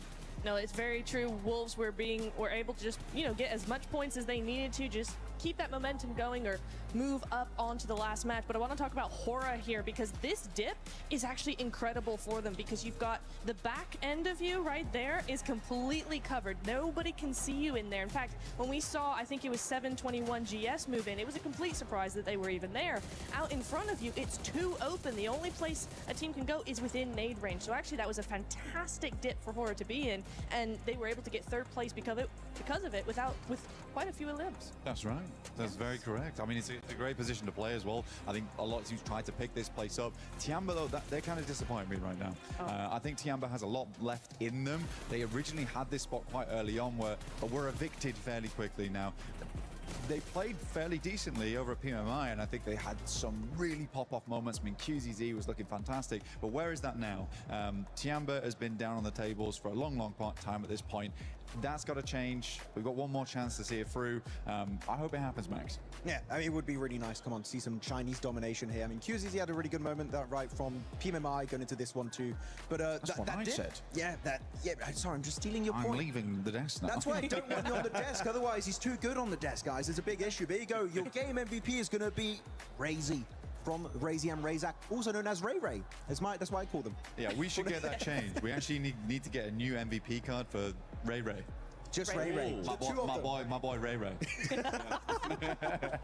By the way, Racy was able to make that push up. It ended up backfiring because he ended up getting knocked. But you could see that was going up to par with what you're saying, the greediness. And with this squad, if they're going to continue to perform like that, I see that greediness getting worse and worse and worse, which is going to make it even more scary for some of the other squads that are outside of the top 5. There are some games as well where that greed comes back into play. But my boy Ray Ray, okay, sometimes you got to lay one of the Rays down, all right? That's the way it's got to be. Actually, Erangel game 3, I believe it was, they greeted a res. It was Razy. Axel had gone in, Razak had gone down, and Razy was like, my boy.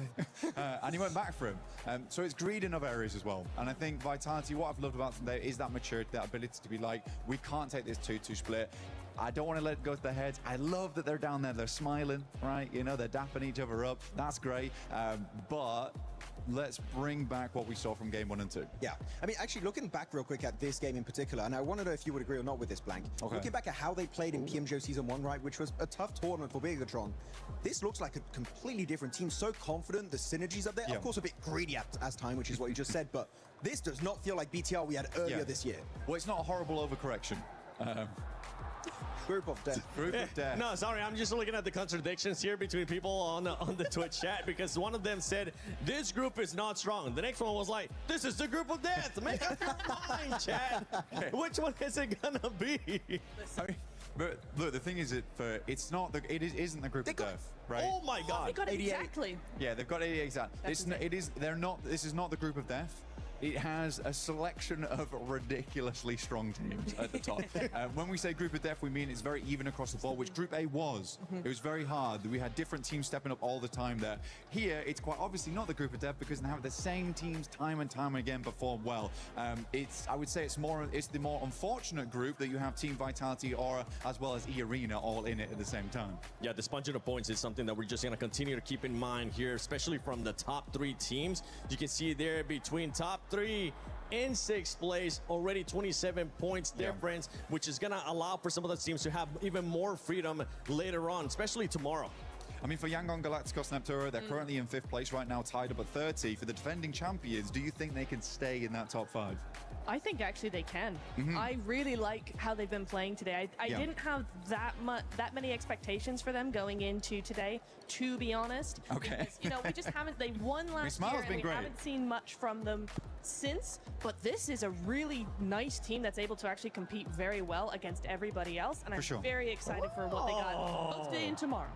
It is you, Shiva. Yeah, great points, by the way. Sorry, I got sidetracked here. This guy does as not. I was able to find Shiva from X-Force Rejects. I wish we were able to come along at a different time, because you guys did end up getting eliminated from PMWC at EWC 26.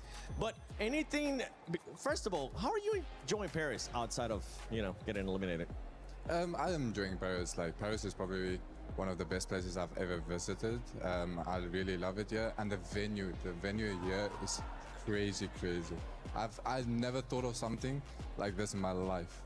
Is this guy trying to steal John Allen's I know. That voice, brother. Hey, if being a player never ends up working out, you can definitely might be looking at something with us working maybe here. But what have you learned from PMWC that you can take on later into the year, right? Because we still got PMGO Season 2. We still got PMGC. Have you learned anything that you can take into those upcoming events? I think the biggest thing that we have learned is like to be a bit more aggressive, because I think not being aggressive, you stuck yourself in one spot, and teams takes advantage over that, where you allow them to get space, and if you don't do that, I think, yeah, like I said, like I think if you don't give the other team space, like BTR now, they don't allow any team to come close to them, and that's why they have rocked up 61 kills. That's crazy.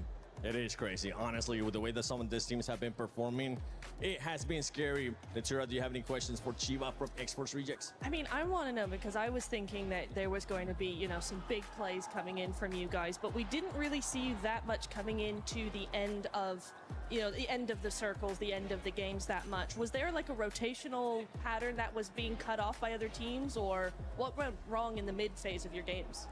I think the biggest problem that we had is that we kept on losing 1 or 2 players on rotations, and that already makes your game even harder. Like, you lose almost like 70 or like 25% of your game winning chance.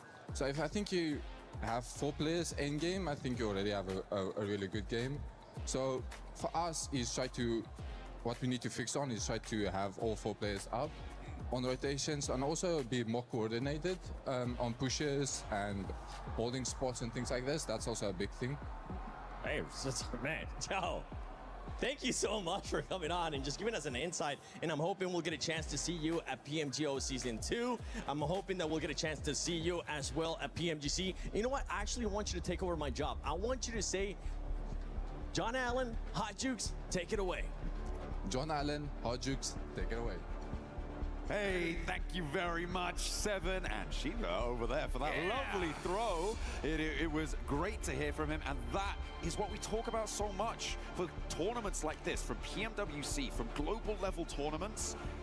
Getting that information, getting that practice and knowledge and insight is just so important, and the fact that they're taking that on board so quickly and with such humility as well is beautiful. I love to see it. Let's see him again next year. Yeah, absolutely. By the way, guys, make sure you go follow him on Instagram, shiva.ios. That's what it's all about here, guys.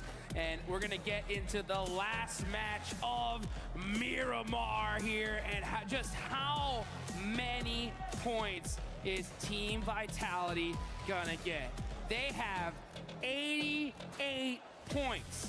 88 crazy, insane, are you kidding me, points in 5 matches.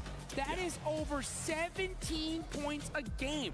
Yeah, I mean, it's what, 17.6 points per game? That is correct. Which is crazy. Insane. Like, it's nuts, right? We talk about first place. You're in contest for first place if you're at about a 10-point average. Yeah. They're so far ahead of that. They're not even looking in the rearview mirror right now. It's double right? first place. It's absolutely insane. You know, 88 points. They are currently at quadruple the scoreline of 10th place. I don't know. Well, we need to make a whole new word for first place. I don't know. Hyper Omega first place. I don't know what the heck is going on here. Wait, we should rename second place to beat first place, but not Vitality. Don't worry about it. That's right. Yeah. Exactly. This is absolutely insane, folks. That's why they will be first on their elims alone. Yeah, you're right. With just eliminations, they would still be in first place. This is unreal. It's literally an unreal performance. That's why we just keep on talking about it. Top players, 2 of them being from Vitality, is not shocking at all. Or though Sky sneaking himself into there. We got a much more tried and true playing path here. Opozo's going to be still out of range, but at least we're going to see some teams be able to hit that north side. Oh, these damage numbers are insane. Yeah, we're not going to be seeing E-Arena too much anymore. I imagine that they are going to start to drop off. This is a full slate of damage dealers from Vitality, and they are doing a lot of work for their roster. Playing part on the east side here. Going to leave El Pozo maybe a little bit hard to get towards, but you can drop out up towards the north. Maybe is what Alpha 7 is looking for. Circle fairly chill, centering up west of Picardo. And grab some, sorry, on that north side, I was saying Alpha 7 could grab vehicles, head over that north edge. I imagine that's what they're going to look to do here. Watching out for hot drops, but not really going to see too much. We did have a little bit over towards Biodemar at the start of the last match, but that's not going to happen again this time. Yeah, not going to happen this game. And now we got it seems like a normal game. I don't know why I'm saying that, because we thought the last circle was going to be okay. And it goes to the one open field in that whole side of the map, which is just unbelievable. But no crazy hot drops.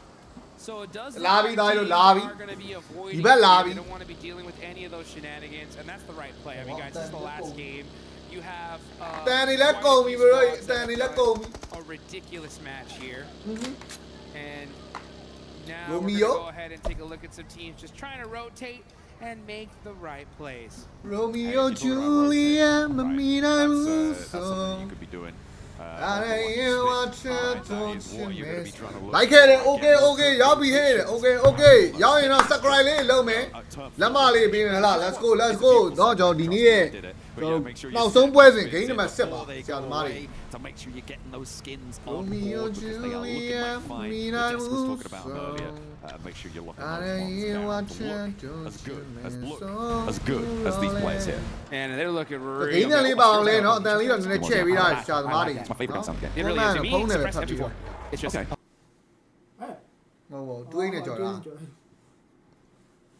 So nice. That I'm not even gonna try it. I actually did try it. Yeah. Go on, Obscure. Give us the gun sound. Give us the gun. Pop a shot. Go on, you know you want to. Pop that lever. Let's go. Oh, he's not for it. What a spoiled sport. Alpha 7 currently in 7th place. They did get pushed off that 5th place spot at the end of that last match by Yangon Galacticos and actually by S2G as well, who now sit ahead of them. But it is still very much all to play for. We were talking about the difference between the teams from the bottom towards the top. It's still, even for Hustler Crew, very possible for them with a big chicken dinner to jump up and pass that 30-point margin. Right, they're on 8 points. 1 to 5, brother. That is a 12 elimination game in terms of differences. If you're able to get a chicken dinner. So, whilst they haven't shown their capability to get that just yet, it is possible. It's within their wheelhouse. Absolutely, definitely. The scary thing, I think, for me when it comes to Group B and this whole lobby is just looking at how heavy the top of the leaderboards are, you know. And besides, obviously, we talked about Vitality. You just look even further on down. You got Aura, EA, Nongshim. If Nongshim Red Force get a good game here, I mean, we could be looking tomorrow at 1 slot. How insane is that? I mean, it is. It would be pretty nasty, I think, for a lot of these teams to look to try and close that sort of a distance. But again, it does rely on performance carrying over to tomorrow. So, I mean, for me, Vitality, they've already done so much today. They've almost guaranteed themselves a spot in the top 5. Oh, it's done. It's pretty much done. Yeah. I want to see what they're going to be able to do tomorrow, right? Because a day like this can go to your head, and you've got to let cooler minds prevail. You've got to listen to your coaches, listen to the people around you, and don't get carried away. Sure, they're almost certainly going to the finals. Yeah. But for me, it's about how they're going to perform in the finals that I'm going to be watching for tomorrow.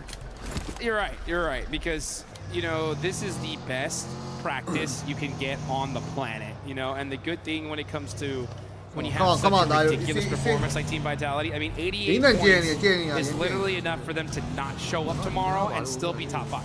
Like, it's 100% they're in the finals, right? Yeah. So with that kind of performance, that gives you 6 matches tomorrow to fix any problem that you have going into the finals. And that's especially important for a team like Team Vitality because when it came to PMGO Season 1 in their own home turf, they did let's go. The group stage, right? Group stage, they popped off. We thought that, oh man, come finals time, they're gonna really do something. And then finals, it wasn't really what they wanted to do, especially when they're at home, right? But now they're in Paris. They have the most ridiculous day out of all these teams here. Hopefully we don't see the same thing happen. Hopefully not, hopefully not. 107 points was first place for 4 Thrives over in Group A. Vitality, they could do it here and now with a chicken dinner. Just saying. They could break that century, they could surpass them with, you know, well, it would be difficult. It would be difficult, right? Dude, that'd be wild, though. It would need a 19 elimination chicken dinner. Wait, not even that. No, it would be a 9 elimination chicken dinner, wouldn't it? Yeah. Would it? Yeah, I think it would be. So that's actually very doable for them. So if they win this match, it's very likely that they surpass. But that is a big if for Vitality to get another chicken dinner. We did see our first casualty, I believe, of the match as Boatness able to shot over towards TT Project. Lufa with the car 98 too. Love to see some sniper action here. It's very rare these days with just how overpowered the M4 and shotgun meta is right now. But you know what? When it comes to military or when it comes to Miramar, right, we're going to possibly see some of that. Yeah, over on the north side, we're on board with Alpha 7, who have got in and amongst it with Hora. I don't know how much they could stick around here. It doesn't look like they've got the weaponry to be dealing with this. Carrillo's only got an S12K. What happened? Yeah, I'm not entirely sure. They must have, I mean, they dropped out from the plane over towards the north side. Maybe they were just really slow on grabbing those vehicles and trying to get out west, which seemed to be their approach, but they've got stalled. They've stymied over in these Crater Fields locations, and it's not looking super good. They do need to get on towards El Pozo and probably get a little bit more loot, if we're honest. Yeah, I thought that's exactly where they would be heading, straight in that direction. But now look at the player cam there. You see that? That gyro. Tapping away with that mini, making some great shots downrange, trying to catch Alpha 7 off, but it looks like they are going to be able to get away. So now Aura are still here. And this is why it's so important to have such a strong start in tournaments like this, because when you do, it just gives you so much more freedom to kind of have your way with the lobby and do maybe not even the best play, you know, but just you can afford it. You can afford to make mistakes here. Next zone about to pop. Let's see where it decides to go. Yoink, all the way down south. Nongshim Red Force said, thank you very much. Vitality? We'll take that. Vitality said, muchos gracias. I am very, very happy about that one as well, as they're coming all the way up from Los Leones. That is how you do it. Wow. I mean, that is actually a really big shift for Vitality. They are going to be kept safe from a lot of the teams descending from that north side. The bit that you have to worry about a little bit is sweeps from the west, right? So for instance, Alpha 7, Yangon Galacticos, maybe even Horror could rotate around that west side and try and cut in beneath them, but they have Los Leones to try and buffer any pushes coming from that east side. They might just want to get a little bit more central with it, but yeah, I think for Vitality, this is great news, and they're guaranteeing themselves probably at least a 4-point game here, I think, which is pretty nice, 12 points for them would be needed to get to 100, break that century in a single day, which would be monumental. A real record breaker of a day. Woo. With the arena kicking us off with a huge match on Rondo, and Vitality saying, hold my beer, we're going for more. Yeah, let's make some moves here. What a crazy, crazy day here. Let's look at this, though. It's Hyunbin, the man, the myth, the legend, all by himself. He's got the DBS. He's got the stairs. But, he has to jump out. He hits the headshot and thirst. Oh, but gets popped in the back on his way out. But, hey, he said, I'm not going down without taking someone with me. Hey, that looked real pretty. You know, he saw that nade coming in. He was like, well, guess I gotta do it to him. Yep. Hops straight out, immediately puts him in the grave. The flush comes through. Nongshim Red Force, yeah, I kind of like this decision to disengage. You don't need to commit. They have the buildings. Yeah. They have that defense. You've already lost your player. There's nothing for you there anymore. Hey, just a quick little handshake. Just said, all right, hey, you know what? 1 for 1. 1 for 1. Good job. See you later. All right. Ooh, he's got the MG3. Look at that. XZY. He'll take that. Don't want to risk it. No, you don't. That's for sure. Man, it's so crazy that we see the plays that are happening out here as ETSH getting a run over. Players getting taken out on rotation. And I wonder if Team Vitality are going to get blessed here towards the end. Pass up 4 thrives. Crazy days in just one single day of matches. That is a huge thank you on the side. Actually, I used to say thank you in Indonesia. Was it Tari Makase, right? That's it. Yeah, we were learning it. Well, we were over there before. Tari Makase, that's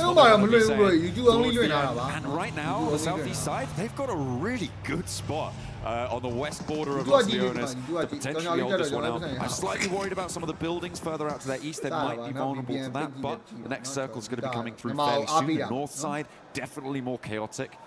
But it looks like that's where we're going. Okay, so Vitality, they get the circle once, and then it takes it back. Yeah, so you we'll get a little close to you, but you gotta still work for this one here if you want to etch your name into PUBG Mobile history even further. But you know, the one thing that happens when you have such a crazy performance like this, it really kind of puts a lot of expectations on your shoulder, right? So we hopefully will see Team Vitality keep the same energy, right? Not just going into tomorrow, but also going into the finals here. But who else is going to make it to the finals? Wolves are saying, you know what? We don't want to get eliminated right here. They pushed themselves up to the bottom. To at least an 11th place. That is a much more comfortable position to be in. They would love to rocket launch themselves at least into that top 5. And it is possible. I mean, top 5 from all the way down to 11th place, that's only what, 9 difference? That's pretty wild. So these leaderboards can definitely shake up here on that bottom mid-pack area, but Elementrix is forced to hit the laydown. Gonna try and edge it out here. Baton jumps on out the vehicle. He's hitting the shimmies. He's dodging these shots. He's moving back and forth. Sky now starting to get some return fire on him, and he goes down. He's burning them with the Disco Inferno there, dancing around those bullets. And there is nothing you can do about it. Sleepy will be on the chopping block there as well, and he will be put to bed. No fear, not living up to that name as he's turning tail and fleeing from the side. Wolves, man. They were doing Alpha 7. Getting mighty close to S2G. Carrillo ends up getting popped out the vehicle by Hamsuji. Guazao tries to get in the building, but S2G S2G has a set play for them. Alpha 7 falling apart here. That's Rebel eliminated. It's just Obscure. Last one up for A7. If we're going to see them in the finals, they're going to most likely have to make it happen tomorrow. Something happened to Alpha 7 on this drop. Over on that north side, they got stuck in with Horror. They didn't seem to have much loot on board. They've been out in the blue for ages. Now they've slammed into S2G and broken their noses on the brick wall that met them. Yeah, Obscure trying to have to skirt through the alleyways around them, but now the Wolves are going to have the siren lines onto it. The NA squad will be the ones to deal the death blow towards Alpha 7. The Wolves have problems of their own over towards the south side. On the Chumacera foothills. Now, over towards the rest of the circle. Things are a little bit more disparate now, a little bit more settled. Slightly worried in the south edge. I think Dopeness and Vitality is the engagement that's the closest to maybe happening, but even then, the next circle, far less dramatic than the last two. Far less dramatic than this whole dang day, dude. These zones are toxic, and then finally it's just like, all right. Central zones here. Finally starting to play as predicted. Nongshim Red Force are dead center of this one. They're looking to have a good game. Young and Galacticos are going to be holding that south side. E-Arena, craziest first match ever, and then really letting off the gas here towards the end of the day. Can they pick it back up? That's the question. Take a look at this replay here. Lupa! Bang! That's what I like to see. Beautiful. Scrubs him out of the game with a nice little headshot from Lufa. Headshot. Needs to pick that one back up. And you're right, we are seeing these snipers a lot more, and I for one, I'm here for it. Unfortunately, the Winchester doesn't seem to be amongst them, despite sounding the coolest of all of the weapons in the game. Tianba, they are trying to find a little slice near to Godlike. And Eagle wants to suppress the angle too. But that's going to be made all the harder by the third party from Vitality. Across the road to the east. In comes S2G as well from that northwest side. Finding those shots. Mino will find one more knock over towards Tiamba, isolating them just to the longhouse now. You're going to see shots ringing all over the place. The Wolves are starting to get beat up. That's QZZ getting knocked by Tiamba. There's fights happening everywhere. Eagle's going to go ahead and try to pick him up. Looks like he should be able to get that res.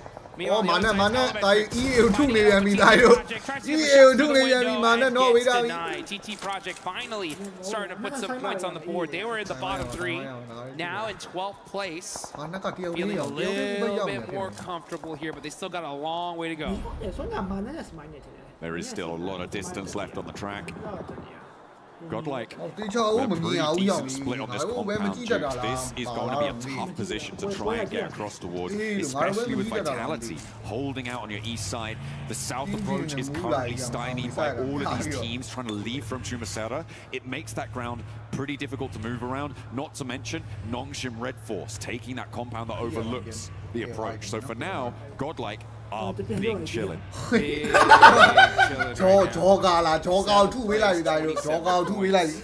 good win here will have them definitely kicking back and relaxing a little bit more than if they didn't. Really relying on that first game here. That was 39 points in one match. For the others, not being able to replicate even close to that kind of success. So they're still in third place with 58. That's a great start, but teams are starting to catch up to them. Now two have already passed them. Lufa's got that car 98. Come on, show it to me one more time. One more snipe. That's all you want to see. That's all you want to see. That's all I want to see. I mean, I want to hear the crowd. K9.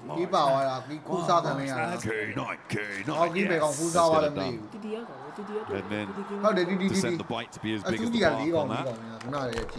Seen a couple times, maybe we'll treat to it a couple more.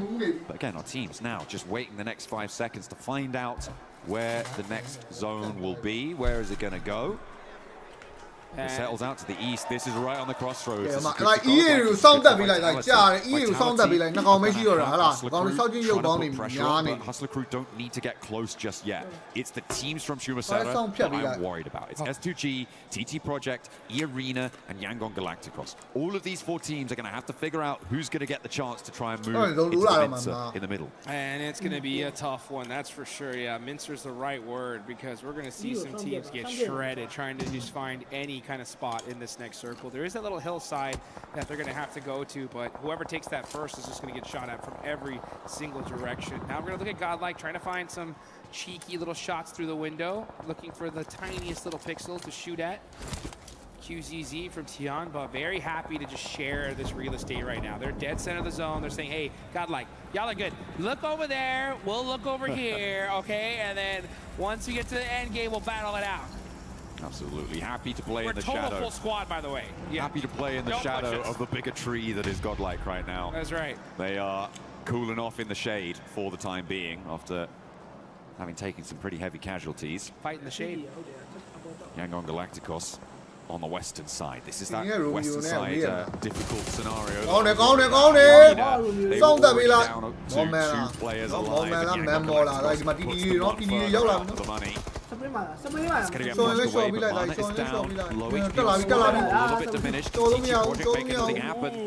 Because they are the ones to deal the final blow towards E-Arena, ending their day on 58 points. Second and third place are gone. That is a huge, huge thing for this lobby. Nongshim Red Bull down 1. He's still in the mix though here. Meanwhile, TT Project, Young Galacticos battling it out back and forth. Romeo gonna have to make a play here. Throwing out some nades. That actually did a little bit of damage there, but now here comes S2G. There, this fight happening. They want a piece of this action. They are getting starting to get peppered though from other teams. That's gonna be Nongshim Red Force. Ooh, Kamikaze trying to find a little bit of coverage by that hill, and he does find it. I like this. I like this from S2G. They've read this fight is going to get a little bit stuck, and they're moving ahead of it. Instead of trying to get stuck straight in, they're prioritizing zone. They know that Nongshim have great oversight onto any position that they would third party from. So instead of going for the third party on the Yangon TT fight, they are going to go instead and put pressure on towards that Nongshim position. But maybe they should have had their eyes set over towards TT Project, because they are stepping over these hills. They are going to step towards Hansi, and they're going to take him down too. Effect just blind shooting through that smoke, and it connects. He'll take that all day long. Meanwhile, Young Galacticos with 3 players up, going to try to find any space here. They're going to be driving right in between these 2 squads, but Nongshim Red Force was just waiting for them to start making that push. Oh no, Abi. Yeah, S2G after losing a player set straight ahead and tried to get further into the zone. I feel like it's probably a good read here, but Nongshim Red Force now have bigger fish to fry. And they are cooking something awful. Ida trying to step forwards now. They've crashed onto the Tiamba position. The shadow no longer the location it once was, but another duo will take up the mantle, and both in purple. That's QZZ getting eliminated there. Tianba just not able to do expected of them at the start of game 1.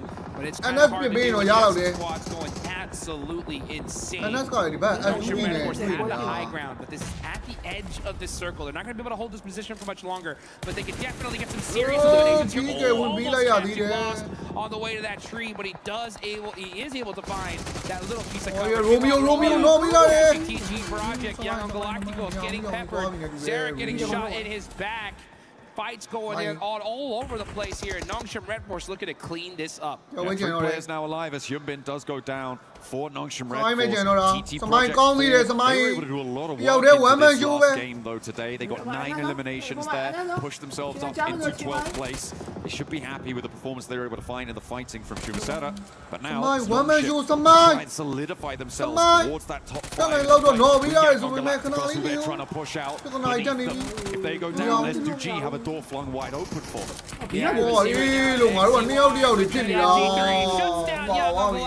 And that's the 5th place team now out. So Nongshim Red Force, Vitality still in the mix when it comes to top 5 teams. This is again a big opportunity for squads, especially like S2G, to make something happen. And they got some good sight lines here. I think this is a big opportunity for Godlike as well, right? On this position, they have got all 4 of their players. Etch is currently putting pressure on.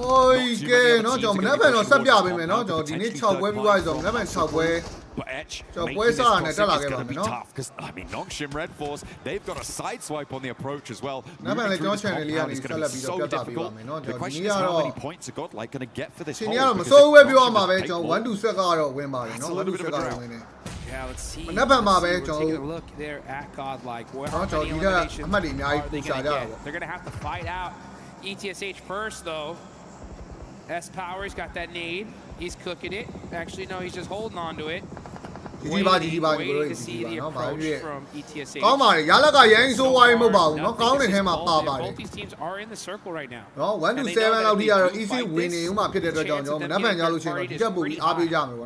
So I'm not surprised to see them just play this a little slower for now.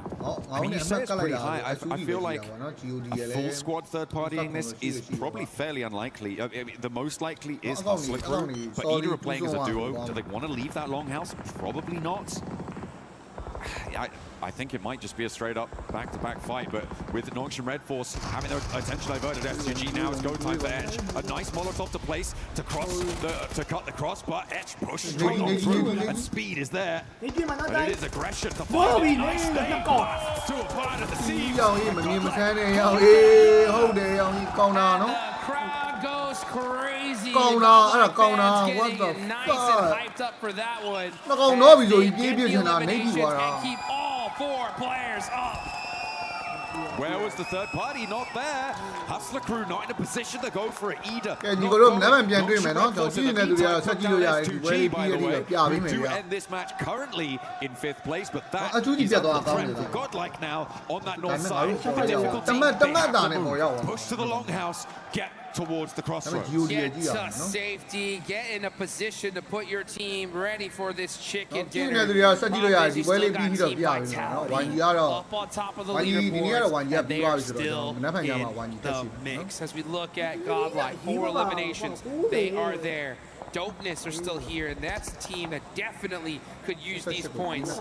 They do have that coverage, but this is outside of circle. The problem with the zone is that there's not a lot of spots left to take. The only way to really make this win happen is you're going to have to make a push, and you're going to have to get it done the hard way.